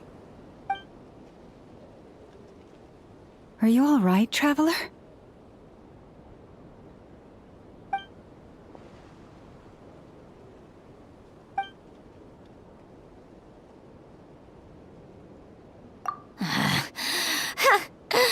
Well, that took you long enough.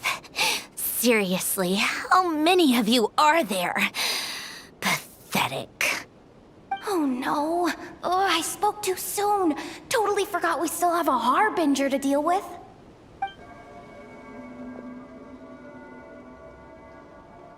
Hey, is that the moon marrow?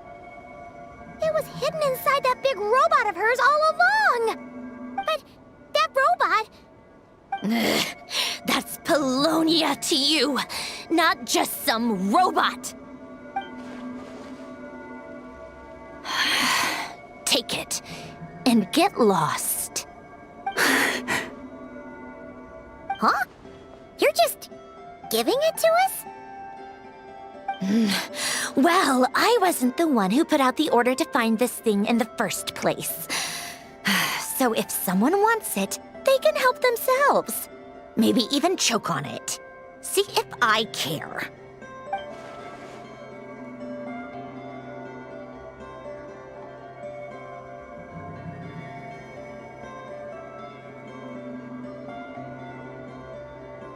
So, are you waiting for me to change my mind or what? I'd be more than happy to pick up where we just left off. But I should warn you, I'm in a bad mood right now. Let's go. Fine by me. Totally, completely, absolutely on board with that.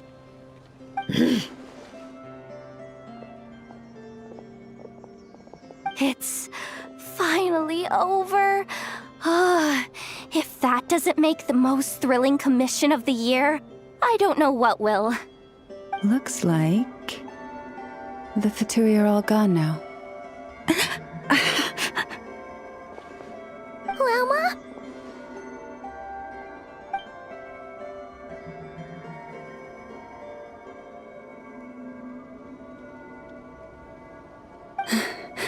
I'm all right. It's just been so long since I truly felt the power of the moon. I thought I sensed the wild hunt nearby.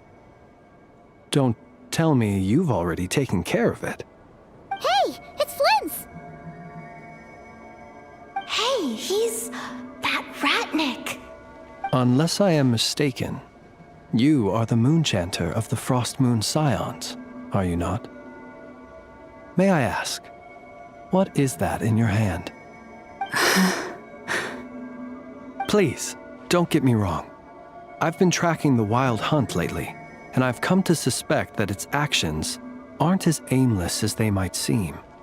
When I saw what you were holding, I could not help but start connecting the dots.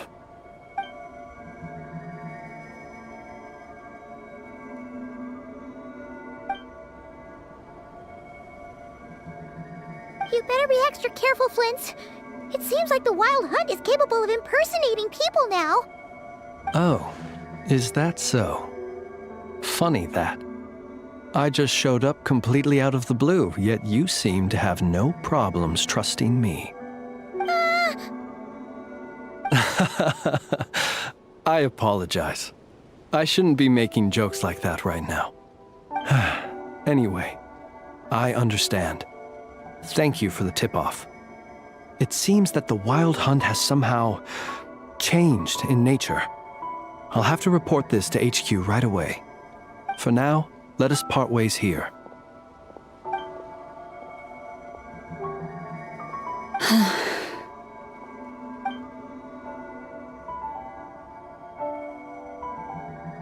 That little joke of his just now sure scared the bejeebies out of Paimon. Are all the Ratniki and Nod-Krai like that? They're usually stationed in remote areas and tend to keep to themselves. So, it's not surprising they end up a little eccentric? No, he's different. Really? How so? The animals. They've told me they're afraid to even go near him.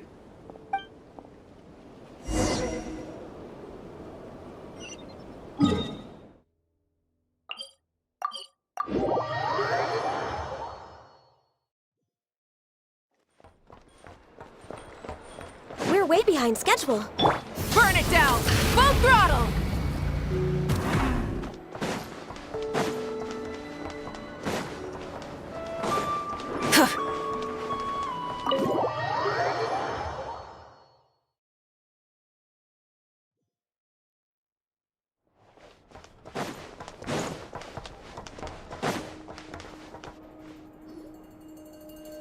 Oh, you're back. I just made you all a pot of tea. Better drink it while it's hot. Boss Neff, you wouldn't believe how scary our day has been! Seriously, I am never, ever taking random jobs like that ever again!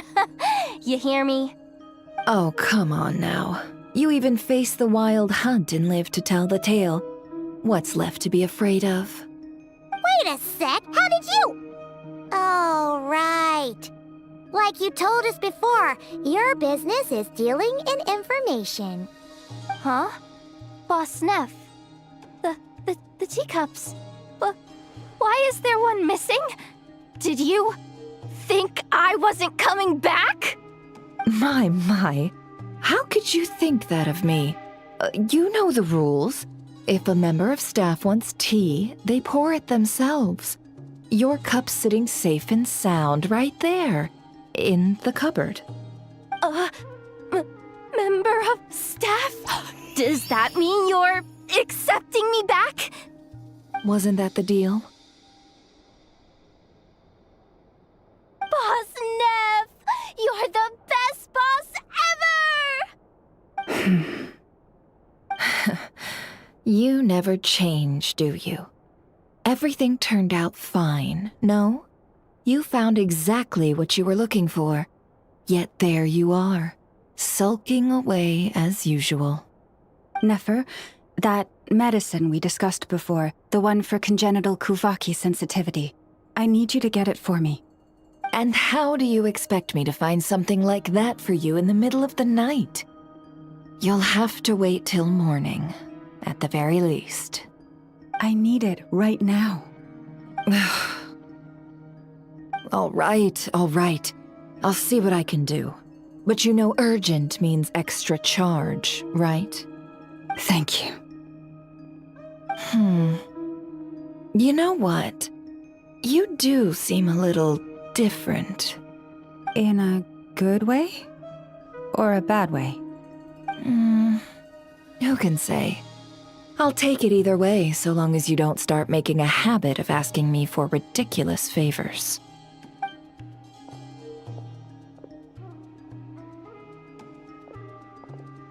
Traveler, Paimon, a lot has happened these past few days. I don't know what I would have done without you. Hey, don't mention it. That's what we're here for.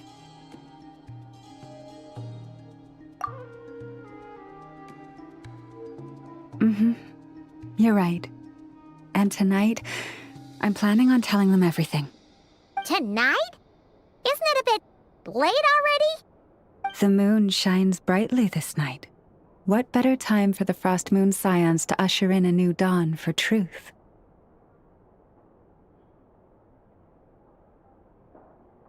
Thank you for your kind words.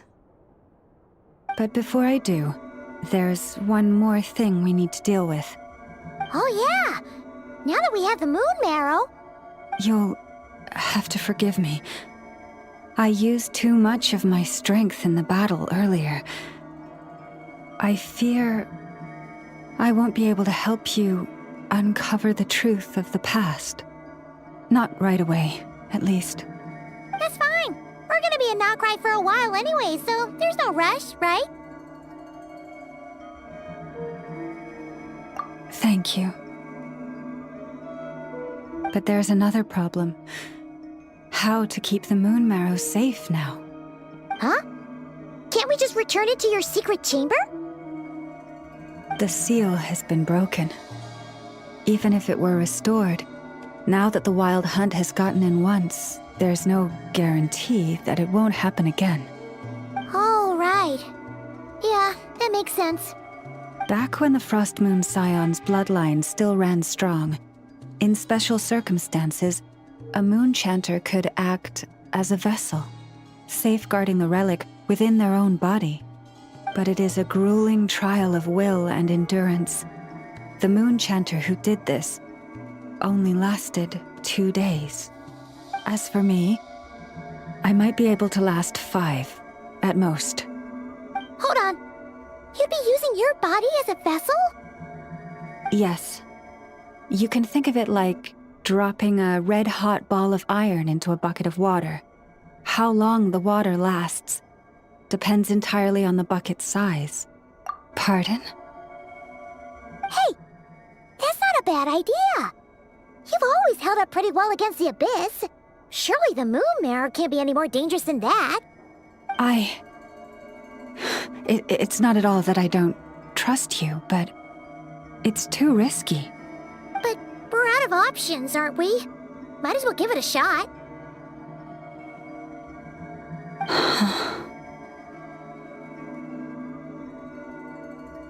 All right. Well, I'll be right by your side.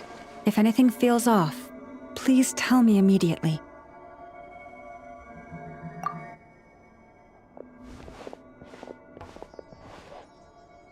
Here, hold it in your hands. Feel its power. Imagine you're a lake, a cluster of stars. Let the moon become a part of you. Whoa! It went into your body! How is that? Are you feeling any discomfort?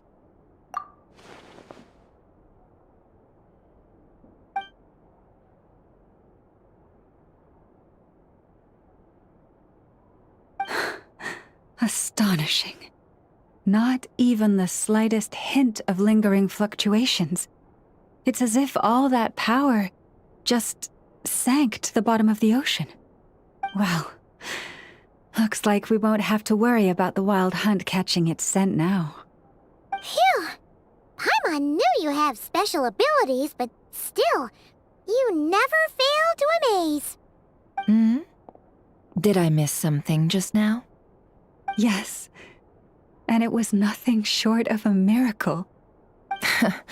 Not something I'd be interested in then. Anyway, here's the medicine you asked for. This is all I've got for today. I'll have someone send the rest over when we have it. Thank you, Nefer. I really appreciate everything you've done for me. Please stop being so nauseatingly friendly. It's creeping me out. So, what exactly did you all go through during that wild hunt attack? I'd prefer to hear it straight from you.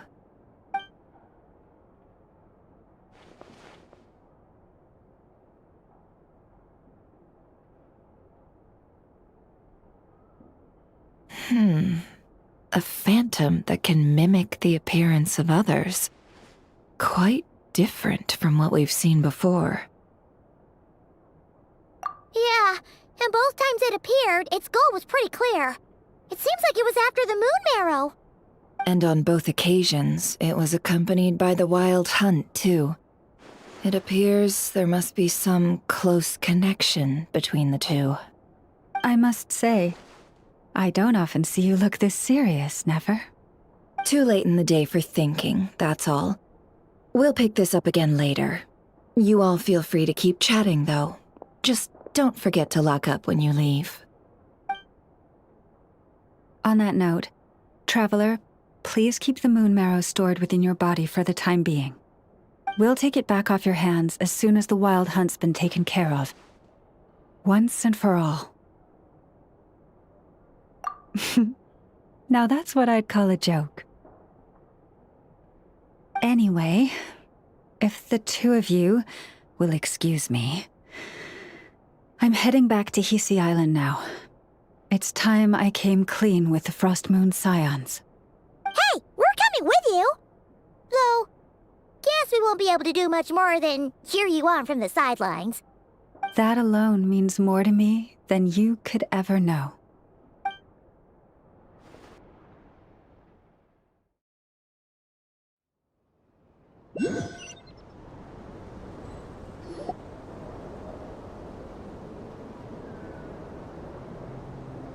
What's going on? I'm not sure.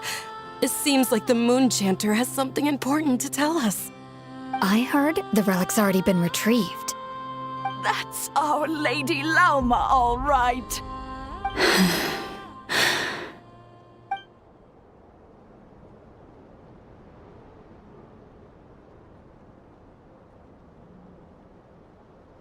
Noble scions of the Frost Moon, my kin beneath the moonlight, I hereby declare the truth to you. Long have our ancestors looked up to the Frost Moon, guided by her serene light. Yet now, she lies hidden beyond the limits of the sky. And so, Lauma began to reveal to the Frost Moon Scions a truth long hidden within her heart. A story of a false moon and the death of gods. Kutar was indeed born of the moon. But that does not give us the right to reap without sowing, nor clothe ourselves without the toil of weaving. As she spoke, some who listened were stunned into disbelief, while others seemed to awaken as if from a dream. From this day forth, the road shall be paved with truth, and we shall pave it ourselves.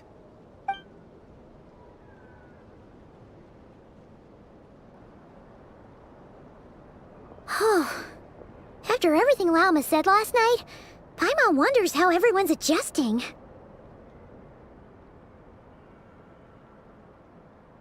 Still, judging by their reactions at the time, it didn't seem as intense as Paimon might have imagined. Says a lot about how much trust she commands, huh? Hey look! Welcome, both of you. The animals were most lively this morning. They told me of your coming. Nothing too dramatic happened, did it? No one took it so hard that they went on a binge-eating rampage and ended up cleaning up the whole pantry? Or something? Hey! Paimon's just trying to lighten the mood. Thank you for your concern. Change doesn't happen overnight, and new ideas need time to take root. But nothing as extreme as that has happened, no. Although... Although what? Well, just as I thought might happen, some have chosen to leave the Frost Moon Scions for good. For them, losing their faith was like losing their home. Confusion, frustration, helplessness. I saw it all, reflected in their eyes. Oh. I respect their choice. May they carry the Frost Moon Scion's blessings far and wide, should they be willing to do so. If we meet again someday, perhaps we will be able to sit together and share stories once more. Others sought me out afterward, though, and thanked me profusely for sharing the truth with our people. They said they used to see me as distant, even somewhat unapproachable, whereas now I seemed much closer to them. Like a friend, or even a family member. Sounds like a win overall! Paimon thinks you did the right thing, Lauma. Thank you. Though, I wanted to ask, do I really come across as distant?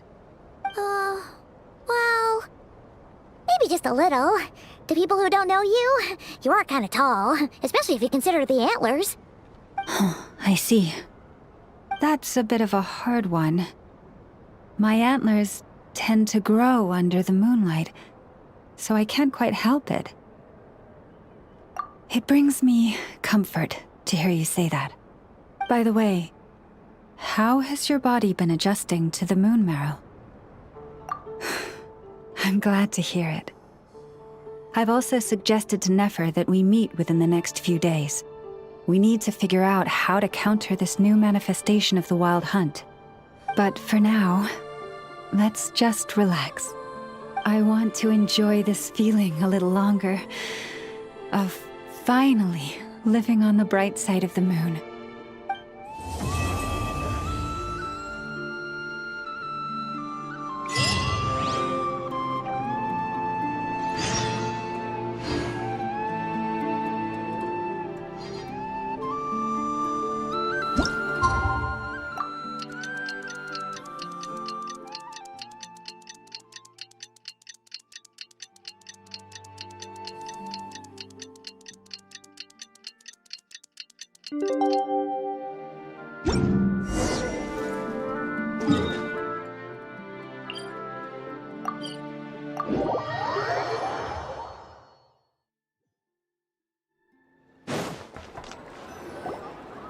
The Wild Hunt assault on Star Sand Shoal, you mean? Huge wave. First I've ever seen of that size. Good thing it was so brief. No, I mean there's been another to the north of Nasha Town. What? How many does that make in the last couple of days now? What are the Lightkeepers playing at? Can't be helped. There are only a handful stationed on our side in the first place, and the cannon hasn't been fixed yet either. They've been strained to breaking point for a while now, I'll bet. I'm bugging out if this goes on much longer. And here you all told me this was a good place to do business. Fool me once, I say. Hey now, this could be our big break. My second eldest brother made his fortune off Wild Hunt attacks, you know. Come on, let's get moving.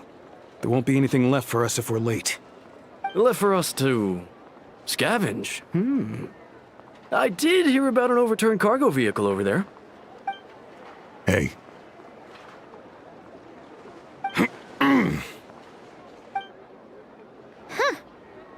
Should have told him that those are dangerous thoughts. Guess you're right. Even if we solve this Wild Hunt problem, They'd probably just jump headfirst into some new danger if they thought they could earn some quick mora. Paimon will have you know that when it comes to staying out of trouble, greed and cowardice make the perfect match.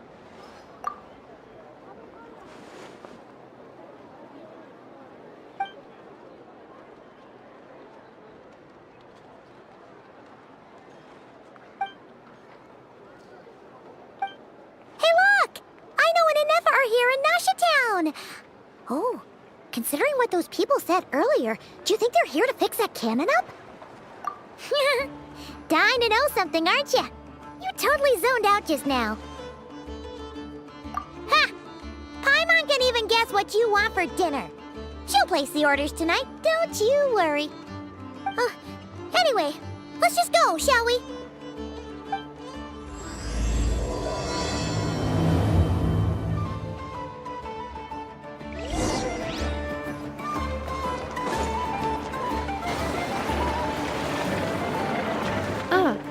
Familiar faces identified. Our good friends, the Traveler and Paimon.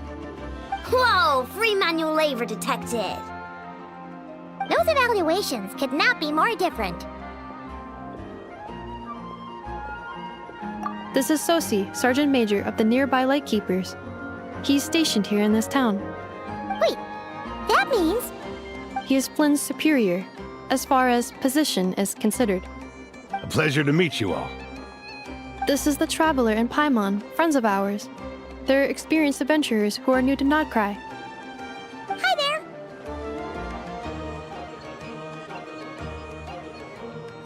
there! Indeed. The sooner we can get it firing again, the quicker we can ease our current predicament. 2 more wild hunt incursions have come sweeping in at different locations after the last one at Star Sand Shoal. Our manpower is already stretched as it is. This is more than we can handle. Hasn't Flint's gone back to your HQ to ask for reinforcements? When will they arrive?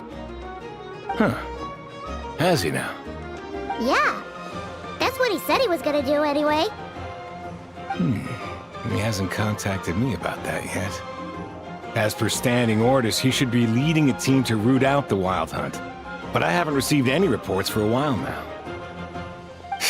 Well, he does act outside the remit of his orders sometimes. I'm a superior, yes, but I wouldn't say I have much control over his actions. So, he made the call for backup on his own initiative? Hard to say. Contacting HQ's a tricky business. I should know, I've tried. They either refuse my requests outright or end up dragging their feet. And all the while, we're the ones who have to deal with the wild hunt. Which, by the way, can strike anywhere in Nod-Krai without warning, sweeping across vast swaths of land. This has been a real test of our endurance, to say the least. We need to send our personnel where they're needed most. A single missive will not do much to change HQ's attitude, I fear. Flynn's understands this well enough, I'm sure.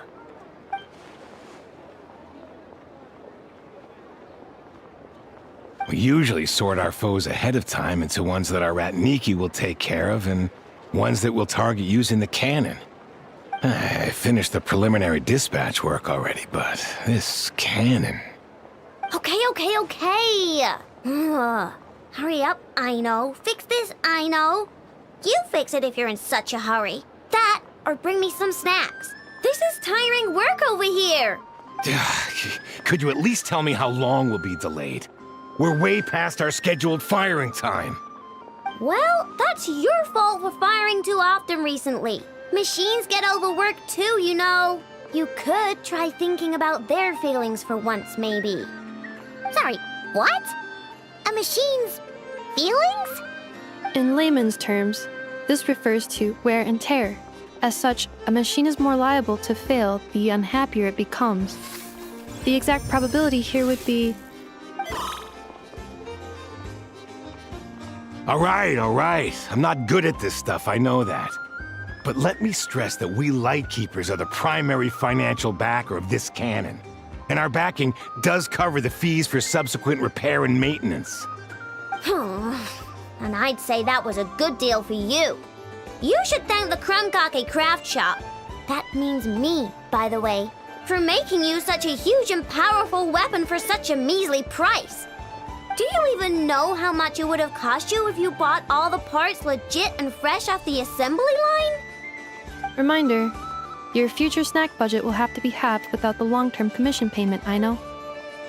Calculating a viable and cheaper option. Lavender melon candy. What? No! Absolutely not! Let me think, all right? It should take maybe 3 more hours? Wouldn't this place be crawling with more monsters than there are fungi in Sumeru by then? That might not be the concern you think it is. The monsters of the Wild Hunt are only active in the immediate vicinity of its attacks. They will not spread any further, on their own initiative at least. We Lightkeepers will also keep an eye on those areas, both to monitor the monsters and to prevent people from entering the cannon's blast radius. That said, I'm afraid I can't wait 3 hours before dispatching manpower to the locations that the cannon won't be firing on. And here's where my need for manual labor comes in. There are some checks I haven't finished yet, but with your help, I can get the repairs done sooner. Wait, but we don't know a thing about this stuff. How much help will we be? You'll be fine, trust me. Just take this. Oh, and this. Whoa! This book is so heavy! And what is this? You can use Beep Boop Pizza to run diagnostics on the cannon. It'll tell you what to do. And this book will help you understand Beep Boop Pizza. This cannon was built using more than 50 components from different factories and manufacturers. Aino has bound the manuals into one volume. Also, please note, the device's name is Burkida. So, it's manuals all the way down, huh? Yep, and if you're quick about this, we might just cut our time to fire down by a whole 2/3. I'll go with you. Nice!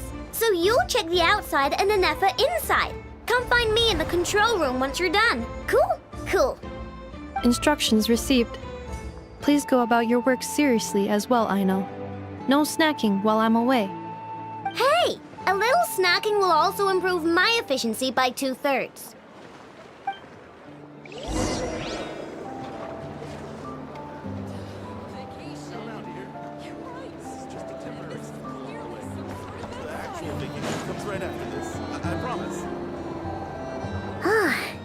Aino's explanations for things that don't interest her are a bit meh, aren't they? Or is that just how geniuses are? Isn't Beep Boopita just following us around? Sure doesn't seem as smart as she said it is. How are we even supposed to know what to check?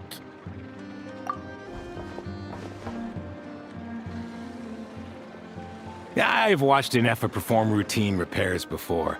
It seems some sort of maintenance port must first be found, and then this small robot will automatically interface with it. Ah, so you're in the know. Nice. Oh, what does that port look like? Now that I'm not so sure of. Let's search around together and see what the robot reacts to. Works for Paimon. Is this it? Probably not. Or this one? Oh, ew! Stinks of machine oil!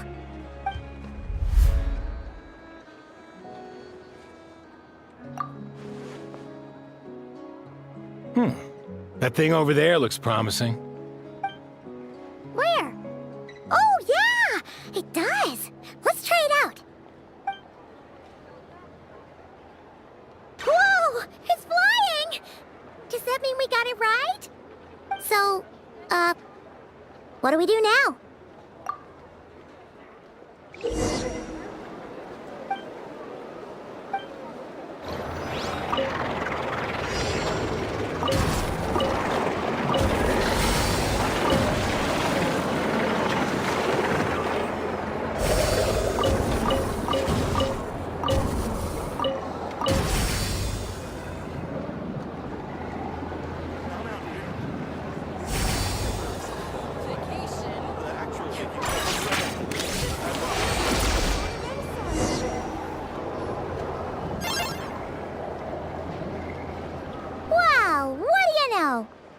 was right.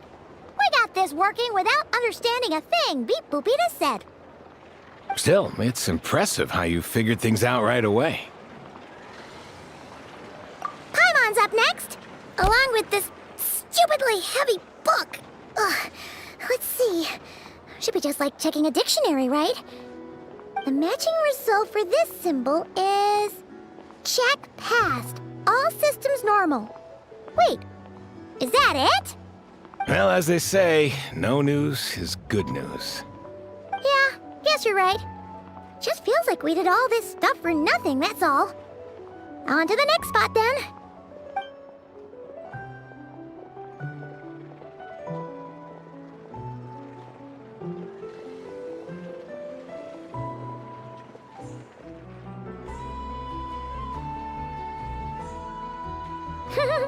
Paimon's getting the hang of this now.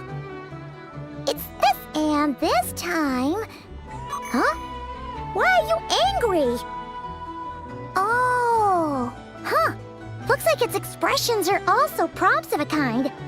Which page is that on? Oh. We need to take note of the order in which his eye colors change. Purple, red... Hey, slow down! Paimon didn't catch that!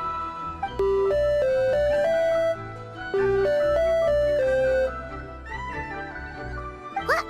So now we've got musical prompts too? Weren't you only supposed to be a beep-boop machine? Alright, one final stop. This was quite a trip, huh? Agreed.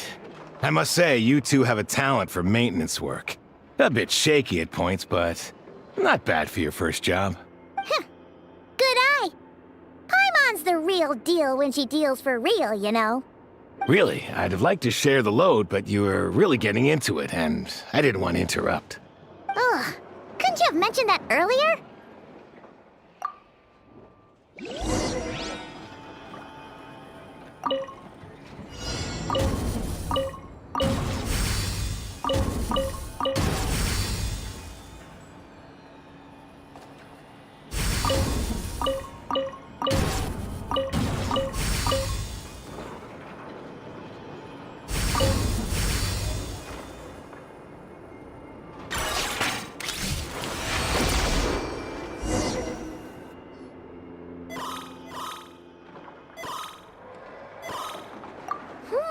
A pictorial prompt this time. Don't worry, Paimon's just about gotten the hang of which prompts are listed where. We gotta take note of the flashing patterns. 1 yellow flash, nothing for 2 seconds, then 2 yellow flashes means the components here are overdue for regular maintenance. Maintenance is a high priority task. The device will be rendered inoperable until it is complete. Switch Beep Boopita to input mode to send out a signal to unlock components. The description of input mode isn't on this page. Ugh, more page flipping. Phew, that was a real struggle. Well, Paimon needs a break now. Yeah, good work indeed.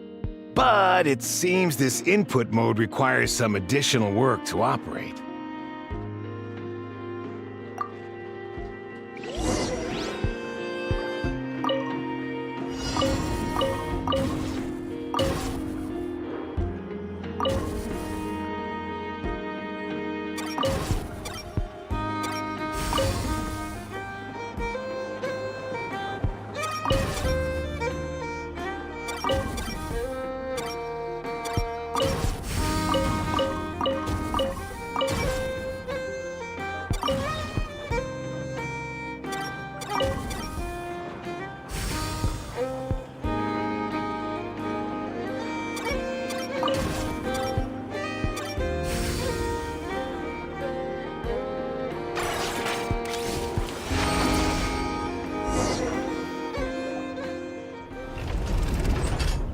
Well, looks like we're all good.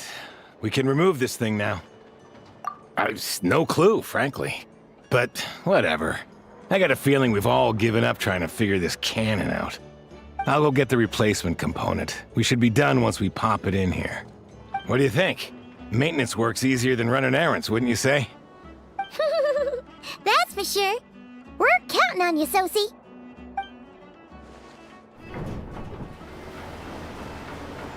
You know what? Paimon took him for the stony type at first, but he's actually a pretty nice guy. Let's wait for him here, huh?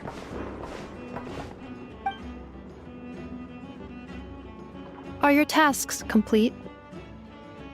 Yep. Sosie's gone to get the replacement component. We'll be done here once we put it on. Allow me to check against the recorded data. Yes. This component is approaching its replacement deadline. The cannon will generate immense recoil when fired. If this is not controlled, the firing platform will become misaligned. This part is designed to anchor the cannon and ensure accuracy when aiming. Huh. So, if the cannon isn't fixed in place, will it start spinning around like some kind of massive firework? A novel analogy, but an apt one. The large-scale damage that might follow would be undesirable by anybody's standards. This component is currently easily damaged. The materials are not up to par, and there are still some design flaws. But Aino and I are working to improve it. Estimated waiting time remaining: 7 minutes. Would you like a crumb-kake? Yeah! Dessert's just the best after a hard day's work. Certainly. It will be ready shortly. Observation. Freshly baked crumb-kake results in the most efficient improvements upon human happiness indices. As such, I activated an internal heater before starting repairs. Thanks for the treat. Aino's lucky to have you.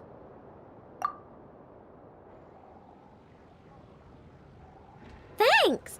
Things went great over here, too. So, as we agreed, I'll have the cannon up and firing in no time.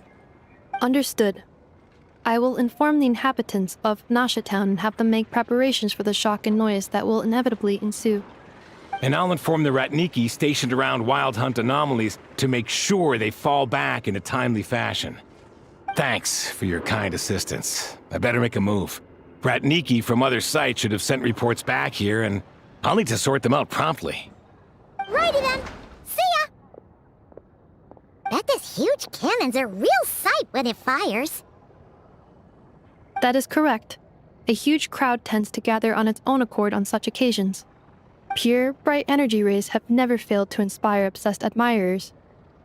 If you are interested, you can come back later to behold it in all of its glory. Sure. We did help fix it after all. It'd be weird if we didn't want to see it in action. Oh yeah. Wonder where that strange phantom went. Never mind what it's doing. Let's try our luck at the flagship. See you later, guys! Just be sure not to miss my masterpiece in action.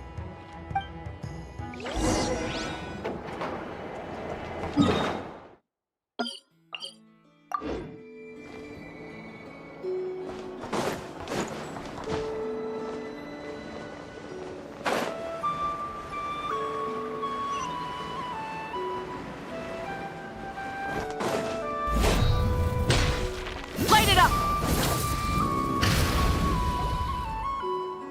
Is it just Paimon, or are there more people here now? Oh, just as well, since we're sniffing for intel and all. And maybe, just maybe, let's get some of their berries and fried meat too, huh? We still haven't had it yet. Oh, come on. Why so uptight? Excuse me, are you guests? If you wish to return to your room while the banquet is on, please use the side door. No, we're not heading back to our room. Are we not allowed in here right now? That is correct. Only those invited to the banquet may enter. Our goal is to ensure that our regulars can enjoy peace of mind and comfort, so that they can speak freely with one another. Familiar with our ways already, I see. But here in Nod-Krai, channels hold equal value to Mora. I am but a lowly employee, so you'll have to forgive my inability to help in this matter. It's fine. Can't be easy being you. Looks like we'll have to switch channels then. Never, right? The Curatorium does seem to already have an amazing intel network up and running. But if we ask her straight up, she'll likely squeeze us for all we're worth. Ooh, Paimon's got a plan! Llama got Never to help her prep some medicine, right? We'll be heading to Hisi Island later anyway to ask Llama to help us use the moon marrow. Couldn't we deliver the medicine while we're at it? If Never doesn't mention a payment, we can cash our services in as a favor. If she does, then we can use it to haggle. The thought of Mora made it worth the effort of thinking up. Come on, let's go!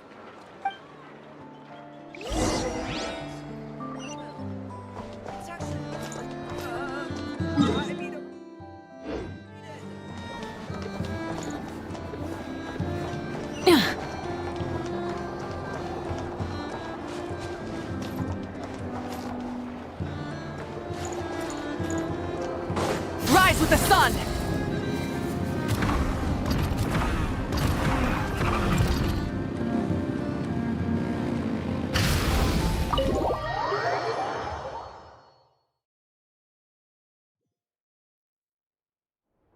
Hey, Black Cat, we're here! Oh, it's you this time. Hello, you two. What's up? Not much. Just here to say hi. Also, we'll be going to Hisi Island later, so we can deliver the medicine to Llama for you if you need. How thoughtful of them. Bet they want something from me in return. Well, the faster the delivery, the better, naturally. And we're lacking free hands right now, so that would be a great help. Yehoda's gone to get the medicine, and she should be back any moment now. If you have nothing else to do, feel free to wait here. I'll have someone bring you some snacks. Don't mind if we do then. Thanks! Oh yes, I'm sure you've all heard about what's going on. Nasha Town's in turmoil, and right now everyone wants intel. Whether it's to strike it rich, save their lives, or escape whatever predicament they've found themselves in. Ah, so you're busy making Mora. How nice. It's not all good news, I'm afraid. We're stretched so thin that our clients have taken to competing for our services via auction. The price for taking priority slots has all but skyrocketed. In other words, we've had to suspend free intel handouts for now. She cornered us right away! Did she guess what we really wanted from the start? If there's anything that worries me right now, it's the Wild Hunt. It affects everything we do, yet the number of people who can ensure cargo safety in the face of such a threat is vanishingly small. Huh? That doesn't sound too hard. If you need something delivered, hit us up and consider it sent. Is that so? But... no. Forget I said anything. I mean, you're great heroes. How could I waste your precious time on trifles like these? Is there now? You should have said so sooner. Far be it for me to extort you, of all people, for intel. But seeing as you so kindly made me an offer, I suppose I'll accept. What's there left for us to say here? More like our common perspective. Most who live here only wish to defend their own interests. But we are different, are we not? We both seek to resolve the chaos that the Wild Hunt has caused. Huh. Or like make a profit off the Wild Hunt. Paimon doesn't believe a word she says. Dissatisfied, are we? The number of commissions over at the Adventurers Guild spikes during tumultuous times, too. Would you call taking those jobs for Mora a sin? Well, that's... We might squeeze some advantage out of chaos, but equally, chaos could uproot everything we've built at any time. Such is the threat of the Wild Hunt today. And what business would there be left should it end in some great slaughter, or put to flight many who call Nasha Town their home? And as I understand, The two of you are here in Nod-Krai to follow a trail of clues yourselves. No? Well, yeah. In that case, we should keep Nod-Krai the paradise people say it is. At least until our respective goals have been accomplished. You must understand, no force exists here that would inspire unconditional unity amongst all parties.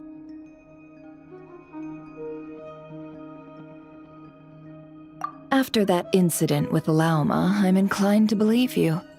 Your selflessness is admirable, to be sure, and rare around these parts. Though it's rare for a reason, kid.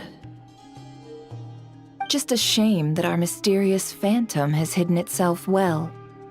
Between that and its ability to shift shapes, it will no doubt be a most slippery customer.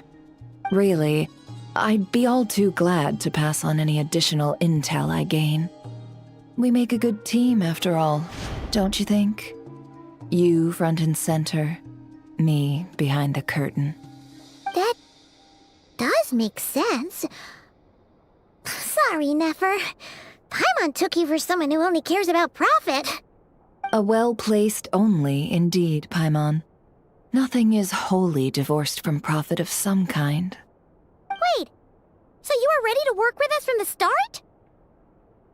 Why, of course. In fact, I was wondering when I might bring this up the moment you entered.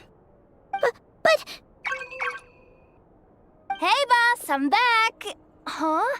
Oh, you guys are here too? Indeed they are. In fact, they've volunteered to deliver the medicine to Lauma on our behalf. And totally free of charge. Such kind souls, aren't they? Really? Great! Oh, in that case, guess I'll be clocking out now. Got a few more places for you to visit right here, dear. Huh? Haven't I already worked a few days worth of overtime already? Well, guess the extra more is pretty nice. Well, we better get this medicine delivered pronto. Huh? Surely not.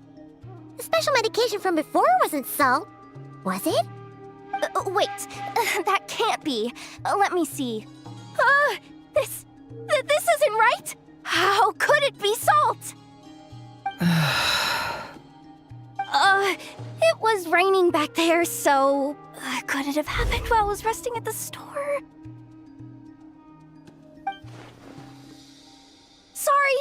Sorry, boss. I'll get it back right now. Trust me, I'm super fast. Hey! Slow down, you might get hurt! Well then, any plans? If not, what say we go into town and ask around about the wild hunt? Oh, we were thinking of doing that, but we didn't get much out of it. The townspeople are a bit wary of us, and we can't get into the flagship right now. Ah, yes, the banquet is on today. Perfect timing. That's where we'll go. Huh? Can you get us an invitation? Oh, come now. What are we, sticklers for the rules? Hip.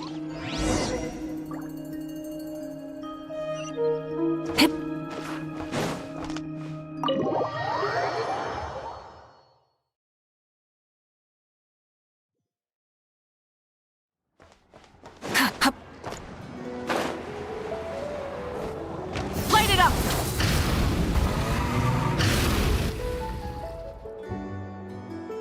Lady Nefer, a pleasure to see you. Oh, and our guests from earlier, I see. That's right. My apologies. Consider it my fault for not having explained the banquet's rules to them beforehand. Oh no, it was no trouble at all. Please, do come in. Yeah, sure, thanks. Not even an invitation check? Oh, Paimon didn't realize Nefer was such a big shot. Guess channels really do take you places.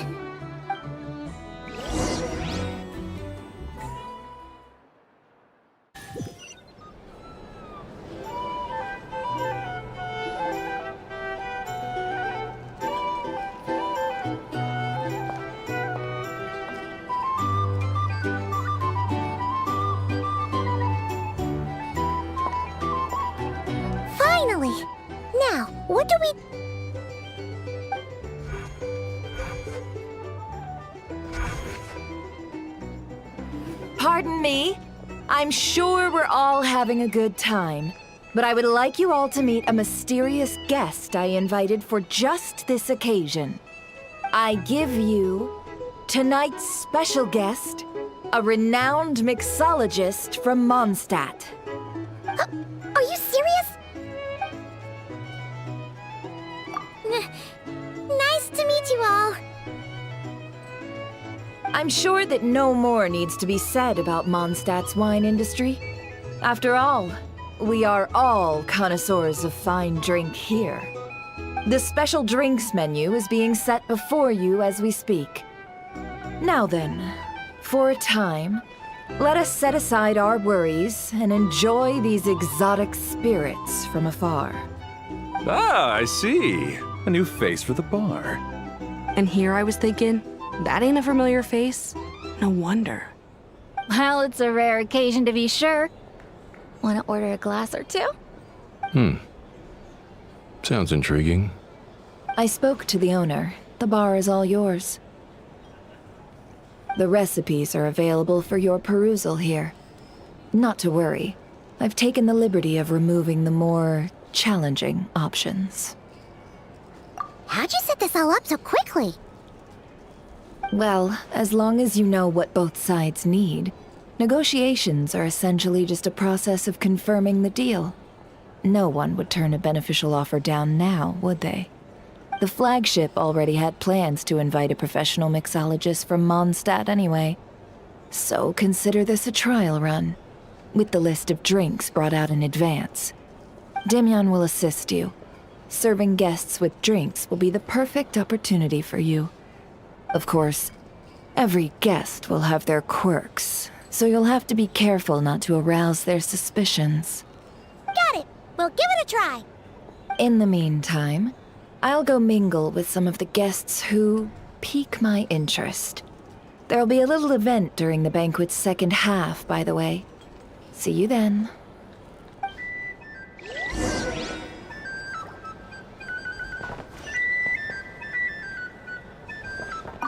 Hello.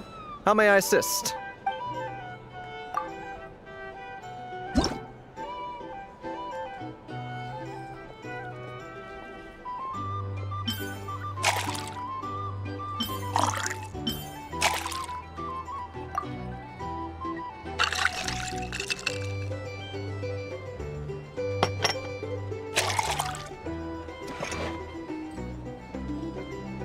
Good.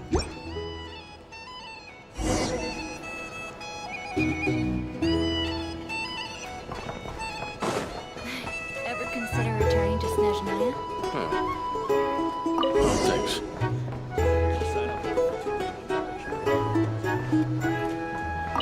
Tell you what, I envy people like you. I'm like a man in a leaking boat, soon to be food for the fish. I wouldn't come to this dump if there were any better place to be.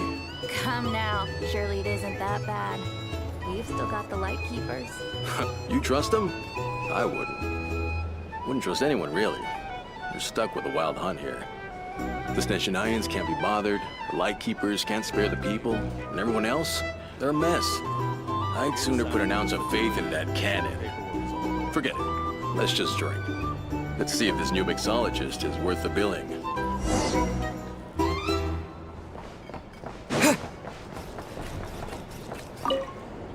Hello. How may I assist?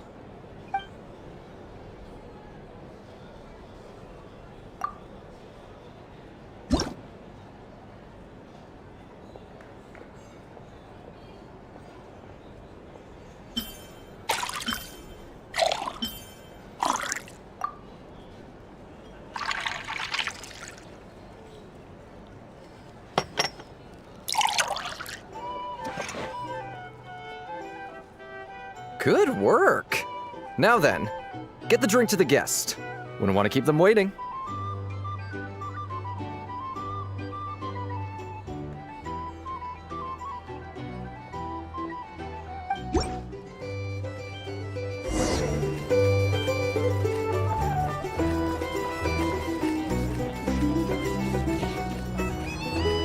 I doubt the honest Nayans will stand idly. Oh, just leave it over there.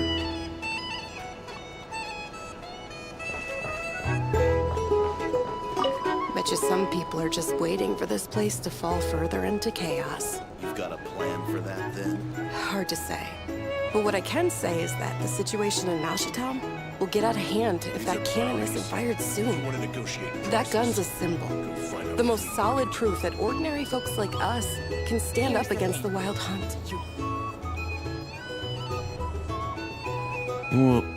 Wait. What are you angling for exactly?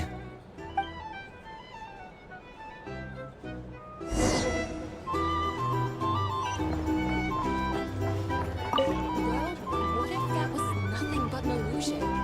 What if, let's say, the cannon was never meant to be fired? For our sakes, at least. Surely this town is still of value to those who control it. Of course, and that's all it is. Value. For us, though, there's no place but Nashitown. And we're putting its life and ours in their hands. I get what you mean. Let's just see how this plays out first. Ooh, seems like they're all talking about the cannon already. Guess that's why Sosie was so anxious. Hello. How may I assist?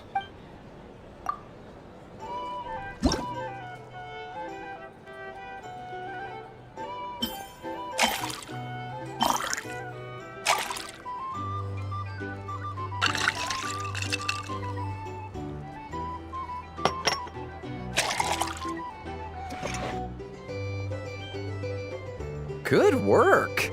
Now then, get the drink to the guest. Wouldn't want to keep them waiting.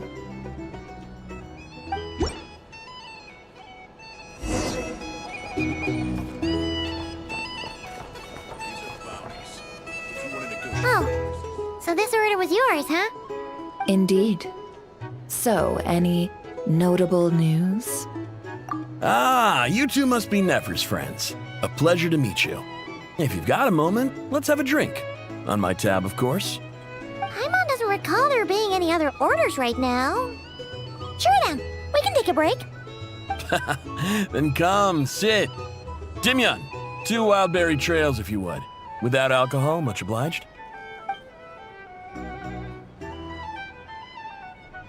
Hints is the name. I help out at the Rossum workshop in town. They usually put me in charge of making and repairing simple machines. Paimon's name is Paimon. Pleased to meet you. Anyway, help me keep an eye out, all right? Valuable intel will be suitably compensated. Oh, come on. Is that how it is between us? I mean, I wouldn't even have this job if it hadn't been for your help back then. So, you've known each other a long time? That's right. I came to Nod-Krai with nothing at all. Would have starved on the streets if I hadn't met Nefer. She lent me money to study a craft, and even introduced me to Aino and the Voynich Guild, which is how I slowly carved out a living for myself. That's a huge favor. Huh. So Nefer can be a nice person sometimes, huh? Well, I'd also say she needed a willing and able machinist at her disposal. Come now, Aino's talents are better spent on issues bigger than basic machine repair and component manufacture. I did think myself a dab hand at such work at first, but compared to her, I might as well be a trainee who couldn't weld a wire to save his life. Got the scoldings to show for it, too. It took me a long while, but I finally got to the point where I could make my own machines, and even maintain some of Aino's relatively complex ones, like Kuvaki detectors or mechanical arms. He's the one responsible for maintaining Yehoda's robotic arm. Oh, speaking of that, didn't Sosie have a mechanical arm too? That's right, one of Aino's masterful designs. I could never design one of those in my life, but if you gave me its blueprint, I could hammer one out. Nowadays, I've got regular customers, which makes for a decent keep. Even got a kid, if you can believe it. I wouldn't have, had he told me my future when I first arrived here.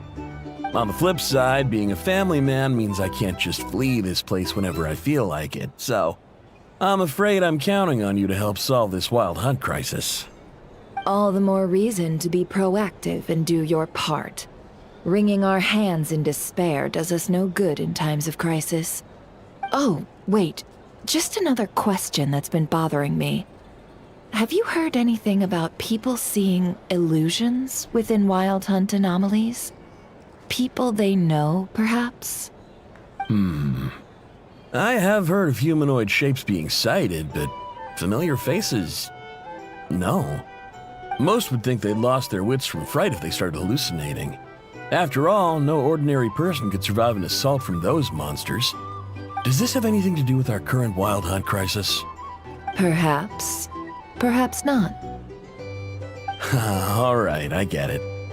I'll keep my ear to the ground for you, and naturally, my lips will stay tightly sealed.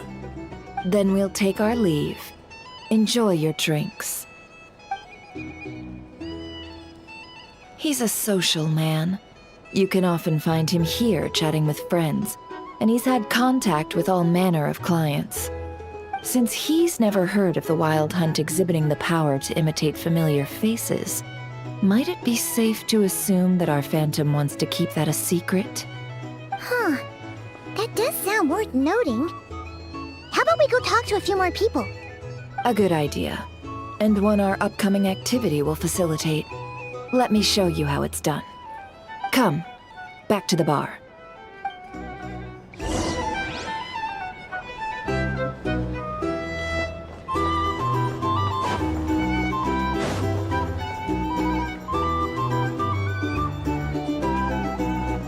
Thank you for waiting, everyone. The roulette showdown is ready to begin. Finally! Come on, let's go try our hand.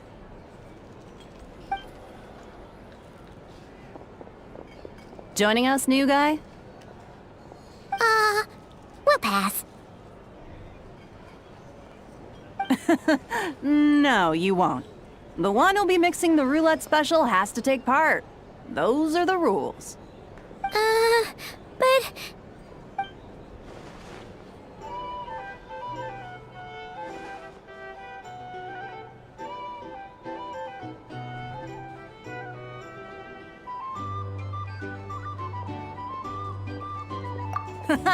That's more like it.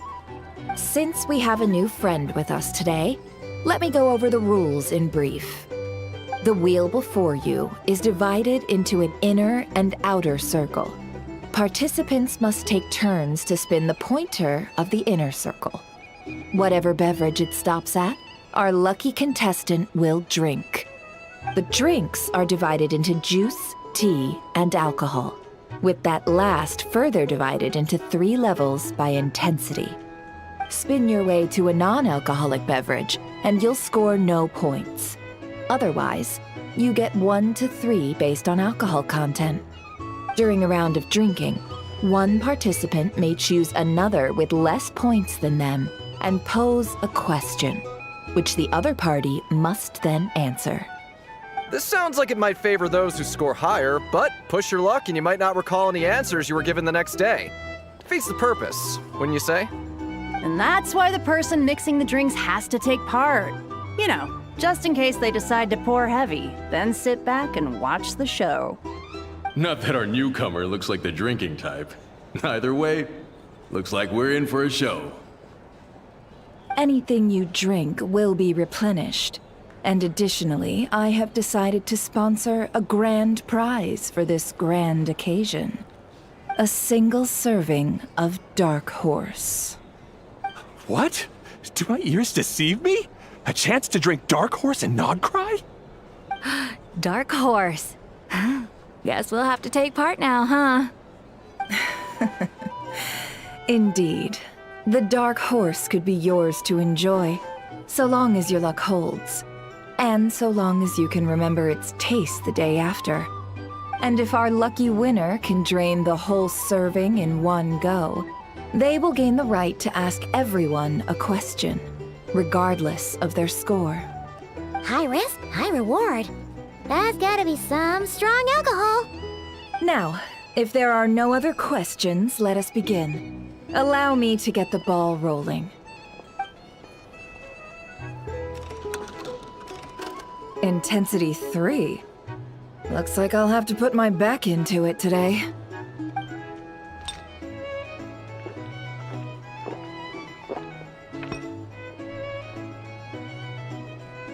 Let's go! Wow, this is kind of intense. Oh, my turn. All right, man, fess up.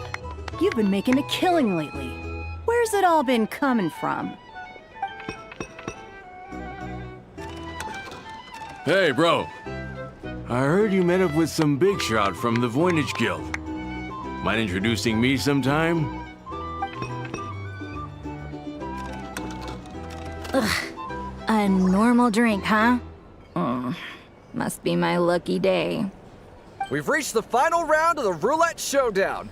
Let's see who gets the last laugh. I gotta say, you monsters really know your alcohol. This recipes are super good. Teach me, would ya?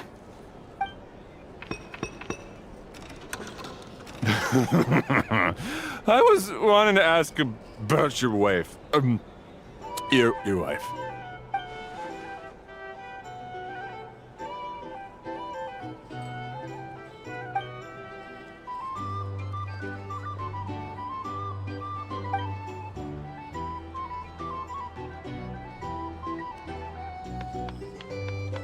You're up.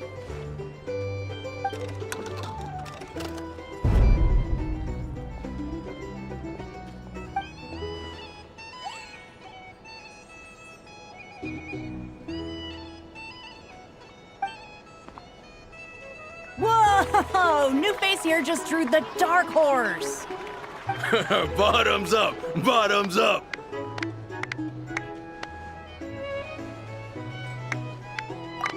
Hey, will you be alright? You want to just give this one to Paimon?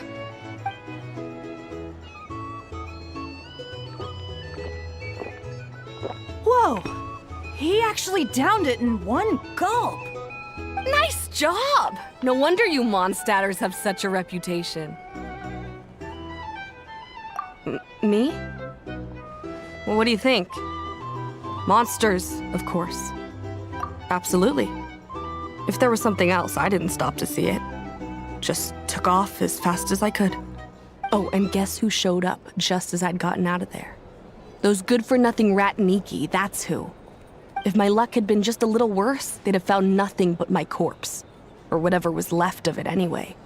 Either way, there's nothing in there you'd want to see.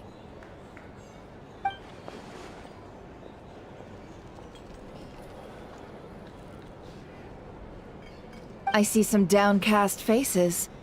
Why, have we all hit our limit? Huh. Says who? I'm still raring to go. 'Cause you didn't drink that much. In that case, let me raise another glass. To a blast of a showdown and a wonderful evening.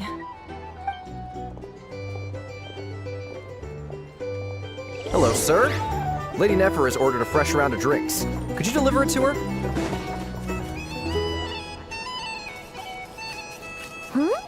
Are they playing cards? Paimon spies some elemental dice. Same as usual then? One die, 100,000 mora. I'm not here to do business with you. Come now, I've already ordered us drinks. Or are you looking to add another line to your ledger of arrears? Oh, so this is a business deal. So, let's go over this again. One die, 100,000 mora.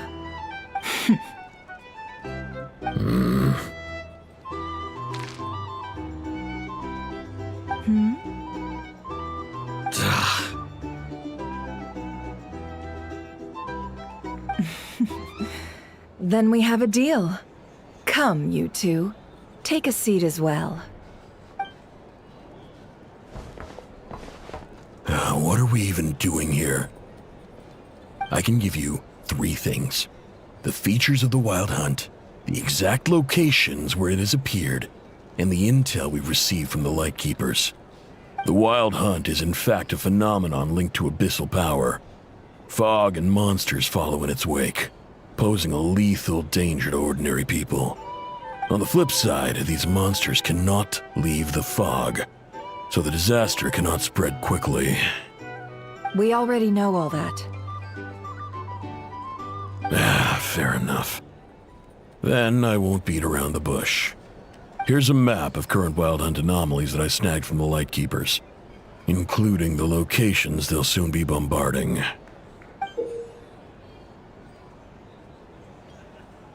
That's a lot.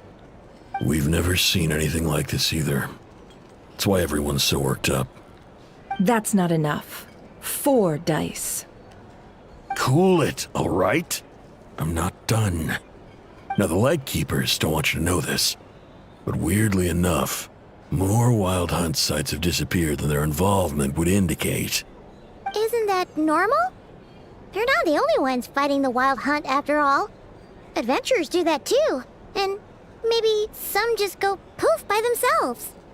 I'd agree. And really, we've always had a small, stable discrepancy between reported anti-wild hunt ops and anomalies cleared. That variance has become a gulf lately. What could that even mean? I've got 2 theories. One, that some new force is clearing the wild hunt out in secret. Or 2, that some Ratniki are not reporting the work they do on purpose. The odds of the former happening is low. Not many organizations can even engage the wild hunt. Never mind keep those operations a secret. If you're interested, I'd recommend following the latter train of thought. Paimon doesn't really get it. What would anyone gain from doing that? Now that's what I call interesting intel. No wonder you've been doing well for yourself lately. Even if you've mostly just been reselling my intel. Please, stop. This is all I've got for you. Oh, stop that. Why, people might start thinking me a bully. Let me give you an opportunity instead. Out of respect for your independent intelligence gathering. An answer to a simple question. For 50,000 off your debt. Have you heard of people seeing familiar faces within a wild hunt anomaly? Or experiencing something akin to, say, an illusion? No, nothing like that. Nothing at all but ghostly shadows. Nothing at all, Not even for 50,000 Mora? Either you don't take your debt seriously, or you're confident you can pay it off. Hey! No means no, all right? This is about my dignity as an intel broker. Mora doesn't factor in here at all. Okay. Well, that puts me at ease. You really are the same as ever. And you've learned quite well. Go on, then. I'll swing by again. Sometime soon, perhaps. Ugh. So, you're his creditor? Indeed I am. He's resold my intel quite a few times now, pocketing the difference afterwards. Rather dishonest dealing, if I may say so. As luck would have it, he would only purchase information from me when he was just about done negotiating with his buyer. So I arranged a little something just for him. A painful lesson, you might call it. Ooh, that sounds brutal. Oh, I was downright beneficent in charging for that betrayal. It was more about the message, really. In any case, I believe that's all we'll get here. Let's go through what we've learned outside.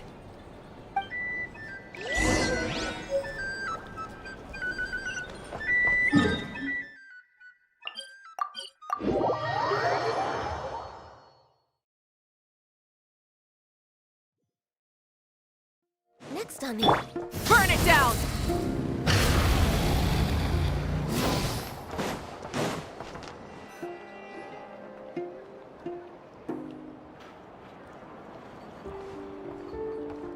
Most of our intel seems quite dispersed, so let's try piecing it all together. Well, first, no one else has seen that weird phantom, Apart from our encounter on Star Sand Shoal. Indeed. And we have that from multiple accounts, so each statement corroborates the others. What in Tivat could that phantom be planning?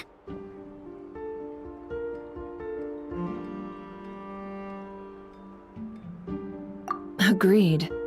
Instances of the wild hunt afflicting Nod-Krai in general have increased in frequency, but the phenomenon itself hasn't changed much.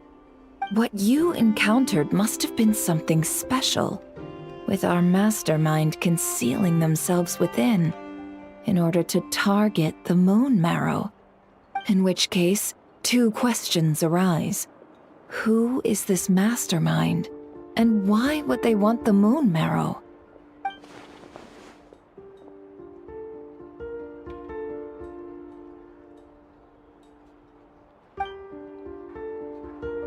I'll continue investigating along these two lines. We can reconvene again if any progress is made. I'm back! Luckily, the store owner kept the medicine bottle I left on the table safe for me. Here you go. Huh. Thanks a bunch, Yehoda. Take a break. You've earned it. Oh no, I've got work to do later. And anyway, isn't the cannon about to go off? I was watching it the whole way back, praying it wouldn't fire. Not until I got back, you know? Again, lucky me. Huh. So you're interested in that big gun? Of course. I mean, just think about it. Something that size is bound to be comprised of thousands, even tens of thousands of parts, fused in such a way that it can operate smoothly and fire off a supergiant, super strong beam! Isn't that just so cool? I mean, miraculous. Like a miracle created through countless careful calculations. It has been a while since the last time it fired. Go on, feel free to go watch. Work can wait for a while. Thanks, boss. Anyway, y'all wanna come? It'll be worth the while and worth your wait. I swear. Might as well. Fruits of our labor and everything, you know? Woohoo! Let's go! Kaboom!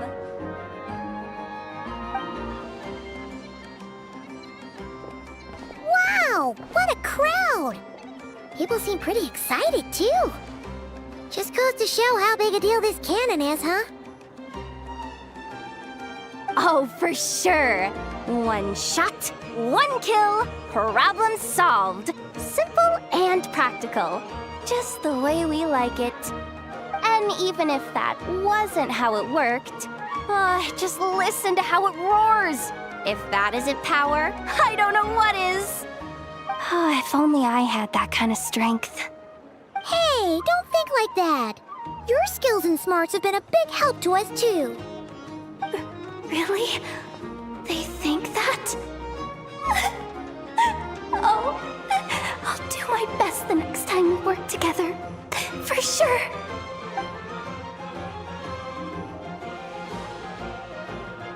Hey, look! It's starting!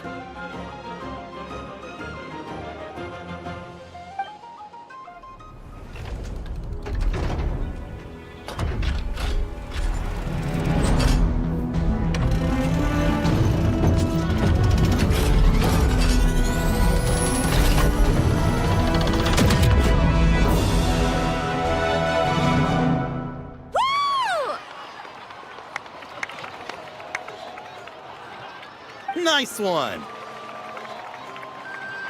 Finally, all fixed up. Nothing to fear now. Awesome! Felt that one in my bones. Whew! That sure was powerful. And pretty dazzling, too. Guess that's why everyone's been counting on this thing. Surely the Wild Hunt doesn't stand a chance.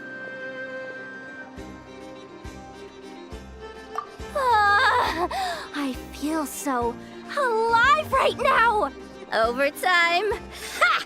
It's gonna be a piece of cake! You know, Paimon's been wondering, if you're so interested in machines, why don't you go work for Aino? That's what we call drawing a line between your work and your hobbies. I've got some mechanical talents, sure. But this job I have now, no one can do it but me. Not even Aino or her silly robots. Anyway, gotta go. See you later. Says the person who got salt and medicine mixed up. Looks like the crowd's breaking up as well. Let's head over to Hisi Island. Let's not keep Lauma waiting.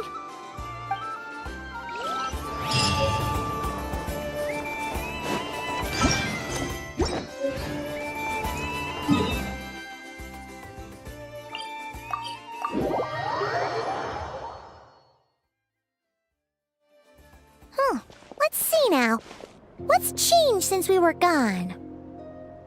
Yeah, if anything, looks like things are settling down. That's Lauma for you. Hey there, Lauma. We're back.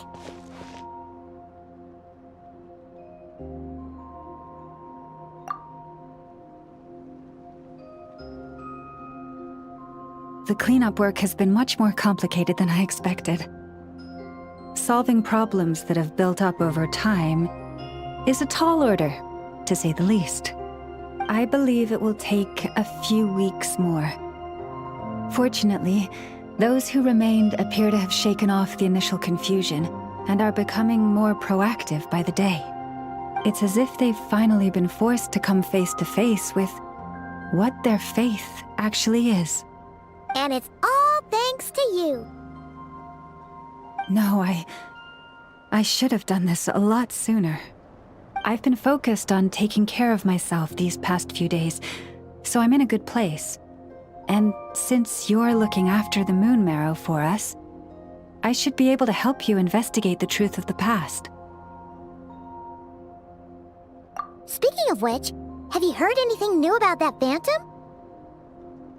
I've tried asking around, but to no avail. What about you? We haven't made much progress either. But here's what we've got.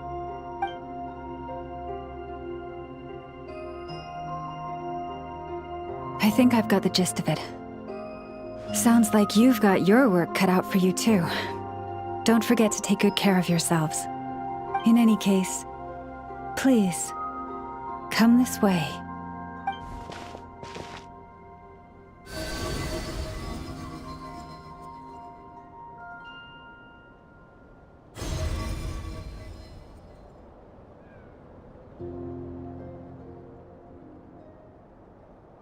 What do you see?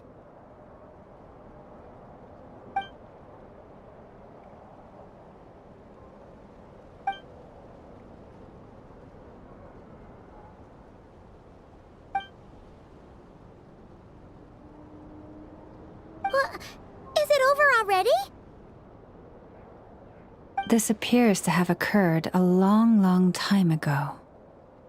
The memories I sensed are highly turbulent and disordered, so that is all my power allows me to discern.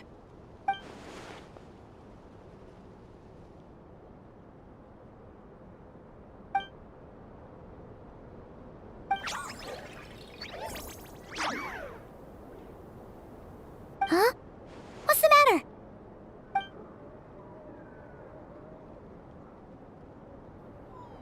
The flowers changed color.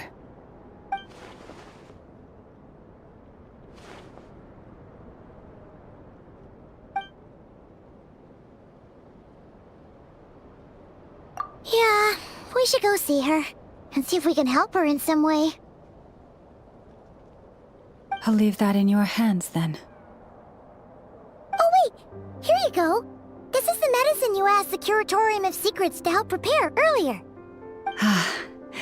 Thanks for coming all this way with it. You've been a huge help. Also, if I may, I have a feeling that Kuthar might be able to help you get a more detailed glimpse at the memories about your spaceship. Oh, that's true. She's the Kutara after all. But we best check if she's doing okay first. See you later then.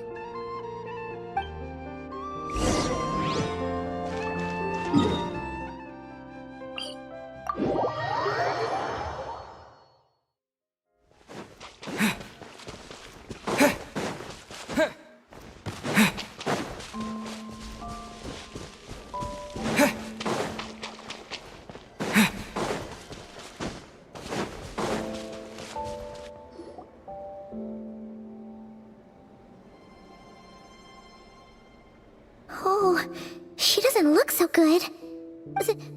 Sorry for disturbing you, but are you okay?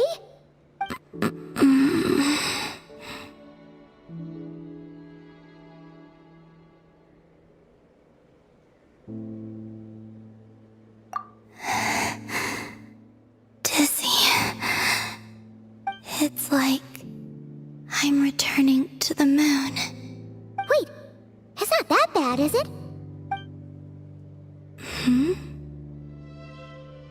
I sense the moon's power within you.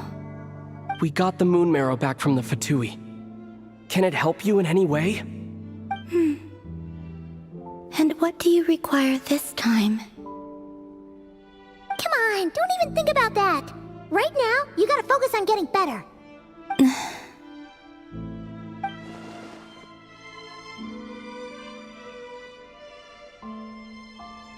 I might need your assistance in the future. Oh. Very well. Give me your hand.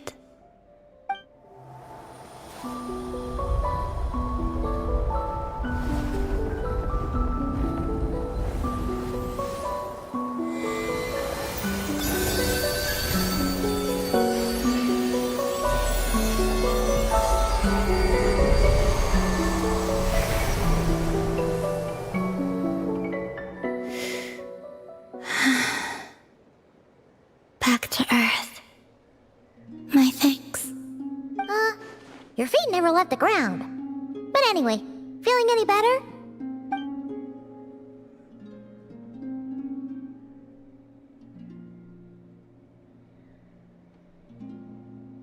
Significantly, the moon within your body, it is as silent as a reflection in the water. Fascinating. I merely drew forth a ray of its light from the water. Enough to keep me tethered to the ground for now. I think I sense some other changes as well. That is the moon goddess's favor. All things I come into contact with will bear this mark. It is harmless, and will fade over time. Speaking of which, do you want to be the moon marrow's custodian, now that you've got your power back? It's supposed to be something that belongs to a god in any case, right? It is the remains of Arya, goddess of the eternal moon. So it does have to do with... Wait, what? Did you not know this already? Llama just said it was different from the other fragments, and that she could sense divine power within it. And she is correct. When I drew that ray of moonlight from the marrow, I also drew some memories from within. That is how I know that it belongs to the goddess of the eternal moon. But Llama also saw the past by using the moon marrow. Why didn't she see that?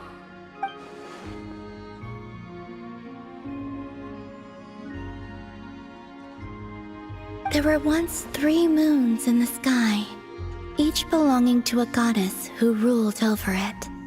But after the War of Funerary Flame, all 3 lay slain, and 2 of the 3 moons were shattered during the conflict. After Arya's death, her power coalesced into this moon marrow. The iridescent moon's remains have never been found. And while the Frost Moon's goddess died herself, her moon was never broken. As the prophecy stated, this moon would birth a new deity sooner or later. The entity the Frost Moon Scions call the Kutar. I can sense that my power belongs to the Frost Moon, but it lies beyond the false sky, too distant from me. Forget controlling it. Sensing it alone requires immense effort. Oh wait, let Paimon count this up. We have the Eternal Moon's marrow with us. No one can find the iridescent moons. Does that mean you have the Frost Moon's marrow inside you then? No. It can only form after the moon goddess is dead. Consider it a form of energy core. You may as well ask if there are rocks on the moon. Oh, so you're saying that you represent the Frost Moon's power, right? Yes. Now, a god with a gnosis is named an Archon. Since you bear the moon marrow, does that make you a moon goddess? You do not wish to become one? That's not really the problem here. Also, why are you so eager to pass that title on to someone else? Anyway, never mind this becoming a moon goddess stuff for now. We're asking if we should return this moon marrow to you.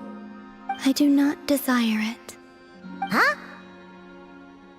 Nor does it desire to come to me. And what does that mean?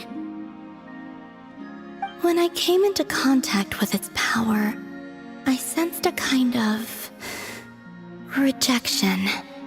I can only guess that this is because I, too, am a moon goddess. 2 moons will not rise at the same time, let alone consume one another. Guess it's stuck with me for now, then. You sure that's gonna be okay? Glauma did say that you've hidden its power well, but the damselette sensed it just fine. And it's the wild hunt we're dealing with here, not some run-of-the-mill enemy. If it detects the marrow... The wild hunt? You speak of that phenomenon as if you were describing a person. Well, it sure looks like there's a person behind it all. Someone with a super clear goal, too. They've been after the moon marrow non-stop. That seems to ring a bell. Huh? Does it really? My colleagues used to mention someone, back when I was still with the Fatui. He hailed from Conria, gaining abyssal power during the Cataclysm, and he had a consuming fixation on the moons. Conria? Well, we don't know if the phantom we saw has anything to do with that, but the details kinda match. What was his name? I only know what others called him. The Reikir of Solnari. Huh. There was that title too. Yes. Wait a second. Dane mentioned him, didn't he? Does that mean that our enemy is Rerir, one of the 5? If that was the case, surely he'd be stronger than this, though. I have heard that he disappeared not long after the Cataclysm. But when I asked my colleagues where he went, they replied, "Do you really not know?" Why would they say that? The tale of his final fate has it that he fell into the moon's reflection, from which there can be no return. Wait, hold up, pause. There's just too much information. I felt the same. They seemed to think that I should be the one who would know everything about the moons. But as I said, my prologue lies beyond the false skies. I do not even remember my name. Oh. Either way, following his departure, the wild hunt situation worsened drastically, and it has since become a byword for abyssal disaster. The present phenomenon may have inherited the same title, but it far surpasses its past incarnation in both scale and lethality. Oh, to think that we're up against one of the infamous 5 sinners. That's way too much for us to handle. That incident on Star Sand Shoal must have been luck then. Or maybe he wasn't giving it his all. And even then, he still defeated Marionette. Oh? What did you just say? Would you mind repeating that? That's your ex-colleague? So, we were on Star Sand Shoal together, and she was beaten by the Wild Hunt, too. Did you just laugh? No. She totally did. Are you two on bad terms or something? No. I simply imagined the put-out expression she must have worn in that moment, and found it interesting. She seemed quite shaken. Oh, she'll adjust soon enough. She's very good at that. Okay, anyway, we've gotten off topic. now that we know how dangerous the guy targeting the moon marrow is, you sure you want to carry it around with you, Traveler? If Fatui intelligence is to be believed, Rerir would prevail even if all of Nod-Krai were to stand against him. Perhaps something restricts him, if only for the moment. Before I decide, there's a favor I'd like to ask you, Columbina. What do you need? Do you think you'd be able to show me what happened when my sister and I arrived in Nod-Krai? I mean, when our spaceship first landed. Sure. That was quick. As I said, this to me is but a single ray of moonlight. Nothing to it. Give me your hand, and ready yourself.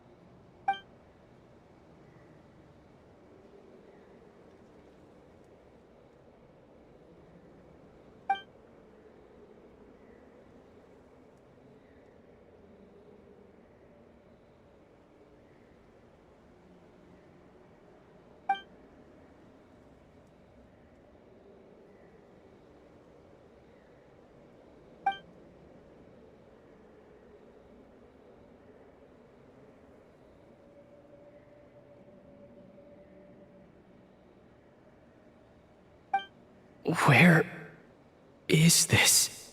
Aether, come on, we have to leave this place. What?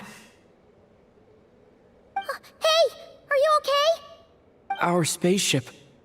A long, long time passed after we landed. No one left the ship during that time, but Lumine found me from outside of it somehow. Huh? How would that even be possible? I don't know.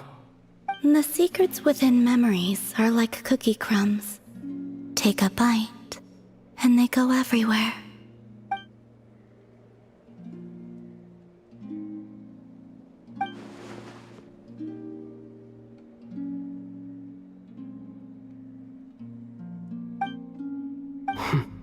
All right. I'll keep the moon marrow with me. Well, if you say so.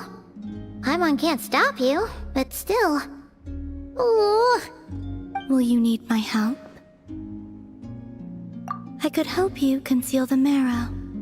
You could? Oh, that'd be great.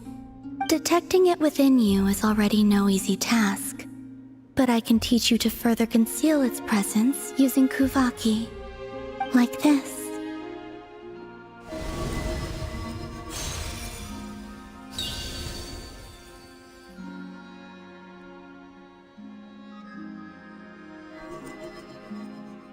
Ooh, looks like a shield.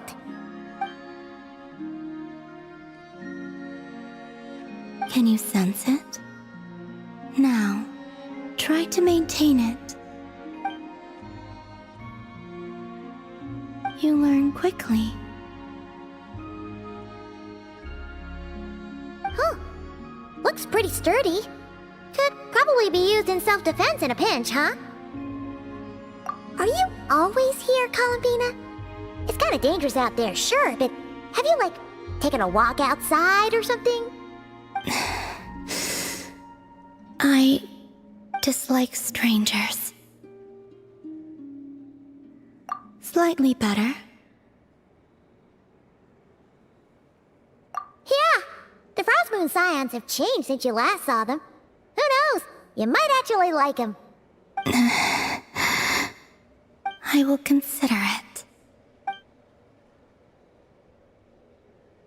She seems kinda tired.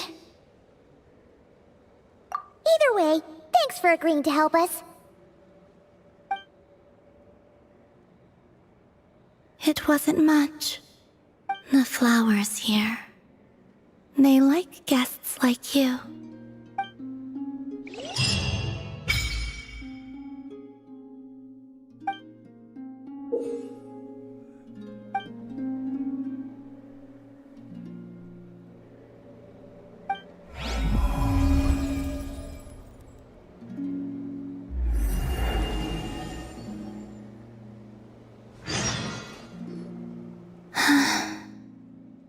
Best let her rest.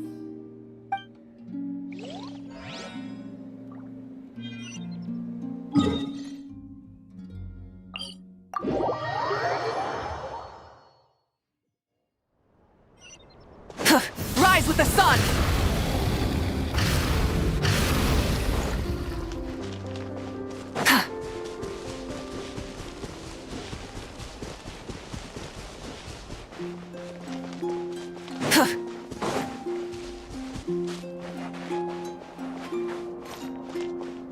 Burn it down!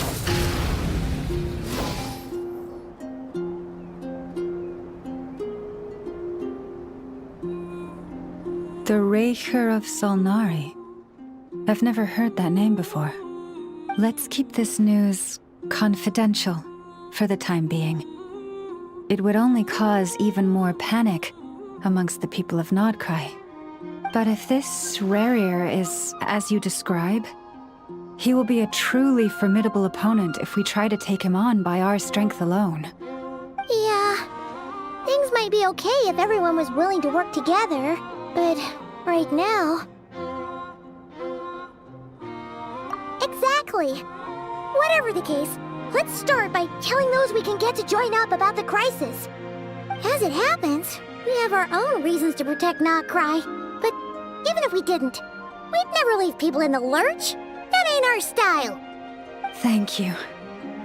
The Frost Moon Scions will stand with you to prevent this crisis as best we can. In addition, I believe that the relationships between the various factions in this land are not cast in stone. The winds of change are blowing, and we Scions have nowhere to run. Our faith, our sect, all of it is here.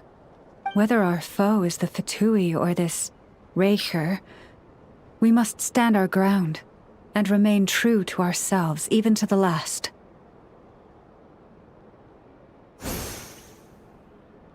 Let's see. Speaking of allies, the Krumkake craft shop is the closest by, right? Enough is sure to help us.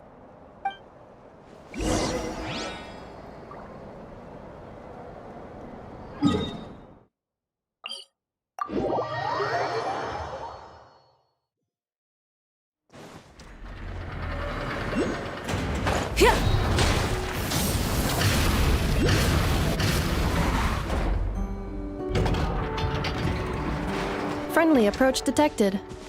We meet again. Listen, listen! We've got updates on the wild hunt situation.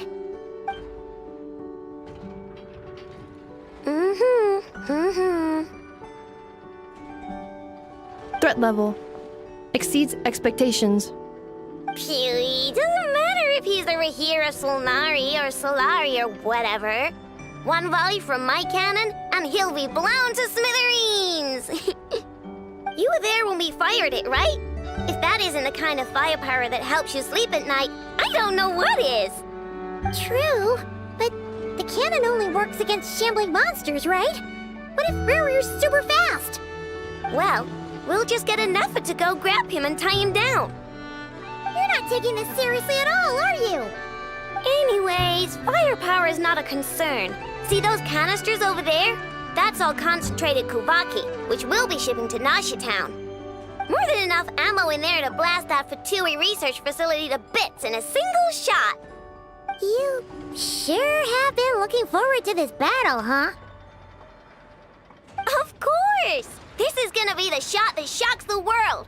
All of Nod-Krai, heck, all of Snezhnaya will know my name once we're through. Sure, travel safe. I know. There remains intel left unshared. Oh, right. Yeah. Since you're investigating the wild hunt, something pretty weird's happened in Nasha Town. Should probably watch out for that once you're back. Remember that Sosi guy? The Ratnik in charge of firing the cannon? He's been found dead in their organization's offices. Wait, what? Didn't we just see him, like, half a day ago? Yeah, it's still new news. So not many people are in the know. We were only informed because we'd worked together closely. And even then, only just now. I'll send Anafa over to Nashi Town with some flowers later. Oh, he seemed like a good guy. Didn't put on any airs despite being a superior officer either. The data concurs. This gentleman appears to have been one of the most accomplished amongst the Lightkeeper's sergeant majors. His character has also received commendation. Most would have lacked the motivation to fatally attack him. Oh, that makes it even worse. Hey! What do you mean, actually? Either way, I'm not clued in on the details. Only Ratniki have been allowed on site to investigate the scene. You'll have to find some way in if you want to check it out for yourselves. Got it. Let's go then. You coming along, Anafa? My tasks are incomplete. The last few batches of ammunition must be randomly inspected. You go ahead. All right. We'll see you later.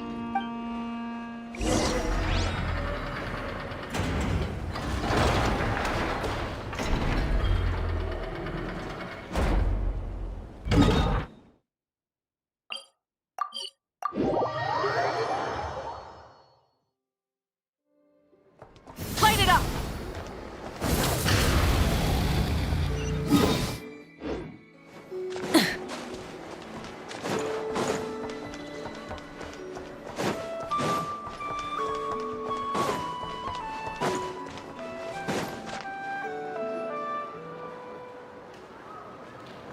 This must be it. Oh, doesn't look like there's any chance of us getting in with that Ratnik guarding the door, though. Should we go speak to the guard first? Might as well try squeezing blood from a stone. Ah! Never! When did you... I came over to take a look as soon as I received the news just now. Aino told you about this then? Before we start, shall we see if we've made the same guess? Indeed. Quicker than we thought as well. Keep your eyes peeled for any clues once we get in. No need to jump to conclusions. But how are we supposed to get in at all? Just follow me.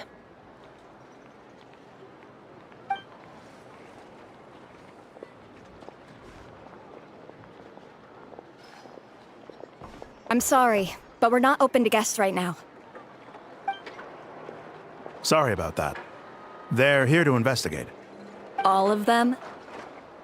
The paperwork checks out. All right then. Enter.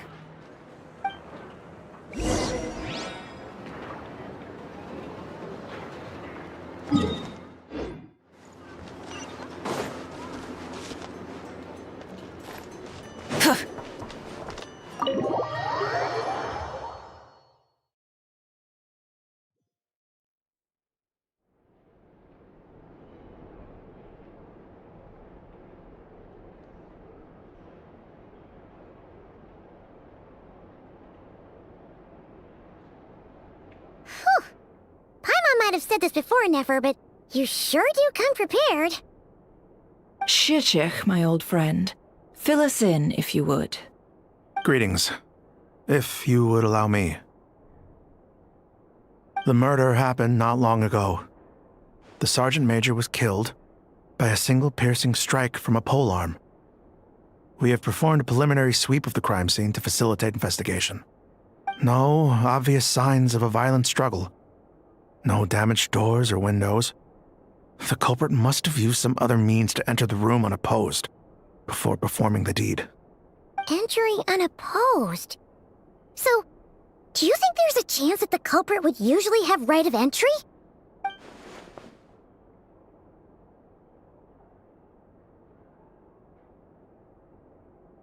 At the moment, the most valuable lead we have is based on an eyewitness report from a nearby resident. Specifically, that Flint's was seen entering and leaving this place in the time period when the crime most likely occurred. Flint's? We have tried to contact him, but he has not replied.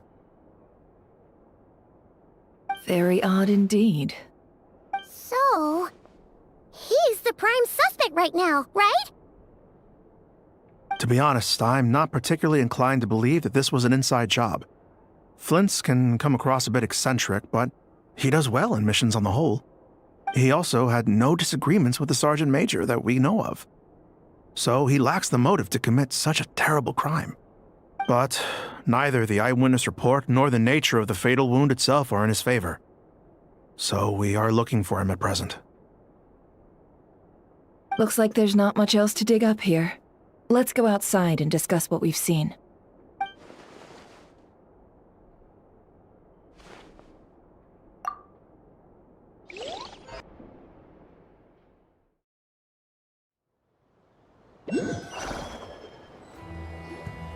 So, the evidence points to Flint's, and he just so happens to have disappeared without a trace. A sticky situation indeed. We know that this Flint's could have been Rerir in disguise, but we lack the evidence to prove this to anyone else. Furthermore, Flint's has left us with many questions, all of which will require a reasonable explanation. Yeah! He said he would report back to headquarters, but it seems he hasn't gone at all. What could he be doing?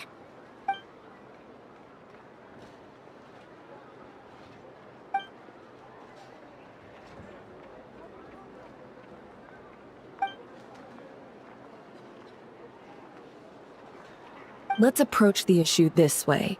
First, we must determine our culprit. Was it Flint's or Rerir in disguise?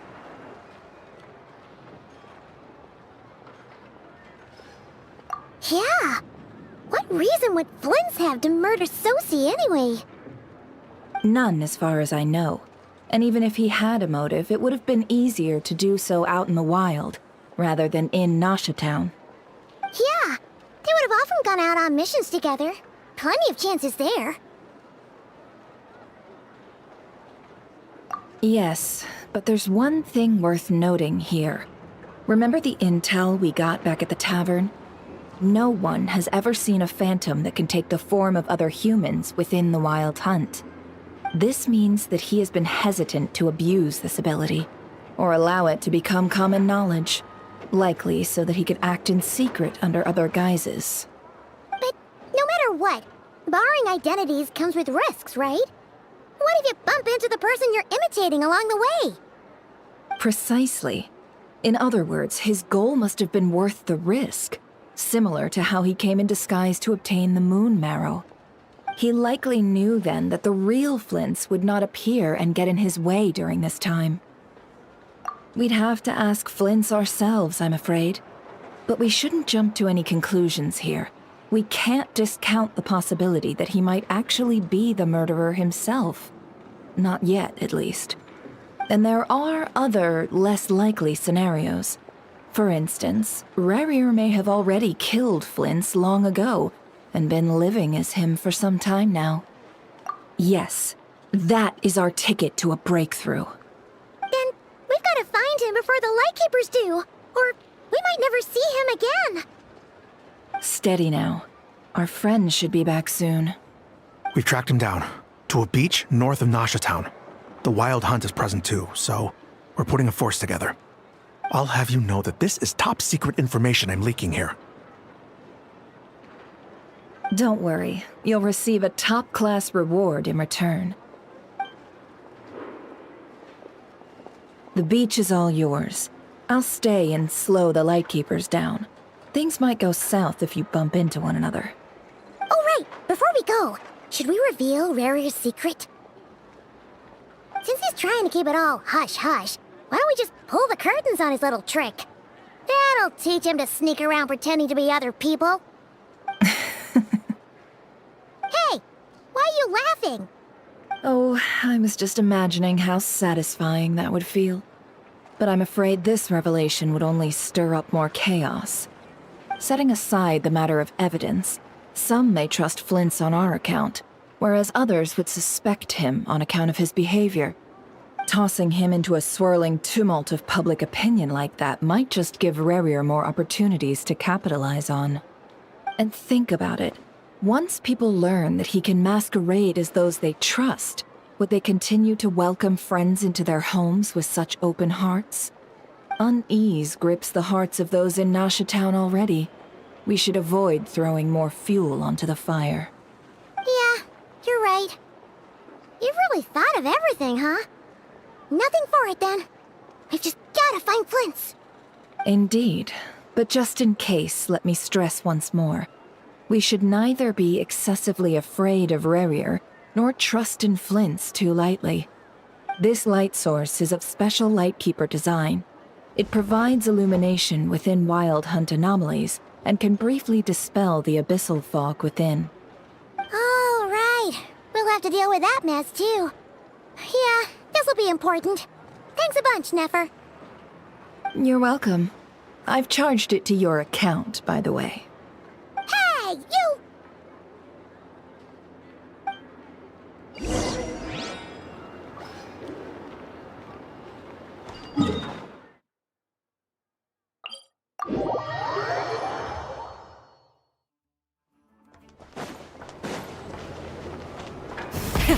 Rev the engines! Hip.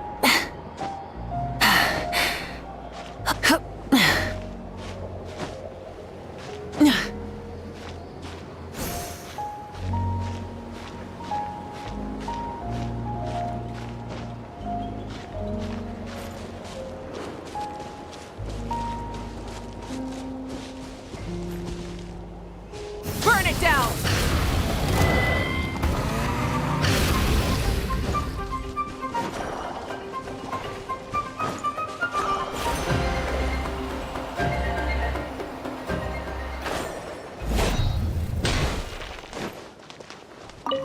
Rise with the sun!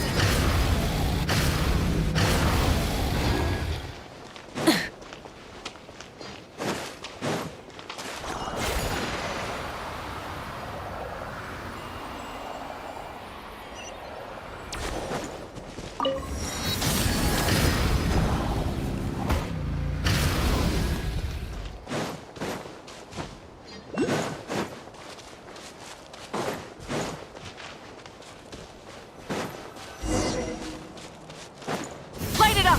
Woo! Will at last Monsters! No touching!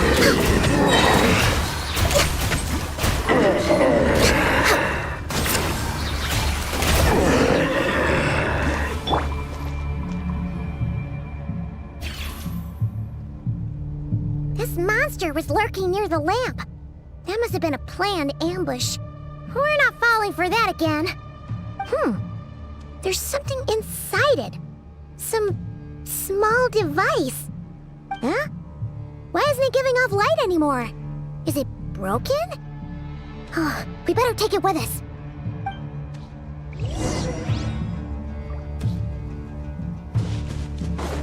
Full throttle! The fight took place here. Did Flint's leave these marks? Is someone there? Please, help me! Isn't that Flint's voice? Did you hear that? But is that really him?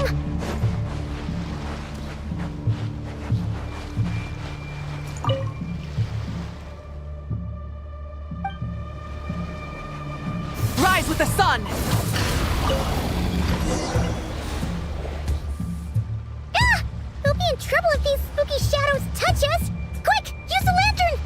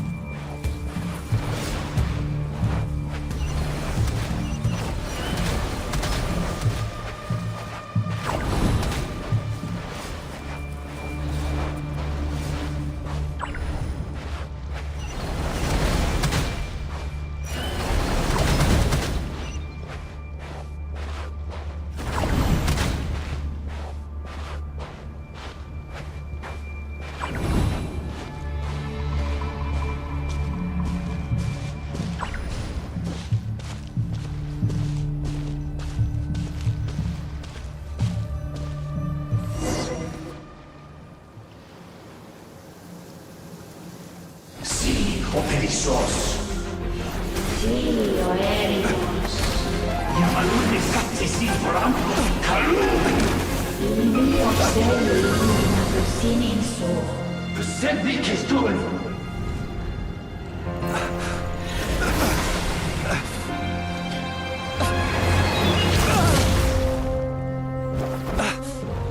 Hand it over. That was mine from the first. Tutoni nektorai desmerte. You're a fool. You again.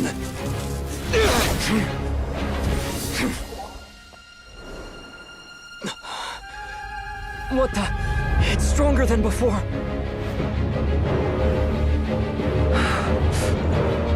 Lantern now!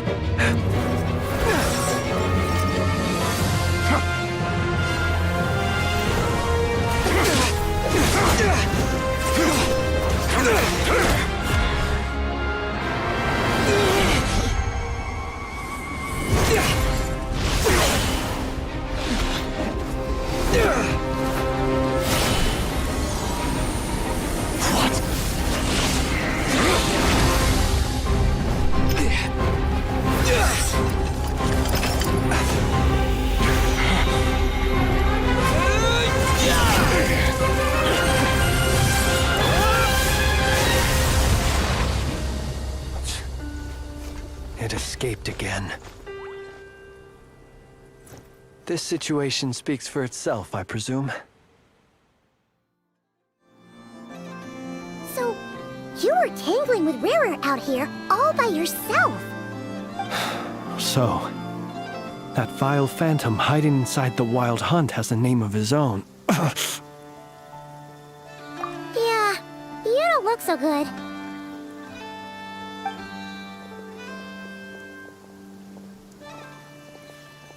Sorry you had to see me like this. All the same, you have my sincere thanks for your aid. To think you had the power to so easily cleanse the filth staining the lantern, which tormented me so. Might I ask what magic that was? Or whose pupil you are? I believe I might have saved some face had I mastered just a fraction of such abilities.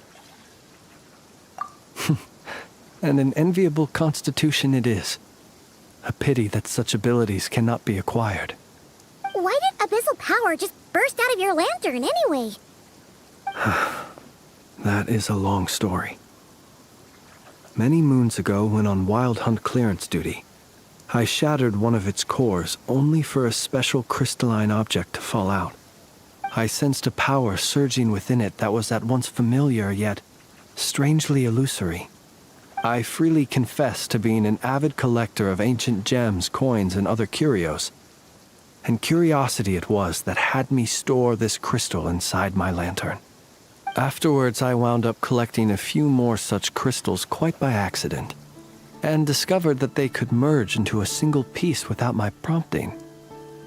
Though my understanding ends there.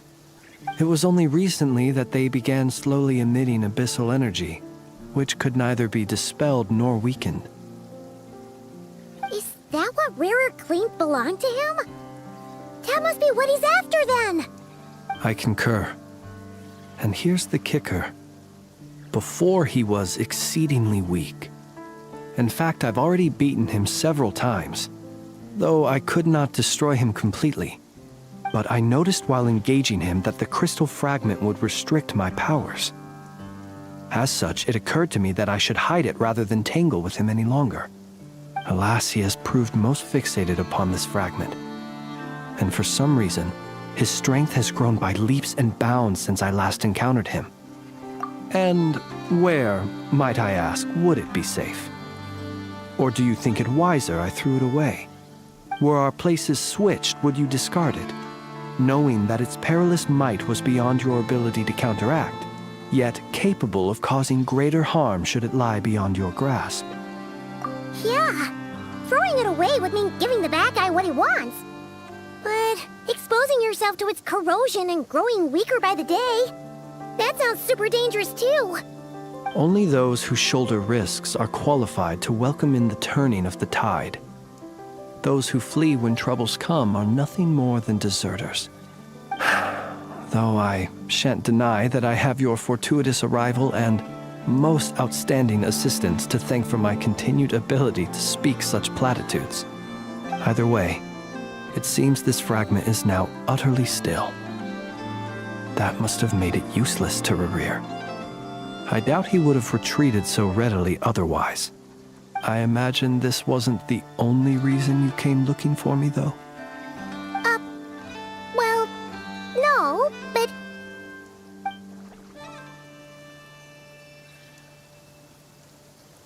Ah. I see. To use the Lightkeepers to find me, I suspect. I did not inform anyone of my true whereabouts, so he should have had more difficulty tracking me down.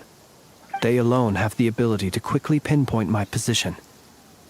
Our Sergeant Major has a Kuvaki-powered device that can be used to detect others who bear a lantern. They usually don't pay my whereabouts much mind unless they absolutely must find me. You mean this thing? Yes. Where did you pick this up? We found it inside a lantern when we first charged into the Wild Hunt anomaly. It must belong to a Ratnik dispatched to investigate the area, who, it seems, dropped everything and fled the moment they saw the Wild Hunt massing to strike.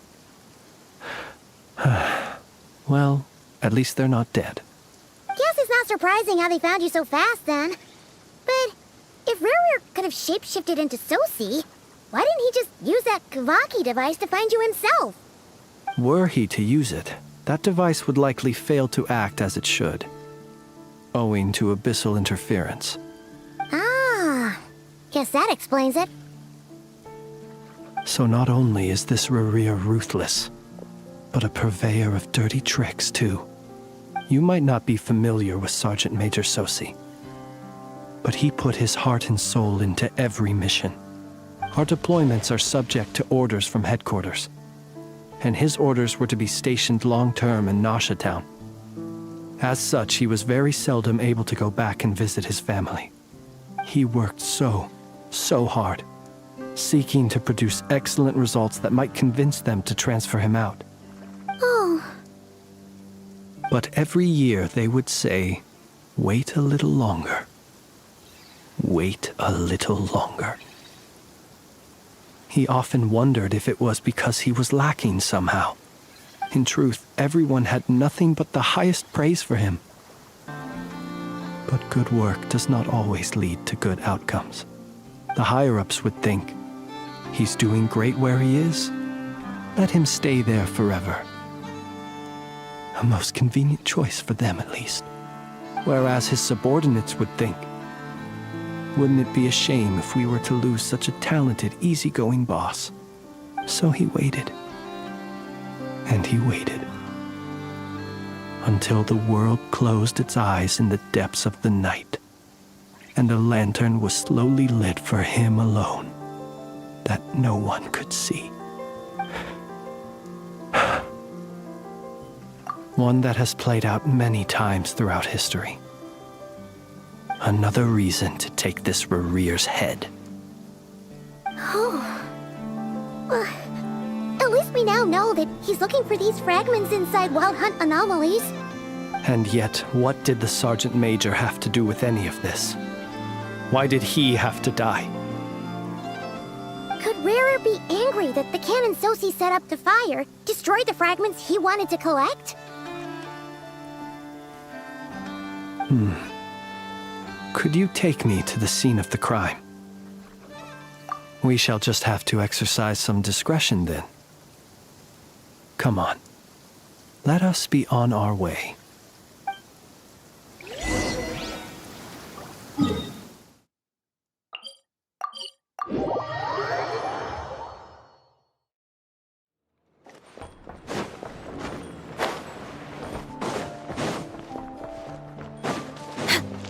Burn it down!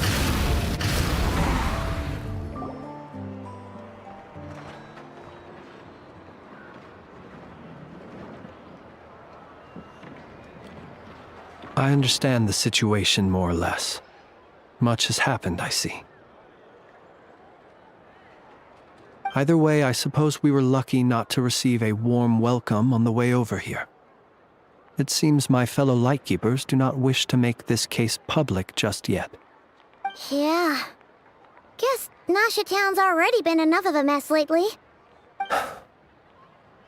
Let's stop here. Any further and the Ratniki might detect us. Since you two can enter, I'll have to request that you kindly pick me up once you're inside. Oh? And how are we supposed to do that? You'll know when the time comes. See you later.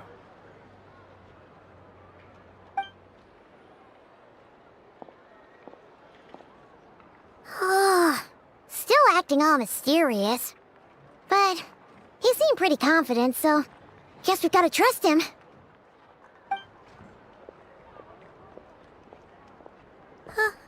Hello? Ah, you're the special assistants for this investigation, right? Yep, that's us. Well, you're just in time. We're basically done investigating the crime scene. All that's left is to finish writing up some records. Then properly dispose of Sergeant Major Sosi's remains. If there's anything else you'd like to look into, this is your last chance to do so. Sadly, no. The motive behind the killing remains a mystery.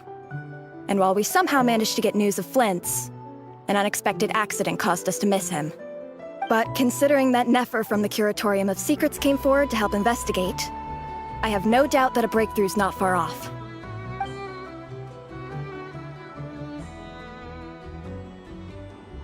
We'll do our part too. All right, we're going in. See you later.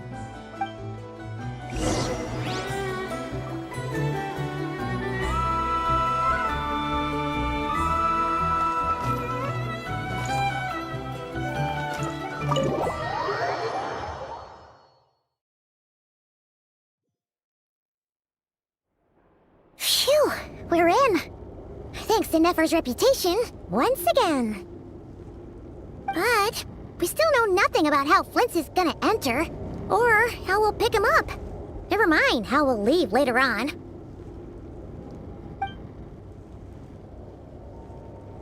Something the matter?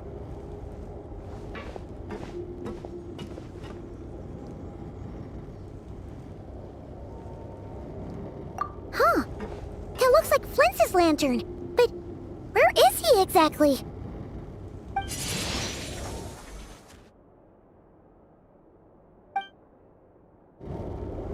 Well, we've got the lantern. What now?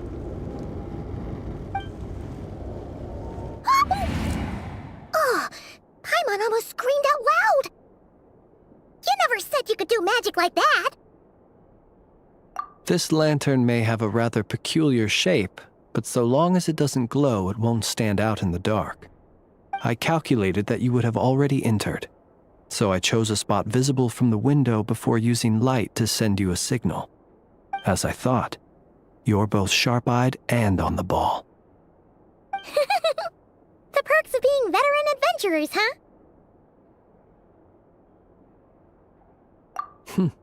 Your composure is more impressive still. You're right. That required a little trick of my own. But let us leave such trivial topics for a more relaxed moment. Our time is limited after all.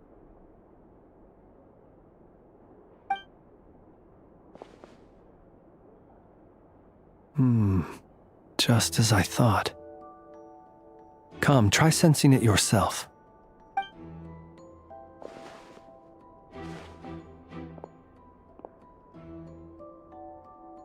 Identical powers must flow from the same source.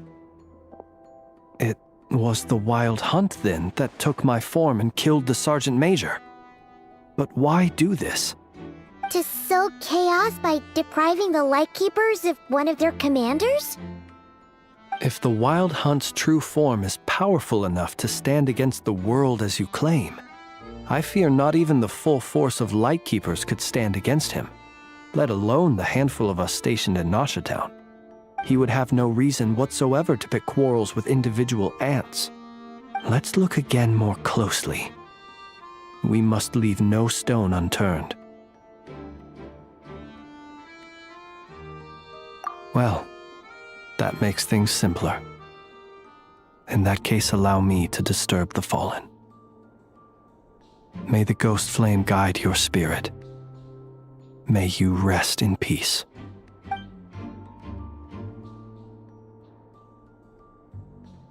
When we fought, he seemed like quite a reckless foe. Certainly not the meticulous mastermind type. Yet here we are, grappling with this enigma he has left us. Oh, if we can't get any leads, we might have to go back and find Nefer. Oh, the longer we're stuck here, the likelier he is to achieve his goal. Ugh, this is so frustrating!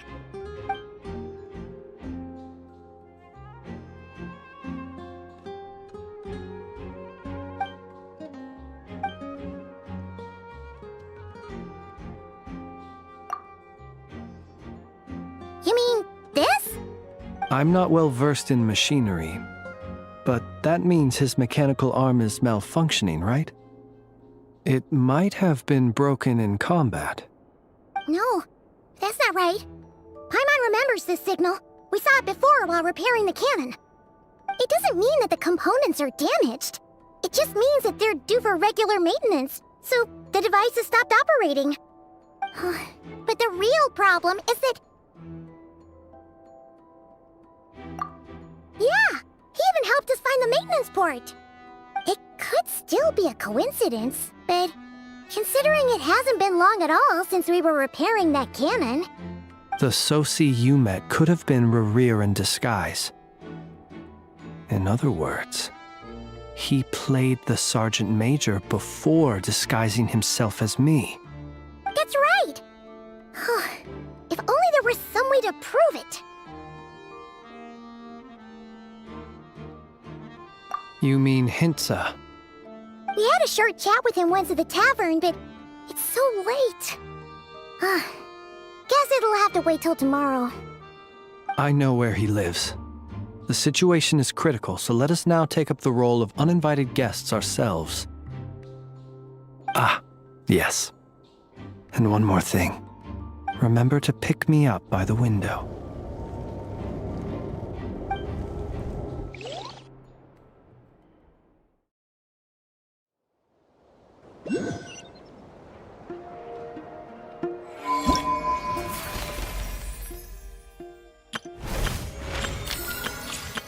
I know?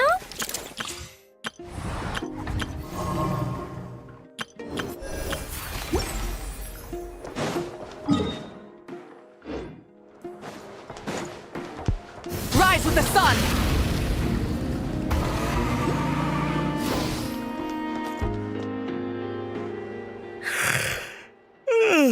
Oh, it's you two.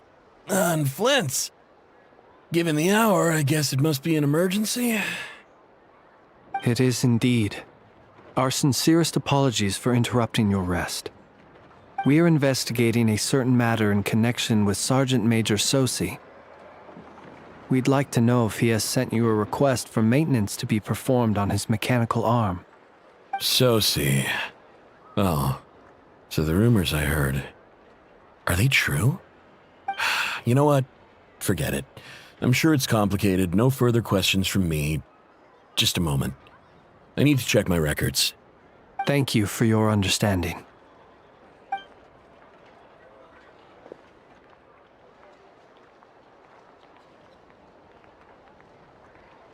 Got it. 8 days ago, he came to request a round of regular maintenance. But as it happened, I had run out of the required components. His mechanical arm is especially sophisticated, having been designed by Aino personally. The parts, too, could only be made by her. As such, they usually take several days to arrive. In fact, this time, he even asked me if we could push his request forward. And I understood, completely. Not being able to use your hand, that's rough for anyone. But even more so if your job involves fighting out in the wild. So I did my best to convince Aino to rush the job. And eventually, the parts arrived. 3 days ago, if I remember correctly. I sent word to the Lightkeepers immediately, but he never showed up. I assumed he was just out on some mission or other. What's with those faces? Everything all right? You've provided us with some very crucial information, Hintsa. You have our thanks.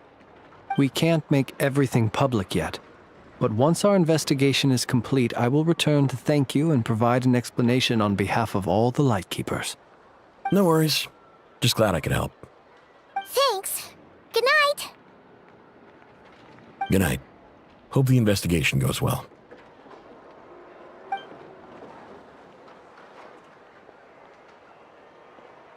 It seems that it is as we guessed. The Sergeant Major Sosi you encountered while repairing the cannon was actually Rerir in disguise. 8 days ago, he had yet to act. But at some point after that, he attacked and imprisoned the Sergeant Major. With the immense gap in strength between them, the job was finished in a single blow. And thus Rerir had no opportunity to discover the malfunctioning mechanical arm. Perhaps his mastery of shapeshifting extends only to outward form, and not therefore to complex internal mechanisms.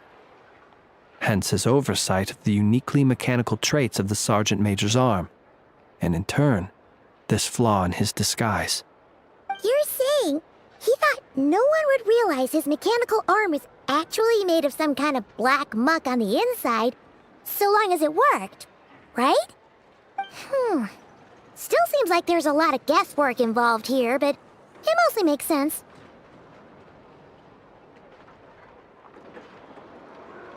This also has me stumped for the moment. The cannon has always been used to destroy the Wild Hunt, and it works as intended. But how would that help Rerir exactly? Assuming he plans to collect the fragments within Wild Hunt anomalies, firing the cannon works against him, since it would blast those fragments to smithereens. So we solved one mystery, only to dig up another. Whew. This is getting Paimon kind of down. And sleepy too.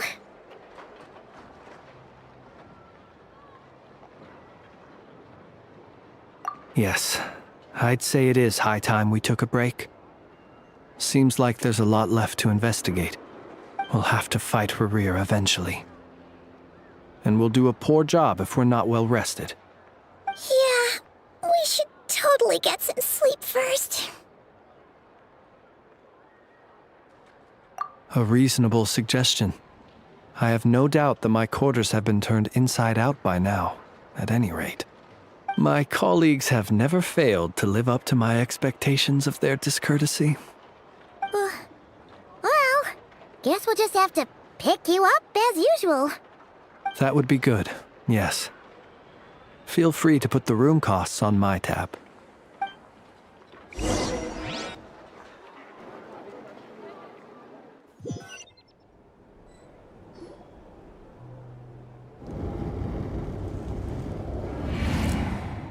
Phew, back inside. We can finally take a breather. Okay, Paimon. In and out. I suppose we could all take a moment to unwind. As I recall, our first meeting took place not far from here. Ah, the nostalgia. Had you already sensed the unique power within my lantern at that time? I see. Words truly do fail to capture your superlative insight. Fortunate then that abyssal energy was only leaking from the fragment in minuscule amounts when we first met. Or I might have been in for a real interrogation. Yeah, hard to say how that would have played out. We've had a whole bunch of unpleasant run-ins with the Abyss. You mean to ask why I'm going this far to oppose him? Well, as a Lightkeeper, I'd say I'm simply doing my job. Yeah! You're covered in more mysteries than Paimon could shake a skewer at. You can't just get out of explaining yourself by making lame excuses. All right. I suppose I do owe you some honesty, whether out of gratitude or the need to build trust. Your deductions have been quite correct. Should one wish to conceal oneself within a lantern, elemental power alone is not enough. You know humans well, and naturally you understand their limits. But some things that humans would consider difficult are quite normal in the eyes of non-humans. So, you mean you're one of the latter?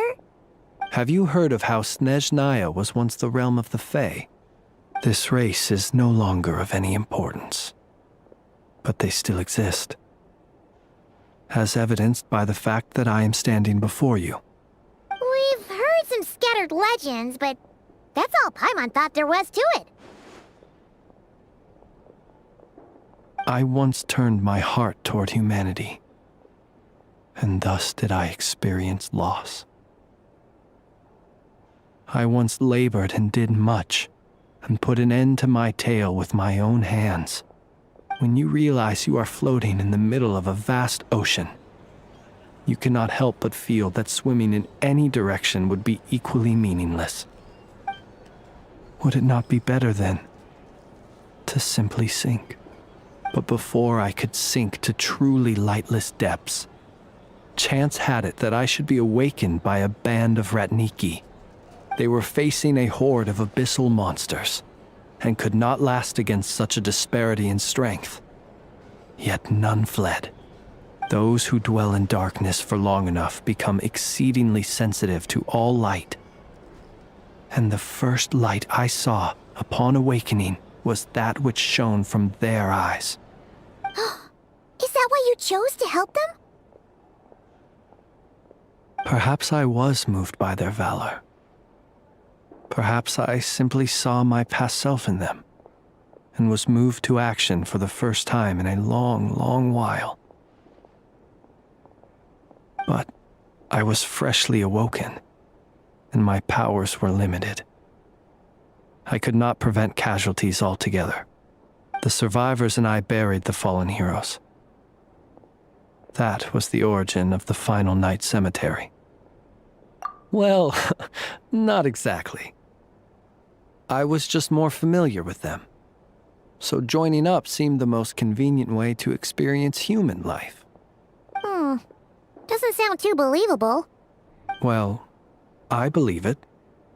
Besides, I'm well past the age when one might believe in things that must be done. Nonetheless, there are still some things I will not allow to happen. The chaos that Rerir has been stirring up is one of them. Tomorrow I shall go and check our records to see if I can find any connection between the Wild Hunt, Rerir, and the Canon. Will you need us to get you where you need to be? Oh, I'll be fine. I keep a backup copy at my residence in case of emergencies. Can you even go back there right now? Won't there be Ratniki watching it? Thanks for the reminder. I believe they'll have checked my place, but they won't have stayed. All things are ranked according to their priority, and we lack the manpower for such an open-ended stakeout. And even if someone is waiting, I have ways around that. I am the master of my own house, after all. All right then, we'll trust you. We sure ended up chatting for a while, huh? I'm super tired now. But, you know, feels like we can breathe easier, now that we know you better. I didn't take you for the cautious sort. Anyway, I hope you'll help me keep this a secret. I'd prefer others not to know about my past unless strictly necessary. Nor do I want to attract more trouble on account of being a Fae.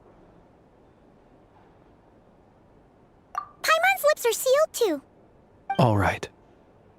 Thanks again for your help. Good night, you two. Finally, we can rest. Let's go get some sleep. First.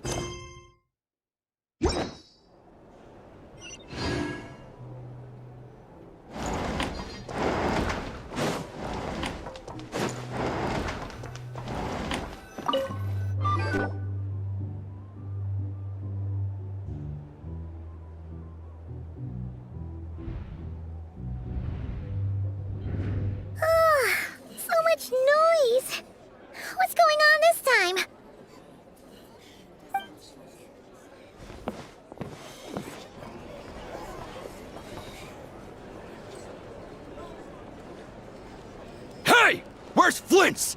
Is he here, or isn't he? We would be most obliged if you would pipe down a little, dear guest. Our other guests are resting. Resting? We're all about to be done for, and you're talking about rest?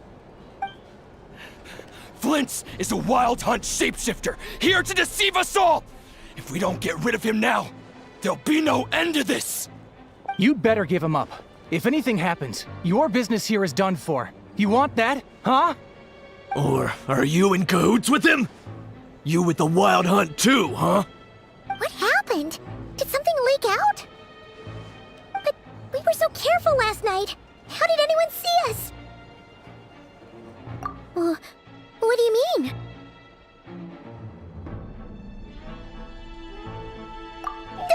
This is so confusing! What do we do? These people are no match for Flint's, but they're super heated right now. It's not like all the unusual stuff about him will make it any easier to explain either. Okay! Hey! Let us in now! My apologies. My apologies. Hold on! Calm down, everyone! What in Tevat is the meaning of this racket? Are you intent on depriving both the Voynich Guild and the Curatorium of Secrets of even a moment's rest? Boss, do we really have to entertain people who don't respect the rules? Call a few of your boys and have them thrown out. And what hole did you crawl out of? A watering hole, of course. The one you've just disturbed. A place to get a moment's respite from all the recent unhappiness, and to escape from all this talk of the Wild Hunt, or strange ghosts and phantoms. Who'd have guessed people like you would come bursting in, shrieking louder than any ghoul? This is a matter of utmost importance. We've got solid evidence. All we need now is to confront Flint's face to face. Exactly. And you sure don't look like an impartial party either, Nefer. Oh, don't I now? How about this then, boss? Let them do their search. If they find their man, they can have their little chat. But if they don't, then they owe everyone here an apology, as well as compensation for all the racket they've caused. Wait, it's... All right. I suppose that's the only way. If we don't let them in now, they'll be back sooner or later. What a mess.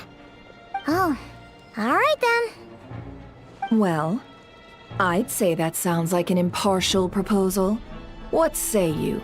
Or are you suddenly unsure of yourselves? Come on, everyone! Move it!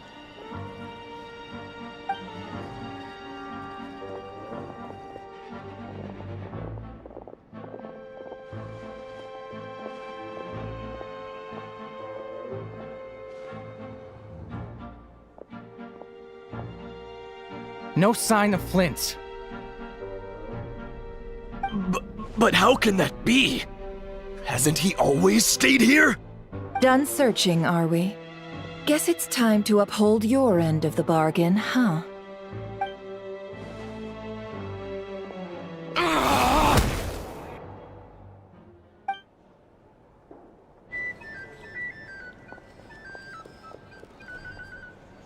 So, Paimon, you've been waiting to ask me something, haven't you?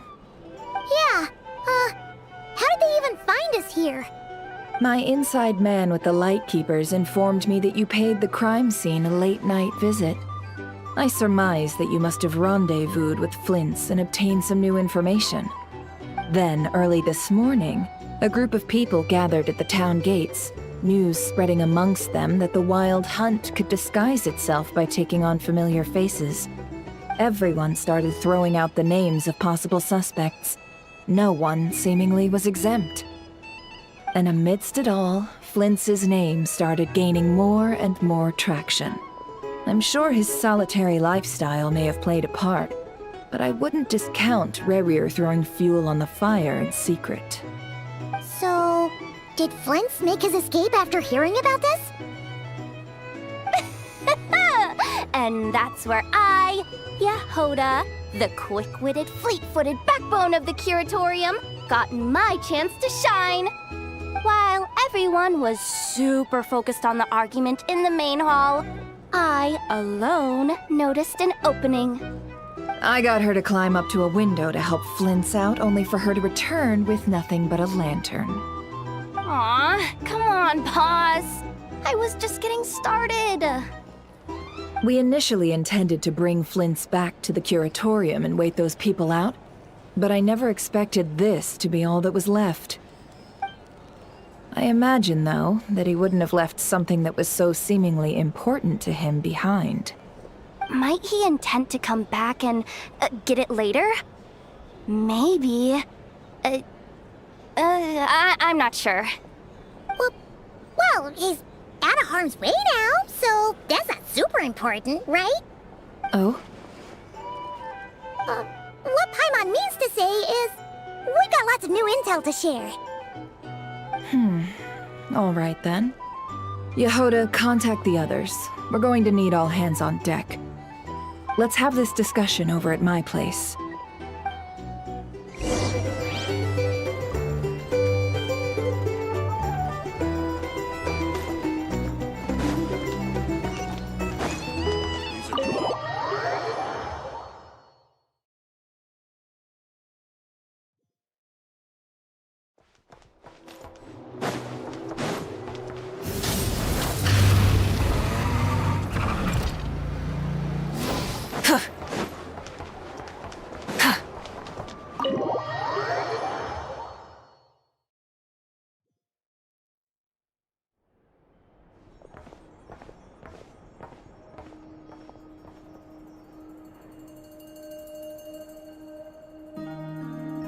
I see. So Flint's has a fragment taken from within a wild hunt anomaly. Is he gonna be okay now that he's on his own again? Earlier, he said that the fragment had gone still, so it's probably of no use to Rare now. In that case, Rare shouldn't have any reason to keep pursuing him, right? So, was all that ruckus back at the flagship just an act of spite? Or what? If I were him, I would have simply turned my attention to collecting other fragments. A reasonable course of action. Remember what we heard back at the tavern? The actual number of wild hunt anomalies destroyed has been greater than Lightkeeper records would indicate. Some of these must have been Rare's doing. He must have been seeking more fragments. This much is pretty easy to understand, but why would he pretend to be Soci and put so much effort into getting the cannon up and running again? Maybe 'cause that'd be more efficient than having to clear anomalies himself?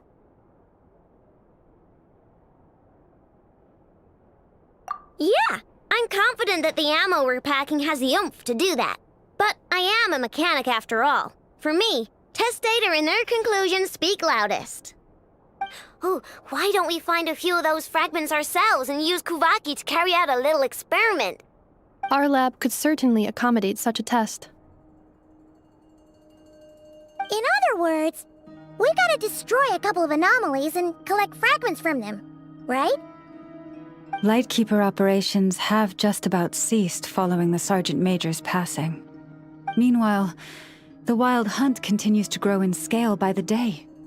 I fear only we can keep the situation under control now. Then we best act fast. Paimon's got a bad feeling about this. A feeling we all share, I'm afraid.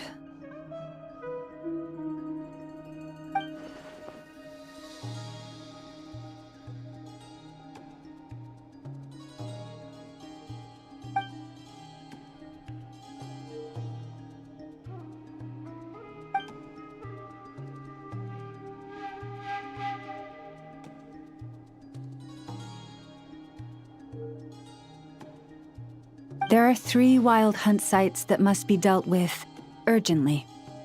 But I believe we have the capacity to handle it. Works for me. Inefa and I will take our workshop assistants to deal with one of the sites. The curatorium will handle another. And we Frostmoon Scions shall deal with the remaining one.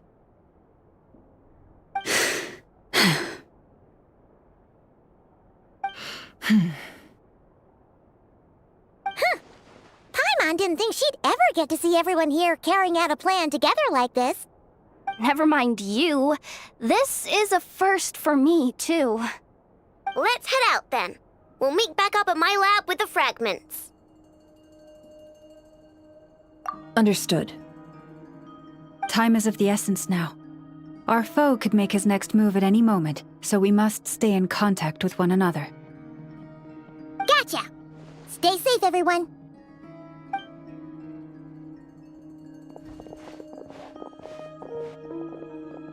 Huh. Anyone seen the lantern? Has Flynn dropped by already? Well, considering what you said earlier, you know where we're going next, right?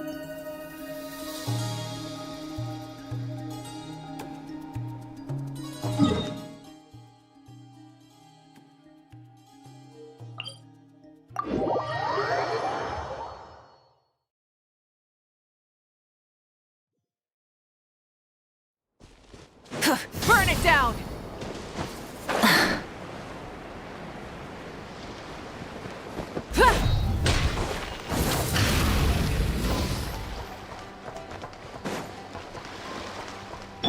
Strike a pose!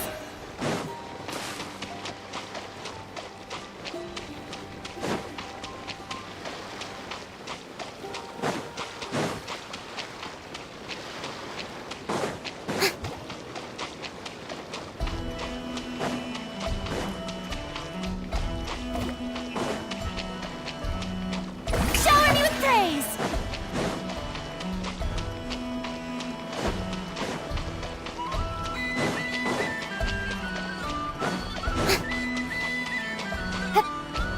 Light it up!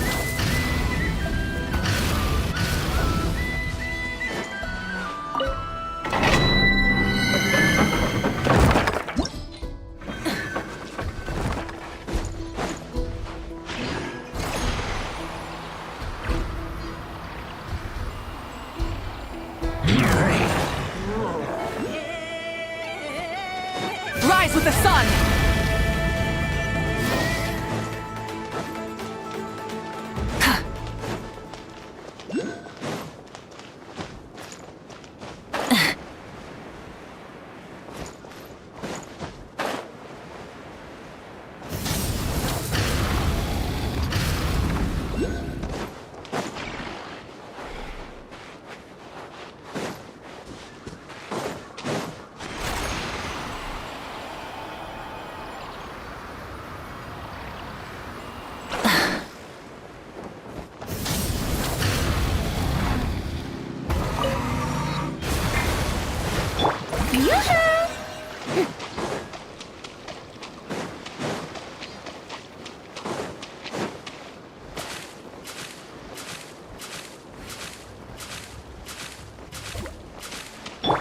Light it up! Rev the engines!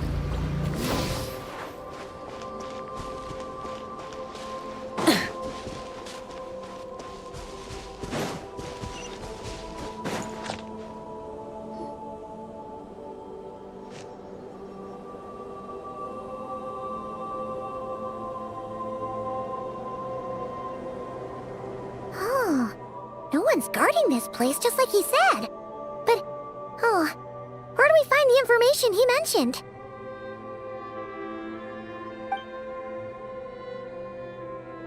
This way. Let's move. We're running out of time.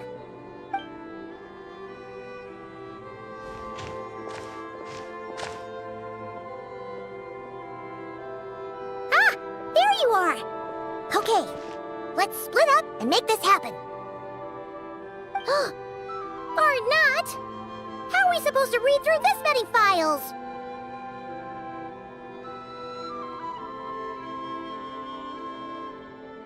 Difficult, yes, but it is also our most efficient option. To expose the true intentions of this Rereer, we need to dive into Nod-Krai's history. Hope we don't don't land on our heads then. Ah! Ghost! That file suddenly moved by itself! This is a graveyard, right, Flint? Do these things just kinda happen?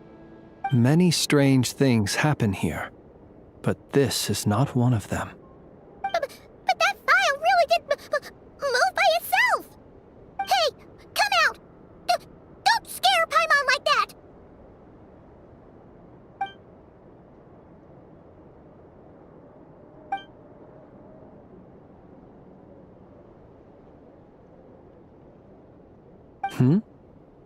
Wild Hunt Phenomena Log? Hey! Another file's moving!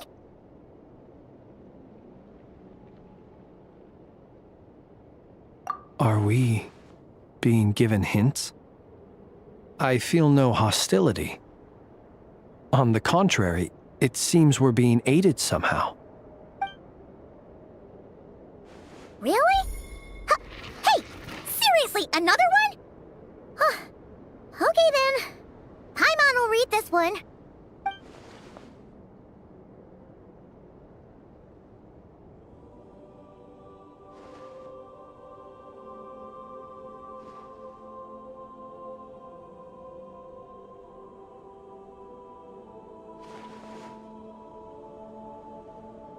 Phew!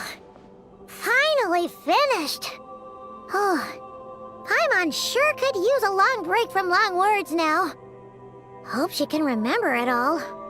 The material I've read through has all been about past Wild Hunt incidents of enormous scale. What about you? Paimon as well. Guess that makes 3 of us. Whatever this is, it seems to want us to notice something. Let's bring our files together and give them another look through. All right. Paimon will go fetch hers. All these incidents look pretty different. Wait. I've noticed something. Before the occurrence of these huge Wild Hunt events, a smaller scale one would erupt in the exact same location. And look. All these smaller scale Wild Hunt site reports share a common outcome. They'd be detected, but would go inactive before any forces could be sent to deal with them. They could then be sealed directly using a tide seal stone. Huh? But why? Some of these records are too old. I doubt he had regained the ability to act freely yet, or we would have met long ago. And here's another similarity. Kuvaki in nearby soil completely drained. Could this be important somehow? Kuvaki and the Wild Hunt are mutually opposed forces. We Lightkeepers previously believed that these small Wild Hunt sites would temporarily go inactive due to being neutralized by the Kuvaki present in the soil.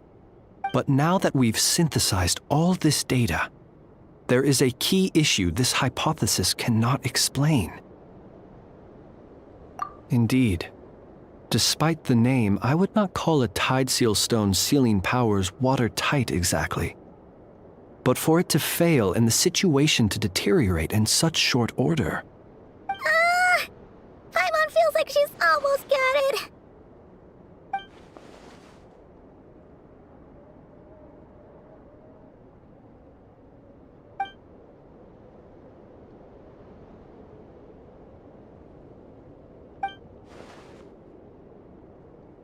Yes, that might be it. It could be that when Kuvaki and abyssal energies meet, the stronger side will suppress the weaker one. And while Kuvaki can indeed destroy small-scale Wild Hunt anomalies, should Rerir be strong enough, the Kuvaki might be his for the taking instead. Paimon kinda gets where we're going with this. What are you referring to? We had a real close encounter with the Abyss in Netland. It's a force that tries to taint everything. It's hard to explain in detail, but basically, your reasoning makes sense. Was there a gap between him pretending to be Sergeant Major Sosi and the cannon being fired? There was. Aino needed to make some adjustments after we finished those repairs. Rerir, disguised as Sosi, left at that point, leaving him more than enough time to shapeshift into you, return to the Lightkeeper's office and set up the crime scene, before heading over to the cannon's target area and absorbing the Kovaki. It all makes sense. And all that just for the fragment I had with me. It begs the question, what makes it so special that he needs it so badly?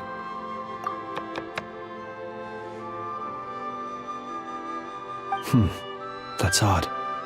We shouldn't have any guests. I'll go take a look.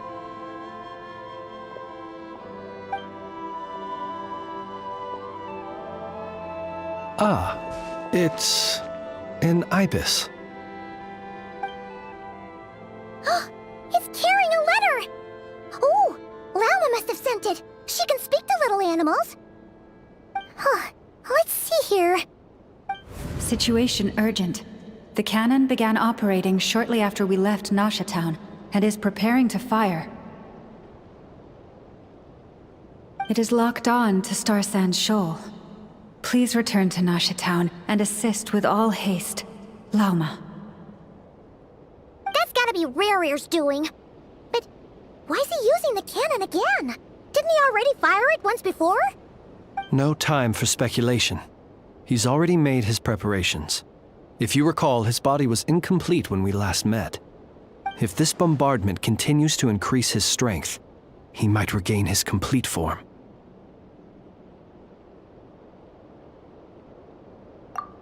What should we do? There's no way we're getting back to Nasha Town in time.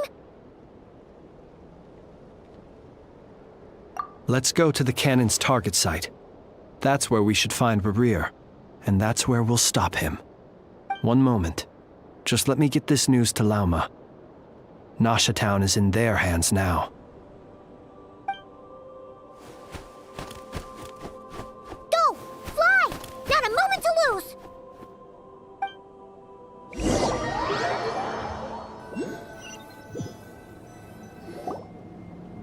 You're here, as expected.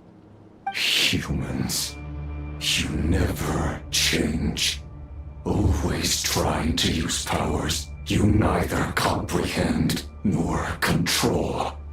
But it is also thanks to you that I found a way to return.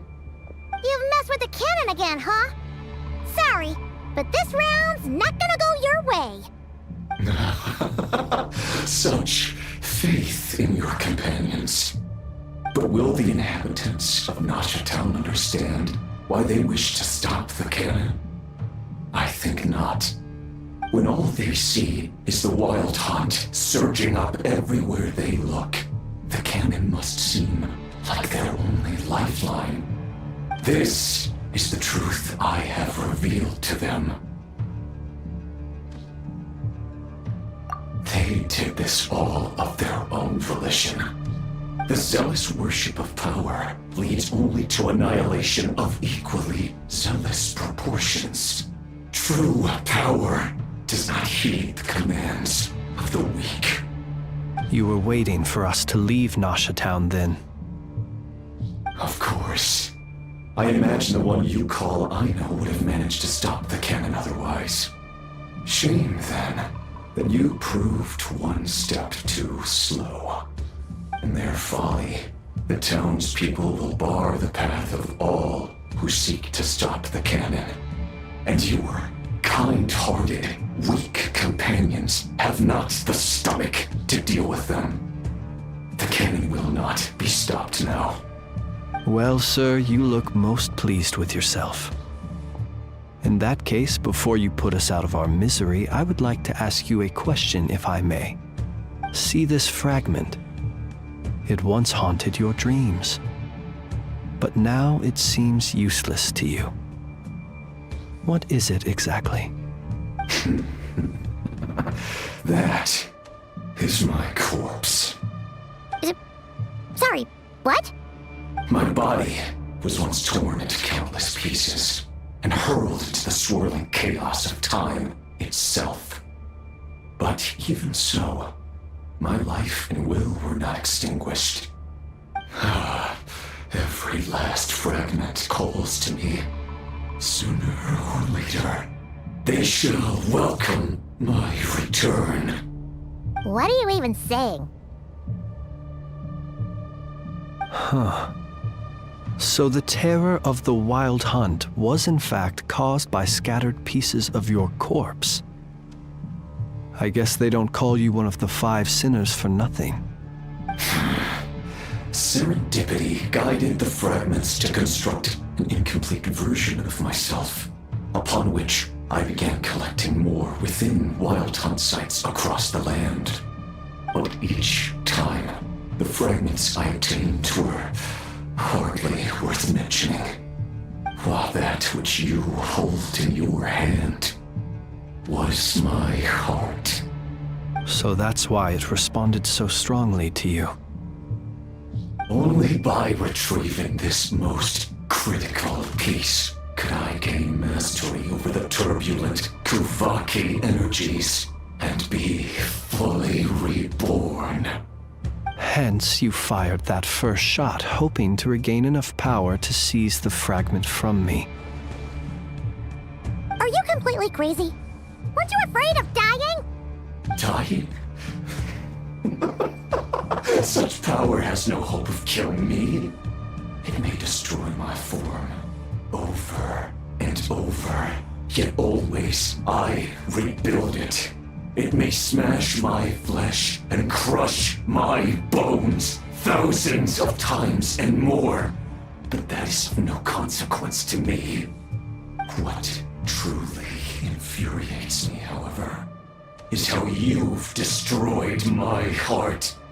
All that suffering, everything I endured, and all for nothing. I've adapted to the strength and flow of this Kuvaki. The next cannon shot will multiply my strength immeasurably. It will not be a full restoration, no, but it will be more than enough to destroy any in this world who stand in my way. Still, I suspect the Kuvaki will have rendered you down to nutrients for my consumption well before you have the time to kneel before me. Traveler! Behind you! Look at that light!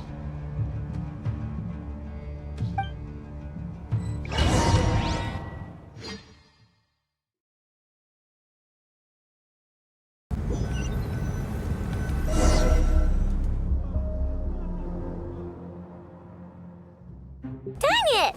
Who fired up the cannon without my say-so? Its defensive barrier has also been activated, likely in anticipation of interference by malicious actors. The air is thick with fear and anxiety. It's spooking the birds and beasts. What exactly is going on? You're here. Looks like this was all part of Rerir's plan. Not only did he plant seeds of suspicion in people's hearts, seems he's now igniting them. Yehoda's gone in to scout out the situation. She'll be back any minute. I'm back! I'm back! Oh, it's bad out there. Rumors flying everywhere you turn. Something about the Wild Hunt preparing to spawn a wave of monsters, the likes of which we've never seen before.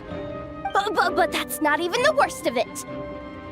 Lots of folks don't even believe the cannon can prevent this crisis, so they're getting ready to make a run for it. Others are trying to make a quick buck out of this whole mess. How could they still be thinking about Mora when such a catastrophe is imminent? Unprecedented danger brings unprecedented opportunities in its wake. A chaotic situation can bury much wrongdoing. Even those who flee without reserve put themselves at the mercy of the divine. Is it any wonder, then, that some will aim to profit? After all, a gamble that might rewrite one's entire life is hard to come by. Even so. Well, seeing as you disapprove of their actions so strongly, Lady Moonchanter, I suggest that you be the one to handle them. Not like that's the only major problem on our plate right now. Affirmative. We must quell the chaos in Nasha Town as soon as possible. Also, The unexpected activation of the cannon entails a high risk of incorrect operation. This must be stopped in a timely manner. Well, about that, people have been talking about how someone might come to stop the cannon. They've decided they won't let anyone in. What? I made that thing! They can't just take it from me! Let me over there! What are they gonna do? Stop me?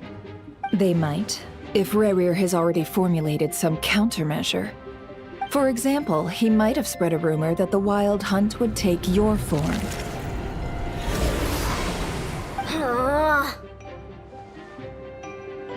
Possibility high. If they view the cannon as Nasha Town's only hope, they are likely to conclude that anyone who tries to stop it must be with the Wild Hunt. We will face strong resistance, but they're just ordinary people. Brute force must be avoided, if possible. There's no time. Let's go into the town. I'll find some way to calm the townspeople. You find a way to stop the cannon.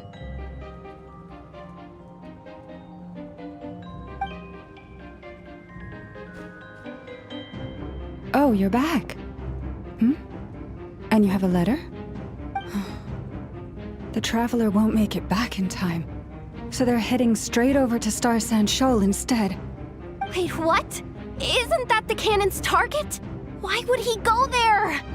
Assessing risk level. Maximum. So if we can't prevent the cannon from being fired... Then he's prepared for the worst.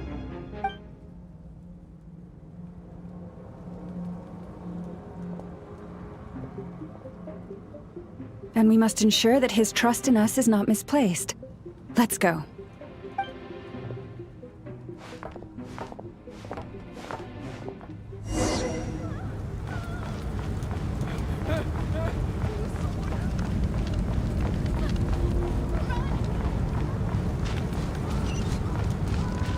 What are you waiting for? This place is burning too!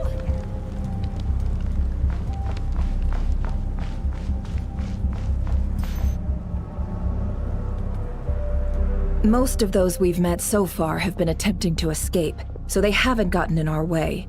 But it won't be so easy from here on out. Looks like they formed groups to protect the cannon. If they believe that we're with the Wild Hunt, we'll have no choice but to force our way through. Is that Lady Lauma? But are you really her? It's you, Rixa. I believe you recognize this power, having lived on Hisi Island for so long. It is not something that anyone else could imitate. I do, yes. So it really is you, my lady. But why are you here? Really, I believe you, but the others, well, they'll be on high alert. The townspeople have been misled into believing that they needed to activate the cannon. I am here to stop them. But... I know what you wish to say. Our island and Nasha Town have never had close ties. There should be no reason for me to intervene. But you chose to leave the island. You had the resolve and the courage to start a new life. It is unfair, unjust, that you should be dragged into this mess just as that life was about to begin. I seek to redress this injustice, not only for you, but for everyone here who wishes to live their lives free from this chaos. Please, have faith in our long-standing friendship, and that this is where my heart has led me. Thank you, my lady. Thank you. Please help us. Then come. I need you to step forward alongside me, and to do your part too. All right, I understand. Seems we chose the right person for the job. All right, everyone. Let us meet again later. Huh? You're not coming with us? We won't be able to calm this storm by our power alone. As such, I'll need to contact some... let's call them friends in high places, shall we? Let's go, Yehoda. Okay. See you again, everyone! That is, if we can.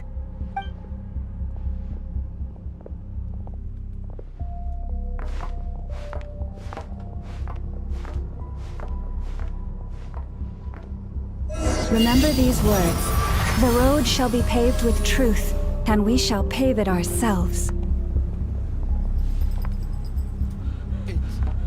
It's you, Liz. Lady Moonchanter. It's her. Everyone, it's her. You're right, my lady. At times like these, we must rely on ourselves. We won't let you pass, creature, Leave are this you? to us, Lady Moonchanter. Go.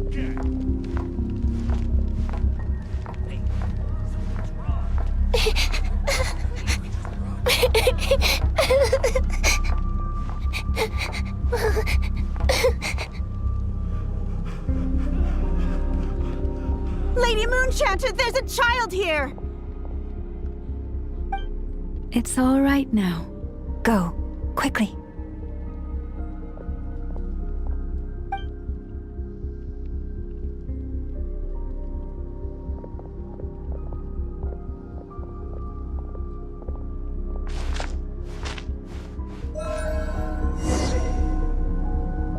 You wretched monsters! You're not getting anywhere near the cannon!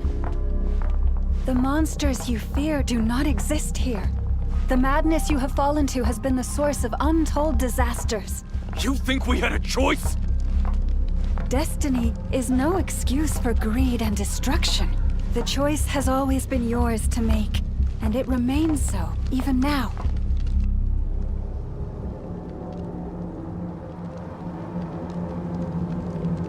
Thank you for bringing us here. We can quickly overcome the barrier by going upward from over there. The cannon is all yours now. Got it. Thanks, Lauma. Enougha, give her a crown kake. Orders received and immediately deferred. Departure takes priority.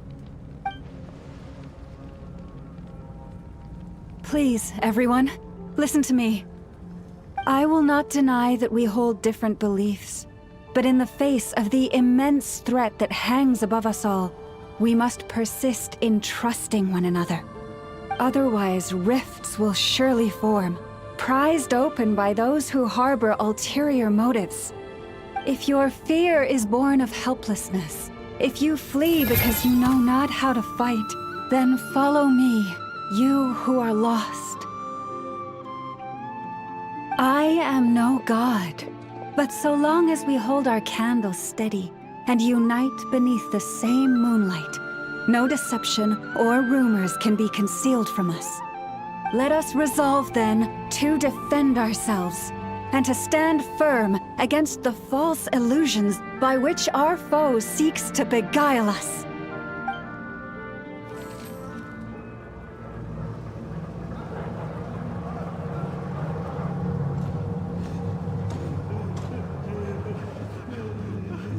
Let's go, Enougha. This way up. This is making me dizzier than I expected. Adjusting route. Make ready.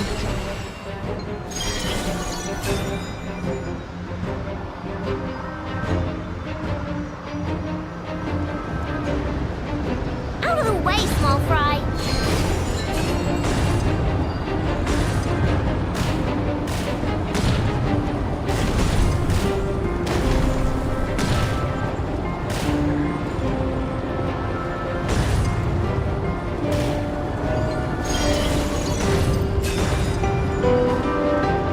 What happened to the path?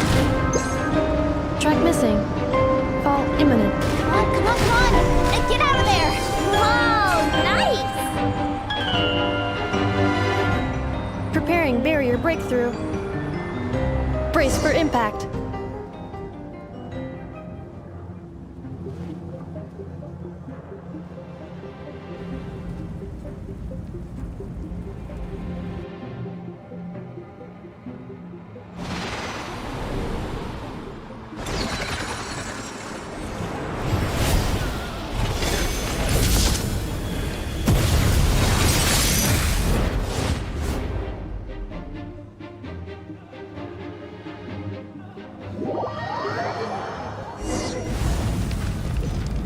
Knuckle-Duckle, what are you doing here?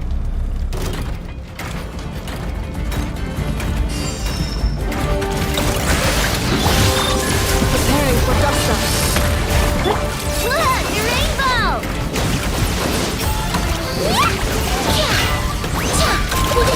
Go claw!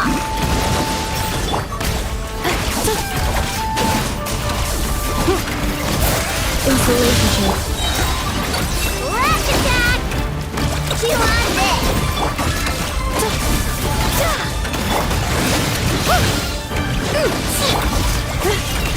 Ultimatum protocol. My Nemo! Ding dong! Interference detected. Entering countermeasure mode.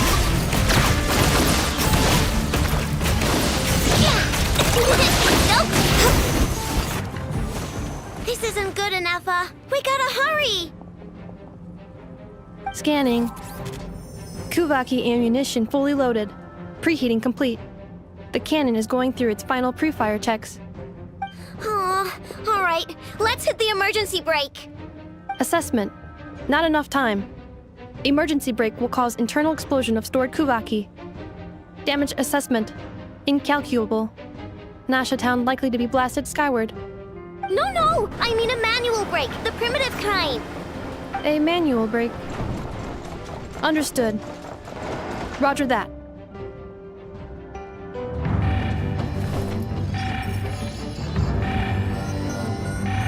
We are out of time.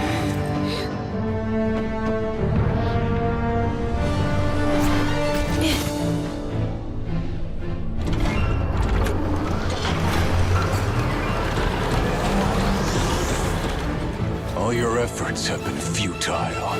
It is too late now. Perhaps you're right. Why aren't you running?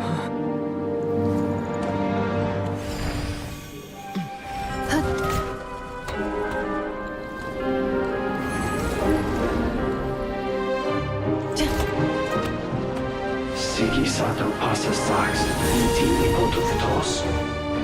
Necritus necrus baptusi, canis omnes tu zonos pentusi. Osesticos palatin piratur misuricum, topir tua ition feratum.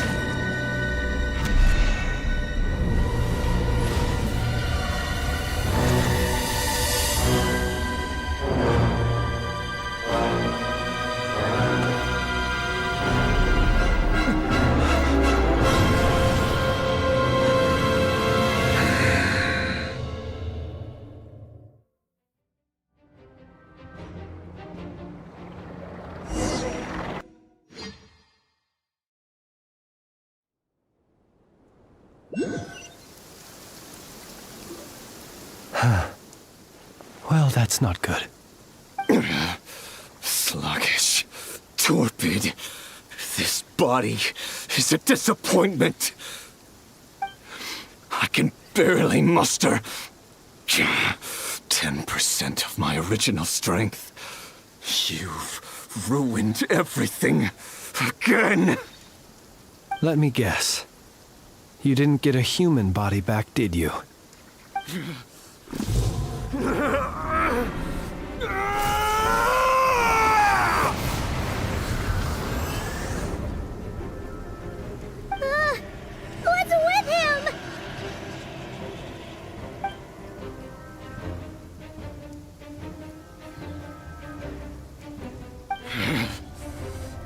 Pitifully.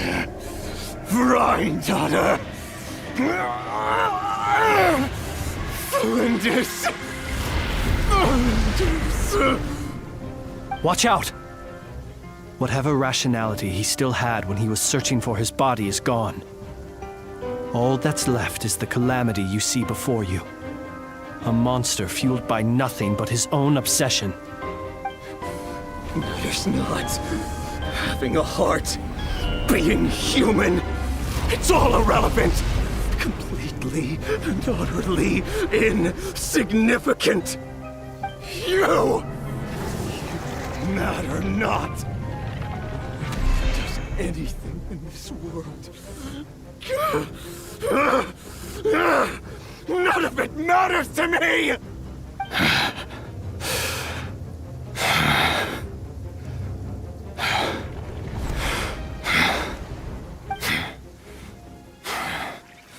Fools. Time to die!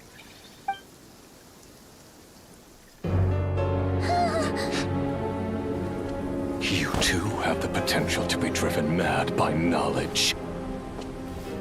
But the truths you seek are so insipid, laughable that you should die for their sake.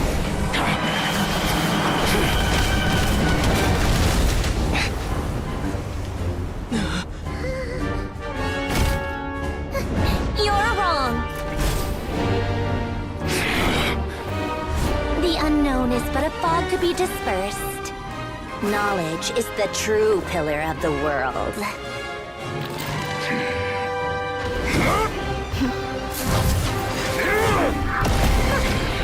You're not the only one who got stronger. Polonia!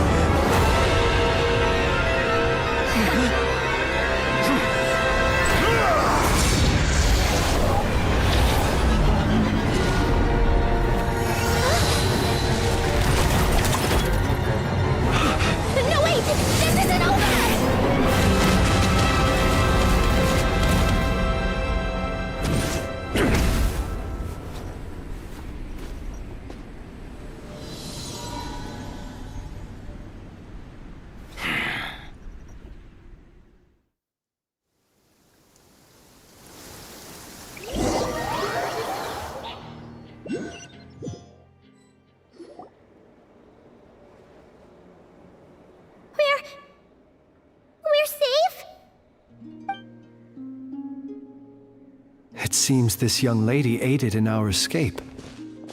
You have my sincere gratitude, dear madam. The flowers here bloom in such peaceful silence. I imagine you would not have invited anyone here were it not an emergency. Oh? I take it that means you've been here before then. In that case, I count myself fortunate to be your associate. Columbina! What did you do that for? I studied his abilities inside out, equipped Polonia with comprehensive countermeasures. We were going to settle the score! But he still broke through, did he not? What? You expect a battle to be completely one-sided? I just didn't expect him to have no sense of honor whatsoever. Polonia would have been fine in a head-on clash. But battles just... get chaotic! Oh, so you actually thought you could win. Have you been taking care of yourself lately? Your calculations seem to have deviated quite seriously.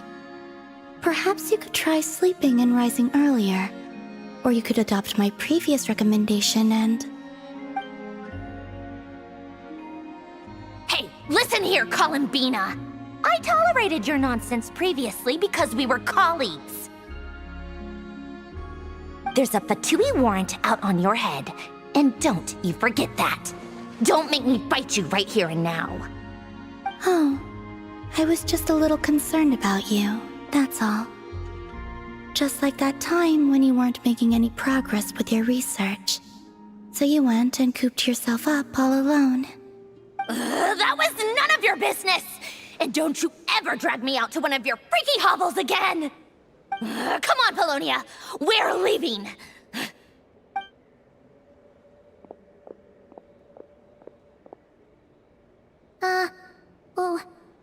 Well, anyway, thank you. I was worried about you, too. Not only because the remains of the Eternal Moon Goddess cannot fall into his hands, but also because you've done much for me yourselves. And then well, I brought your associate along for the ride, too. But... You're not afraid to speak your mind, miss. I like that. Please, call me Flint's. It is my honor to make the acquaintance of one such as yourself. Still, what do we do now? Riri's gotten stronger again. At this point, it doesn't seem like we can beat him. We did block most of the Kuvaki, so I'd say we've put a lid on his plans for now at least. But we still don't know what his aims are, and he may continue gathering power. So we must be very careful. After you left, I could no longer sense his presence. That means it's safe out there for now, right? A question, if I may, kind Miss Columbina. When the cannon's Kuvaki beam was deflected earlier, I saw several bolts of energy streak toward Hisi Island, only to be blocked. Did you also have a hand in that? No. I see. Curious. Oh yeah! The cannon veered off course in the end, didn't it? Paimon wonders how Aino and the others are doing. Let's head back and check on them. In that case, Miss Columbina, I shall not disturb your serenity any longer. Thank you once again for coming to the rescue. Go now, all of you. Do not worry.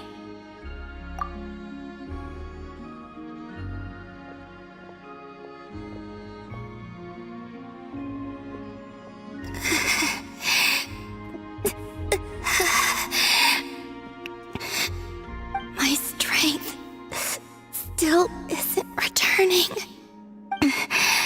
It seems my time is running out.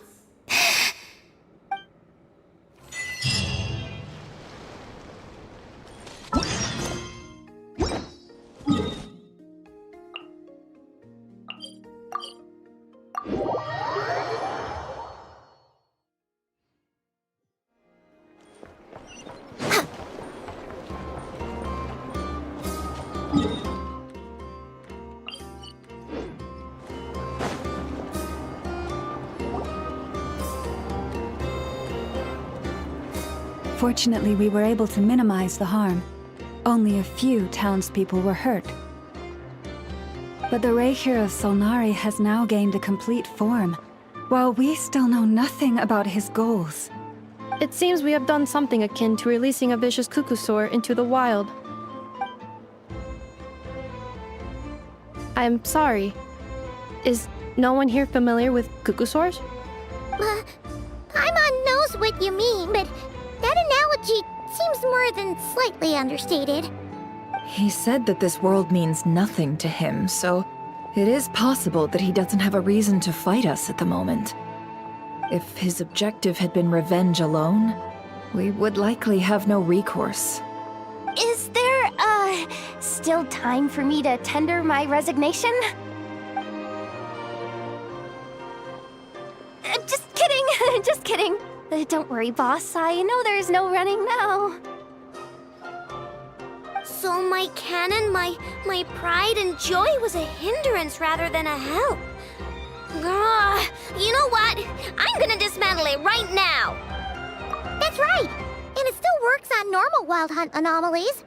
Don't let this get you down, I know. Flint's, we'll need you to attend to the aftermath with the Lightkeepers.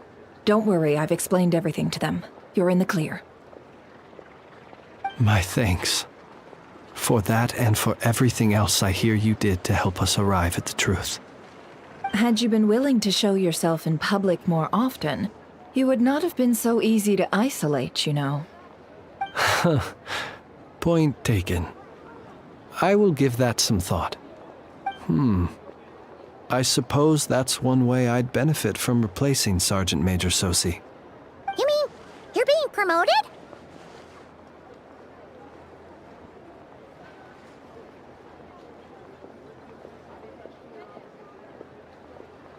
Was Paimon the only one who didn't get that? Well, if you've got a moment, would you like to come with me?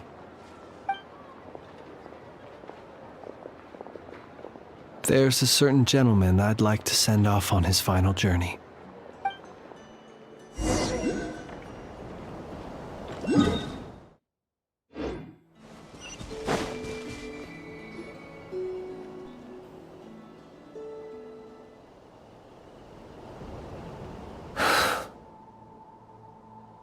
This man was like a lighthouse.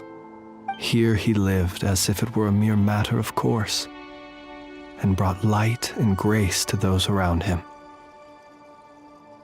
But people, once used to illumination, are apt to ignore the lantern's presence. Slowly, gradually, he came to think as such himself. I have achieved too little. I must do better. There is more work to be done. Perhaps his end was tragic. But I remain proud of the way in which he illuminated the path for others. Every shadow born of the light shall remember it. Oh, poor guy.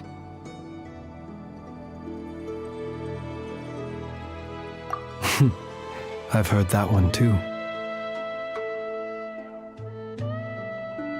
Is that so? Well, you're right. It may seem that our efforts were in vain, that Rerir achieved his goals, but we will pursue him to the last, even if the outcome is not what we wish for. It is not dissimilar to the role of a graveyard keeper. We do not seek to bring the dead back to life, only to grant them peace. Oh, what are you two talking about? Care to explain? Okay. Either way, the Lantern Fae is not playing the leading role in these final rites. Lightbearer, with your blood you have paved the road to glory and justice. Even as we hurry on, bruised and battered though we may be, stay a while and look back upon the world and all its love and hatred, until it closes its eyes in the depths of night, and a lantern lit for you alone flickers softly into life. Thank you for everything, Sergeant Major Sosi.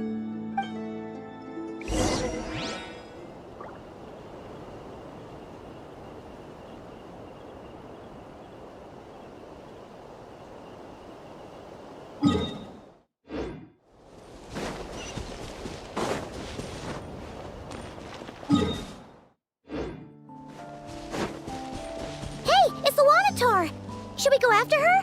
Or do you have someone else you'd like to meet? Agenda?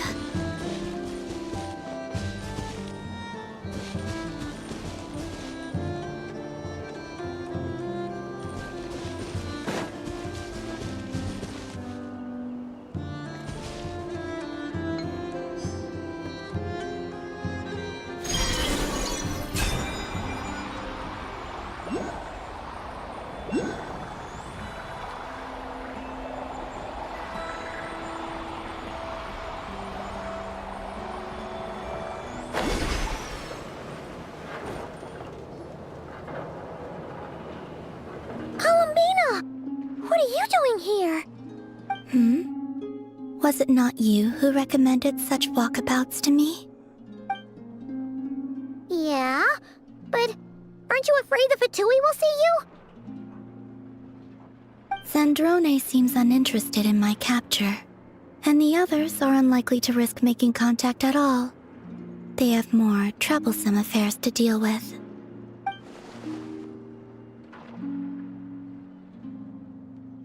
Well, it's good to come out for a walk either way. So, how do you feel? Is Nasha Town to your liking? The flow of Kuvaki is somewhat turbulent, and the people are ill at ease. However... Is this where you purchased the dishes you treated me to?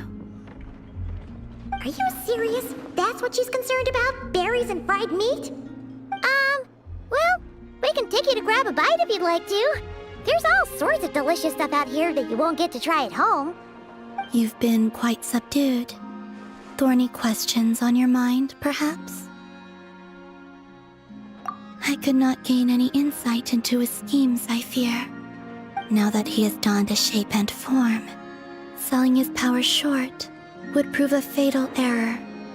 But that power of his plays host to an obsession that borders on mania. I cannot say if that fixation is directed at the moons or at something else. Perhaps understanding the subject of his fixation shall prove key to repelling him in the future. Well, Zandrone's daily routine is highly irregular, while the doctor often orders people around. As for Arlecchino... Was that not what you were curious about? Well then, have you been to that experimental design bureau of theirs? That weapon will play a key role in the Tsaritsa's plan. That's what I've heard, anyway. And what plan is that precisely? Well, I cannot say I care.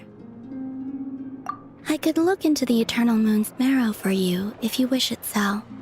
But after our previous attempt, I suspect your spaceship has been intentionally hidden away.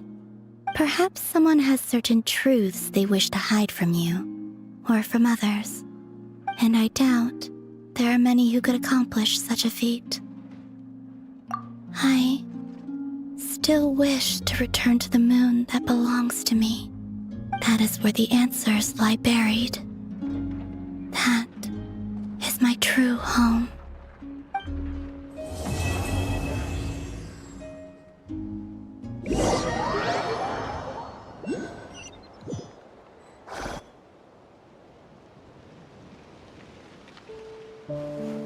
Interesting.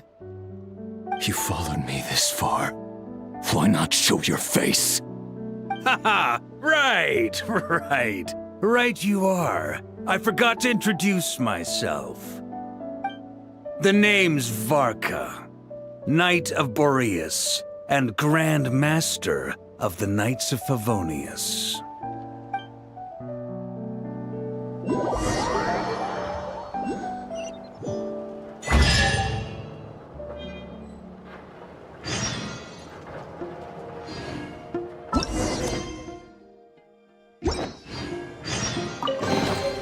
Perhaps whoever left these behind was also fulfilling a contract.